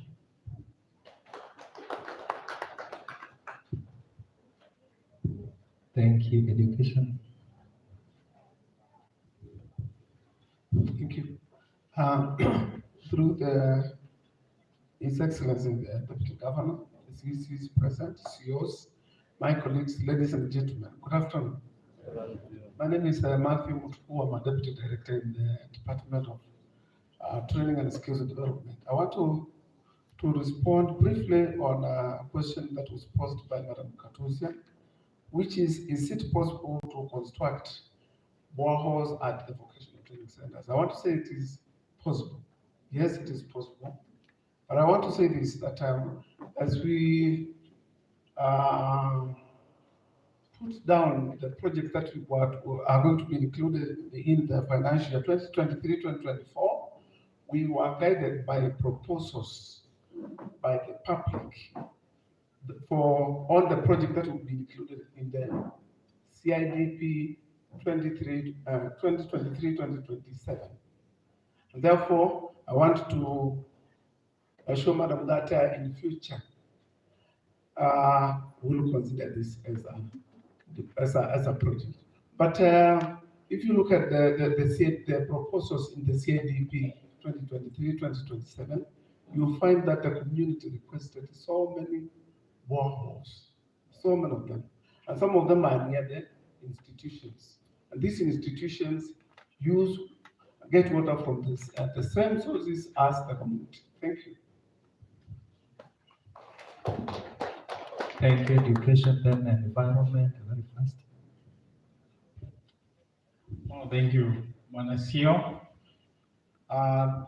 Through His Excellency the Deputy Governor, the CCMs present, CEOs, the directors, all protocol observed. I think I have a question here. My name is Benjamin Mukulo, the Director in the Ministry of Environment and Natural Resources.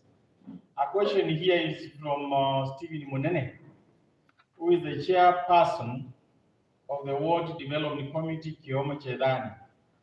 The question is about natural resources, a very good question. And he says to Waziri, so I'm going to answer on behalf of Waziri. You said that the sand will be transported from river to upper areas, or from the river to upper areas or yans. Who will be selling the sand? Is it the government, the community, or individuals? I'm saying a very good question.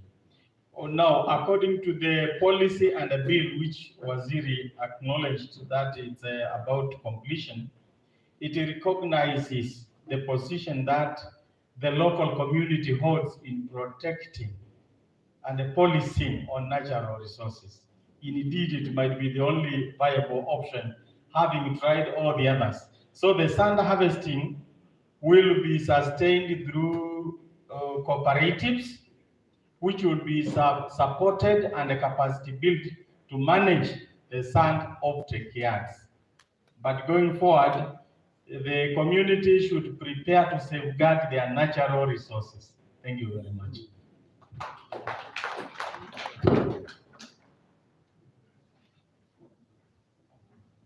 Yeah, thank you. Environment.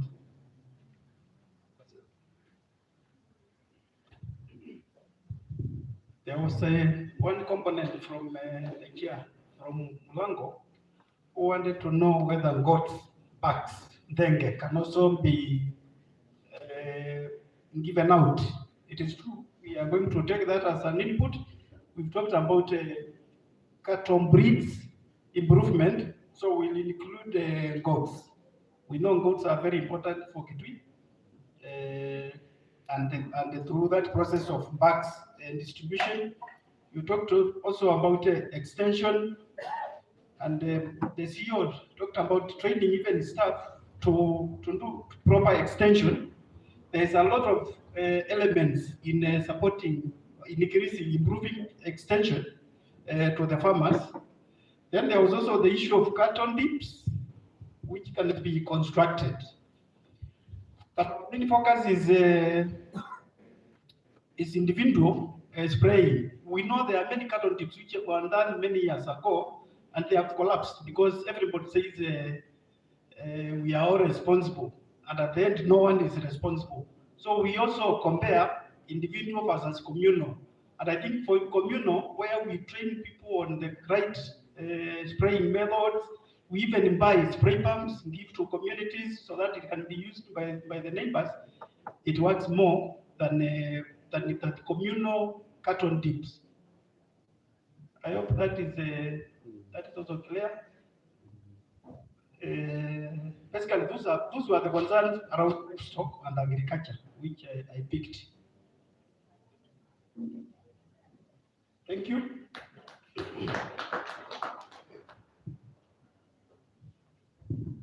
So thank you, Waziri. I think we have captured a bit, if not all, of the questions. But from one I was discussing with Waziri about the Jua Kali. Yeah, so apart from trade, municipality, I think once we are done with those, I'll invite our chief guest to guide us further. Thank you very much. Allow me to start despite my injury. The question is asking is about Juakali shades to ensure that they are not working in sunny areas. We will look into that as a ministry and ensure that where there is a designated place for the Juakali artisans to work in, their market shade. The next question, I think it goes to lands, is saying as you transfer the slaughterhouse, please consider transferring the graveyard from Juakali. They will look into that. I think he has a valid concern. I don't know how you transfer graveyard. Maybe provide. Yeah, that's a good one. You transfer. I don't know whether you transfer with the grapes. So, but that's a good one. So, karibu Waziri.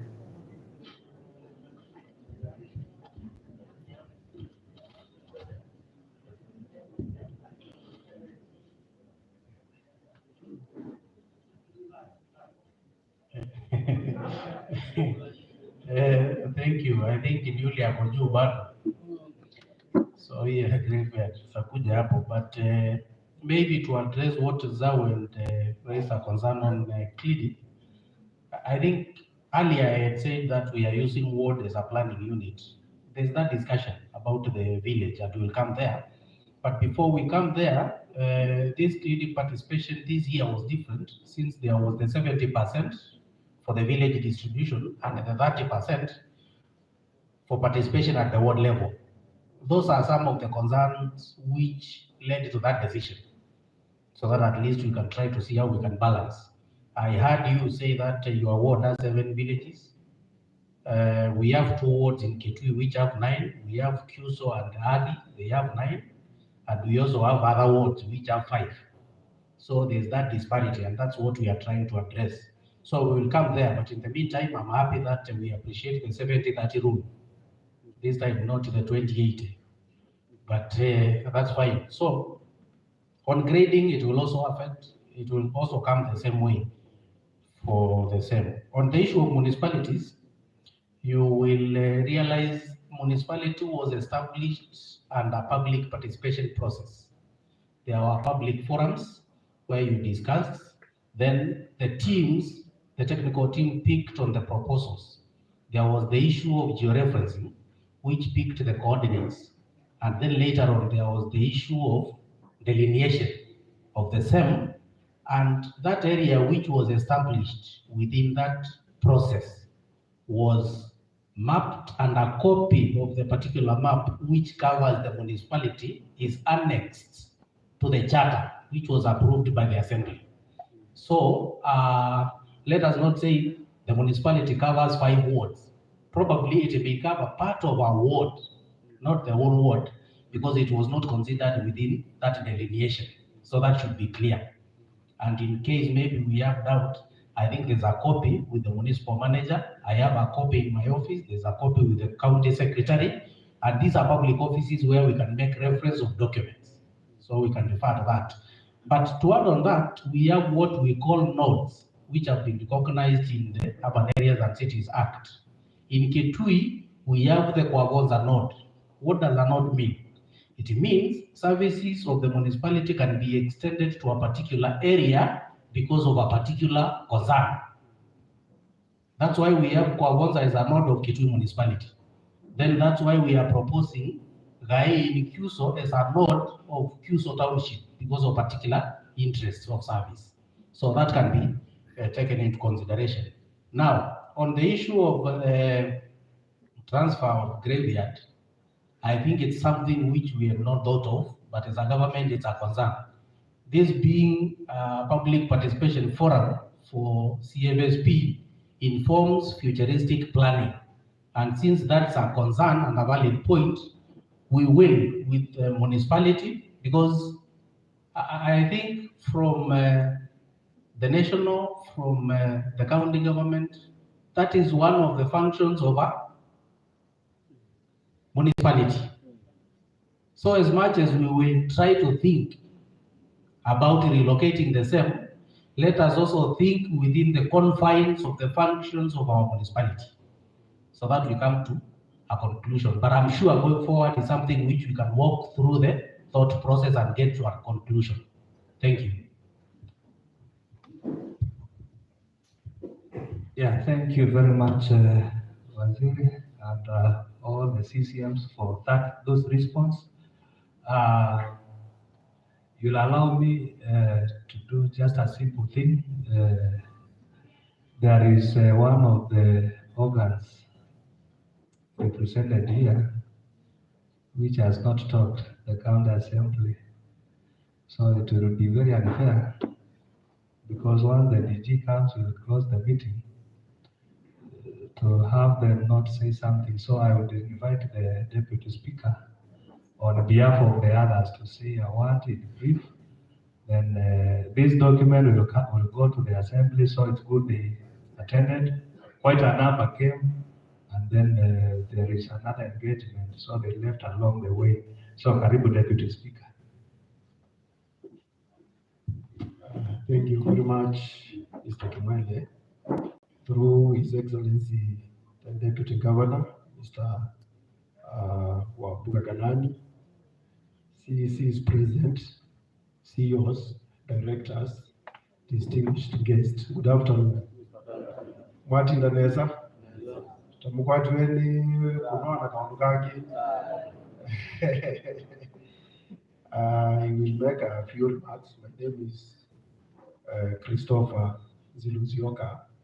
I'm the member for Changulia West Ward, the Deputy Speaker, and I'm also an advocate of the High Court of Kenya. I will address issues relevant to what was our discussion today, and one is about representation. Your Excellency, the Deputy Governor, it is worth noting that there are different levels of representation of our people, one to the County Assembly, to the Executive. The same can be achieved through public participation, which is normally done. We did one at the village level, another one at the county level, ward levels, and now we are having this one, we can say, at the county level. Your Excellency, considering that we also have the WDCs, it is also another level of representation. Therefore, I would urge your able office that we are here.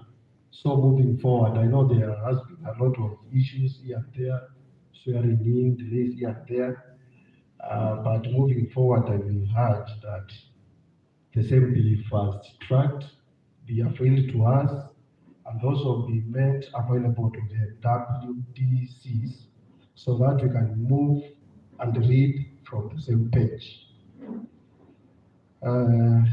Your Excellency and distinguished guests,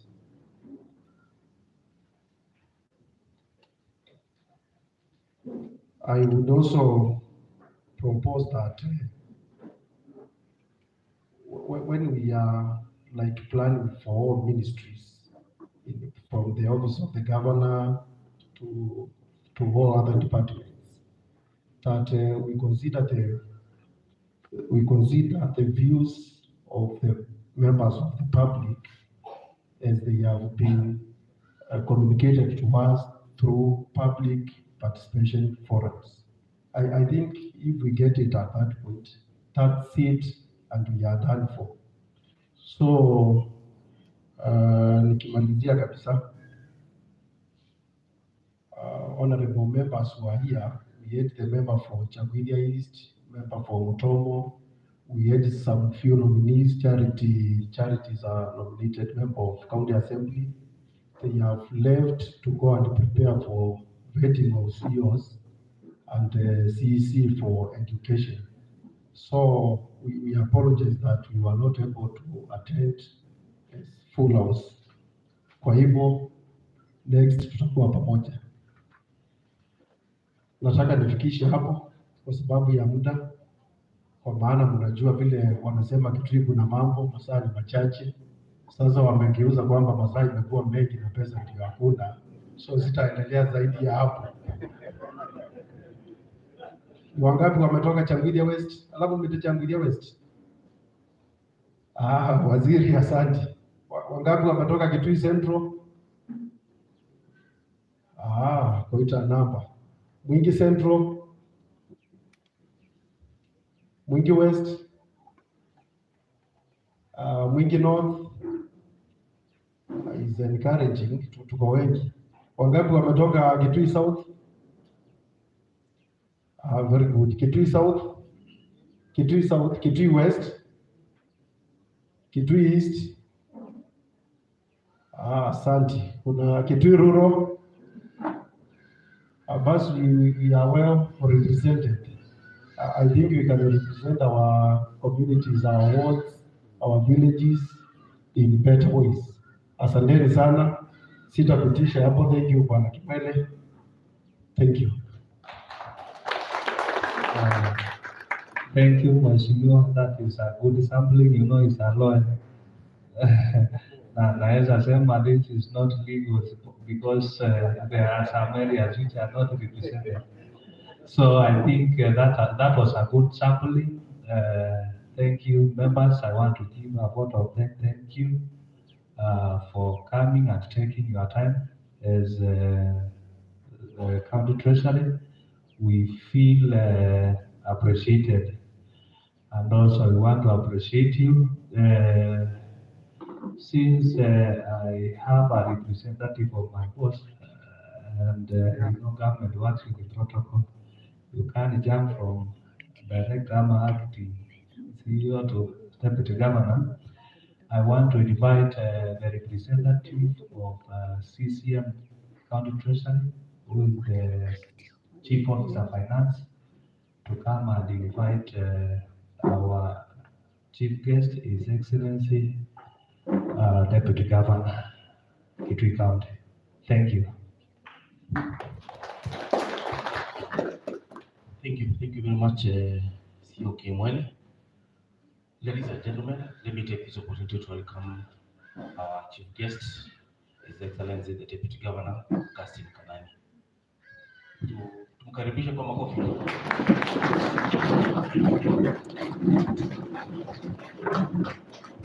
Karibu.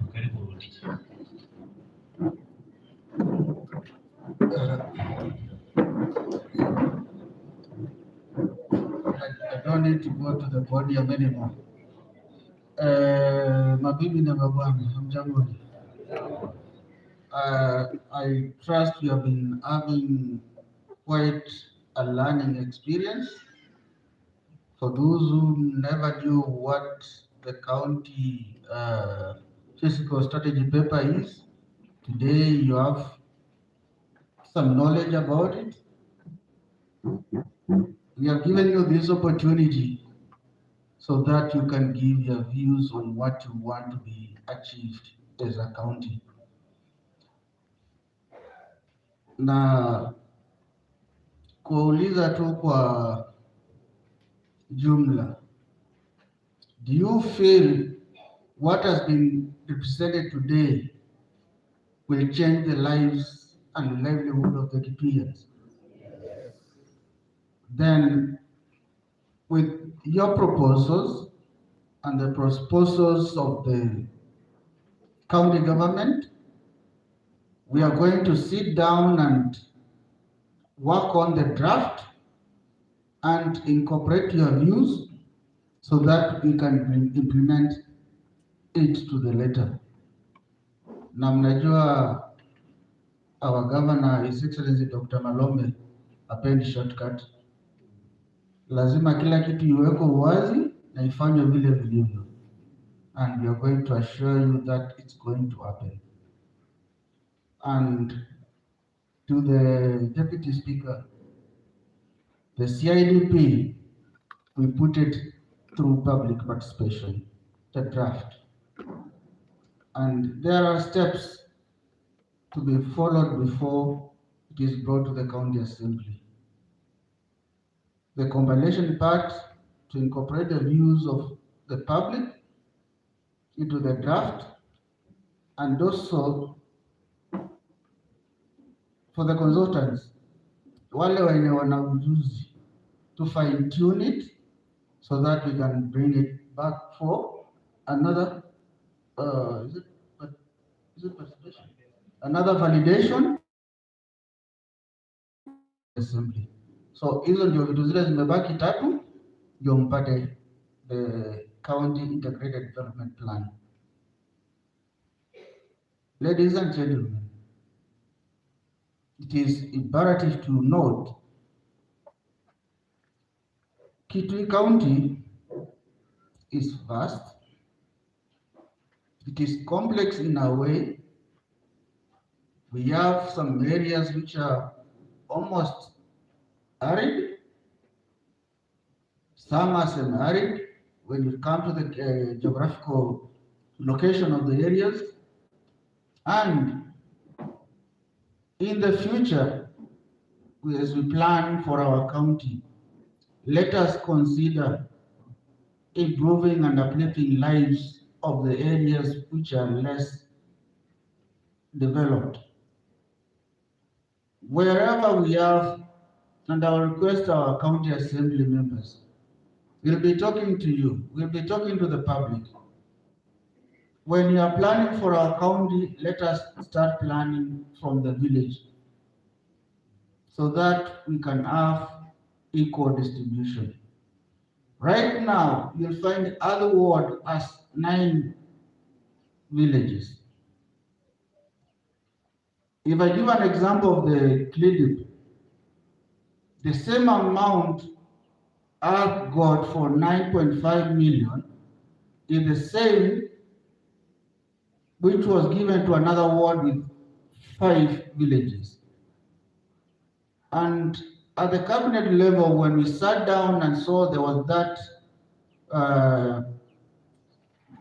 disparity in terms of distributing the amounts, that's when we came up with the 70% at the village level and 30% at the ward level. And in the future, through consultation, we'll look at ways of doing things from the village level. You'll find we have less schools. When we say we do an ECD class in every ward, you'll find some schools have already been exhausted. So when we move to the next, where they have 9 villages, you'll find only half of them have been covered. So we need to also look at how we are going to distribute those in the future. So with those few remarks, ladies and gentlemen, I wish to close our session today and request those who have still proposals to forward them as per the recommendation in the website where you are supposed to send your recommendations and your questions. They will be answered, and whatever is supposed to be incorporated in this report, we are going to do that. Thank you, and have a lovely evening. Our session is officially closed. Thank you.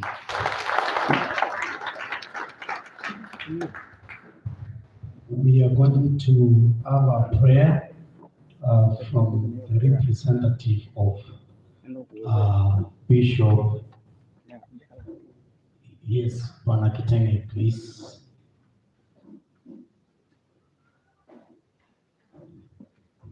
Can we be upstanding? Please.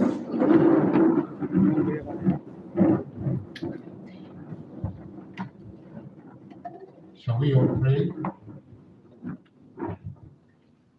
Our gracious Heavenly Father, we have every reason to praise and thank you and appreciate our coming together today.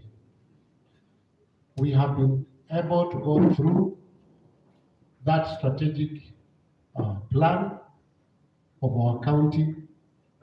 We've been able to interrogate, to discuss and give views so successfully and harmoniously. We cannot take it for granted. We have realized your guidance throughout. Father, we thank you for the team that has guided us, led by our Deputy Governor. Father, may you bless this team from the county.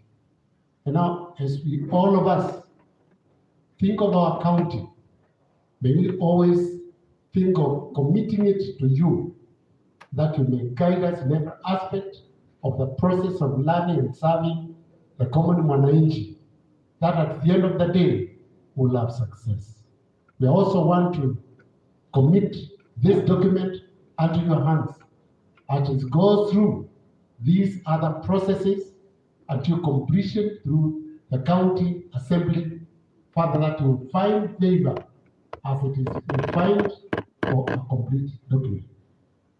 And Lord, as it comes to the process of implementation, Father, we pray that there will be diligence, there will be resilient, that Father, commitment will be felt through its implementation. Father, bless this county, bless our governor, bless its leadership. And now, Lord, as we disperse, we are praying, Lord, that you disperse us with your goodness. For we pray all this through Christ our Lord. And the grace of our Lord Jesus Christ, and the love of God, and the fellowship of the Holy Spirit be with us now and forever. Amen. Thank you. God bless you. Maybe we can be seated as so that we wait for further directions.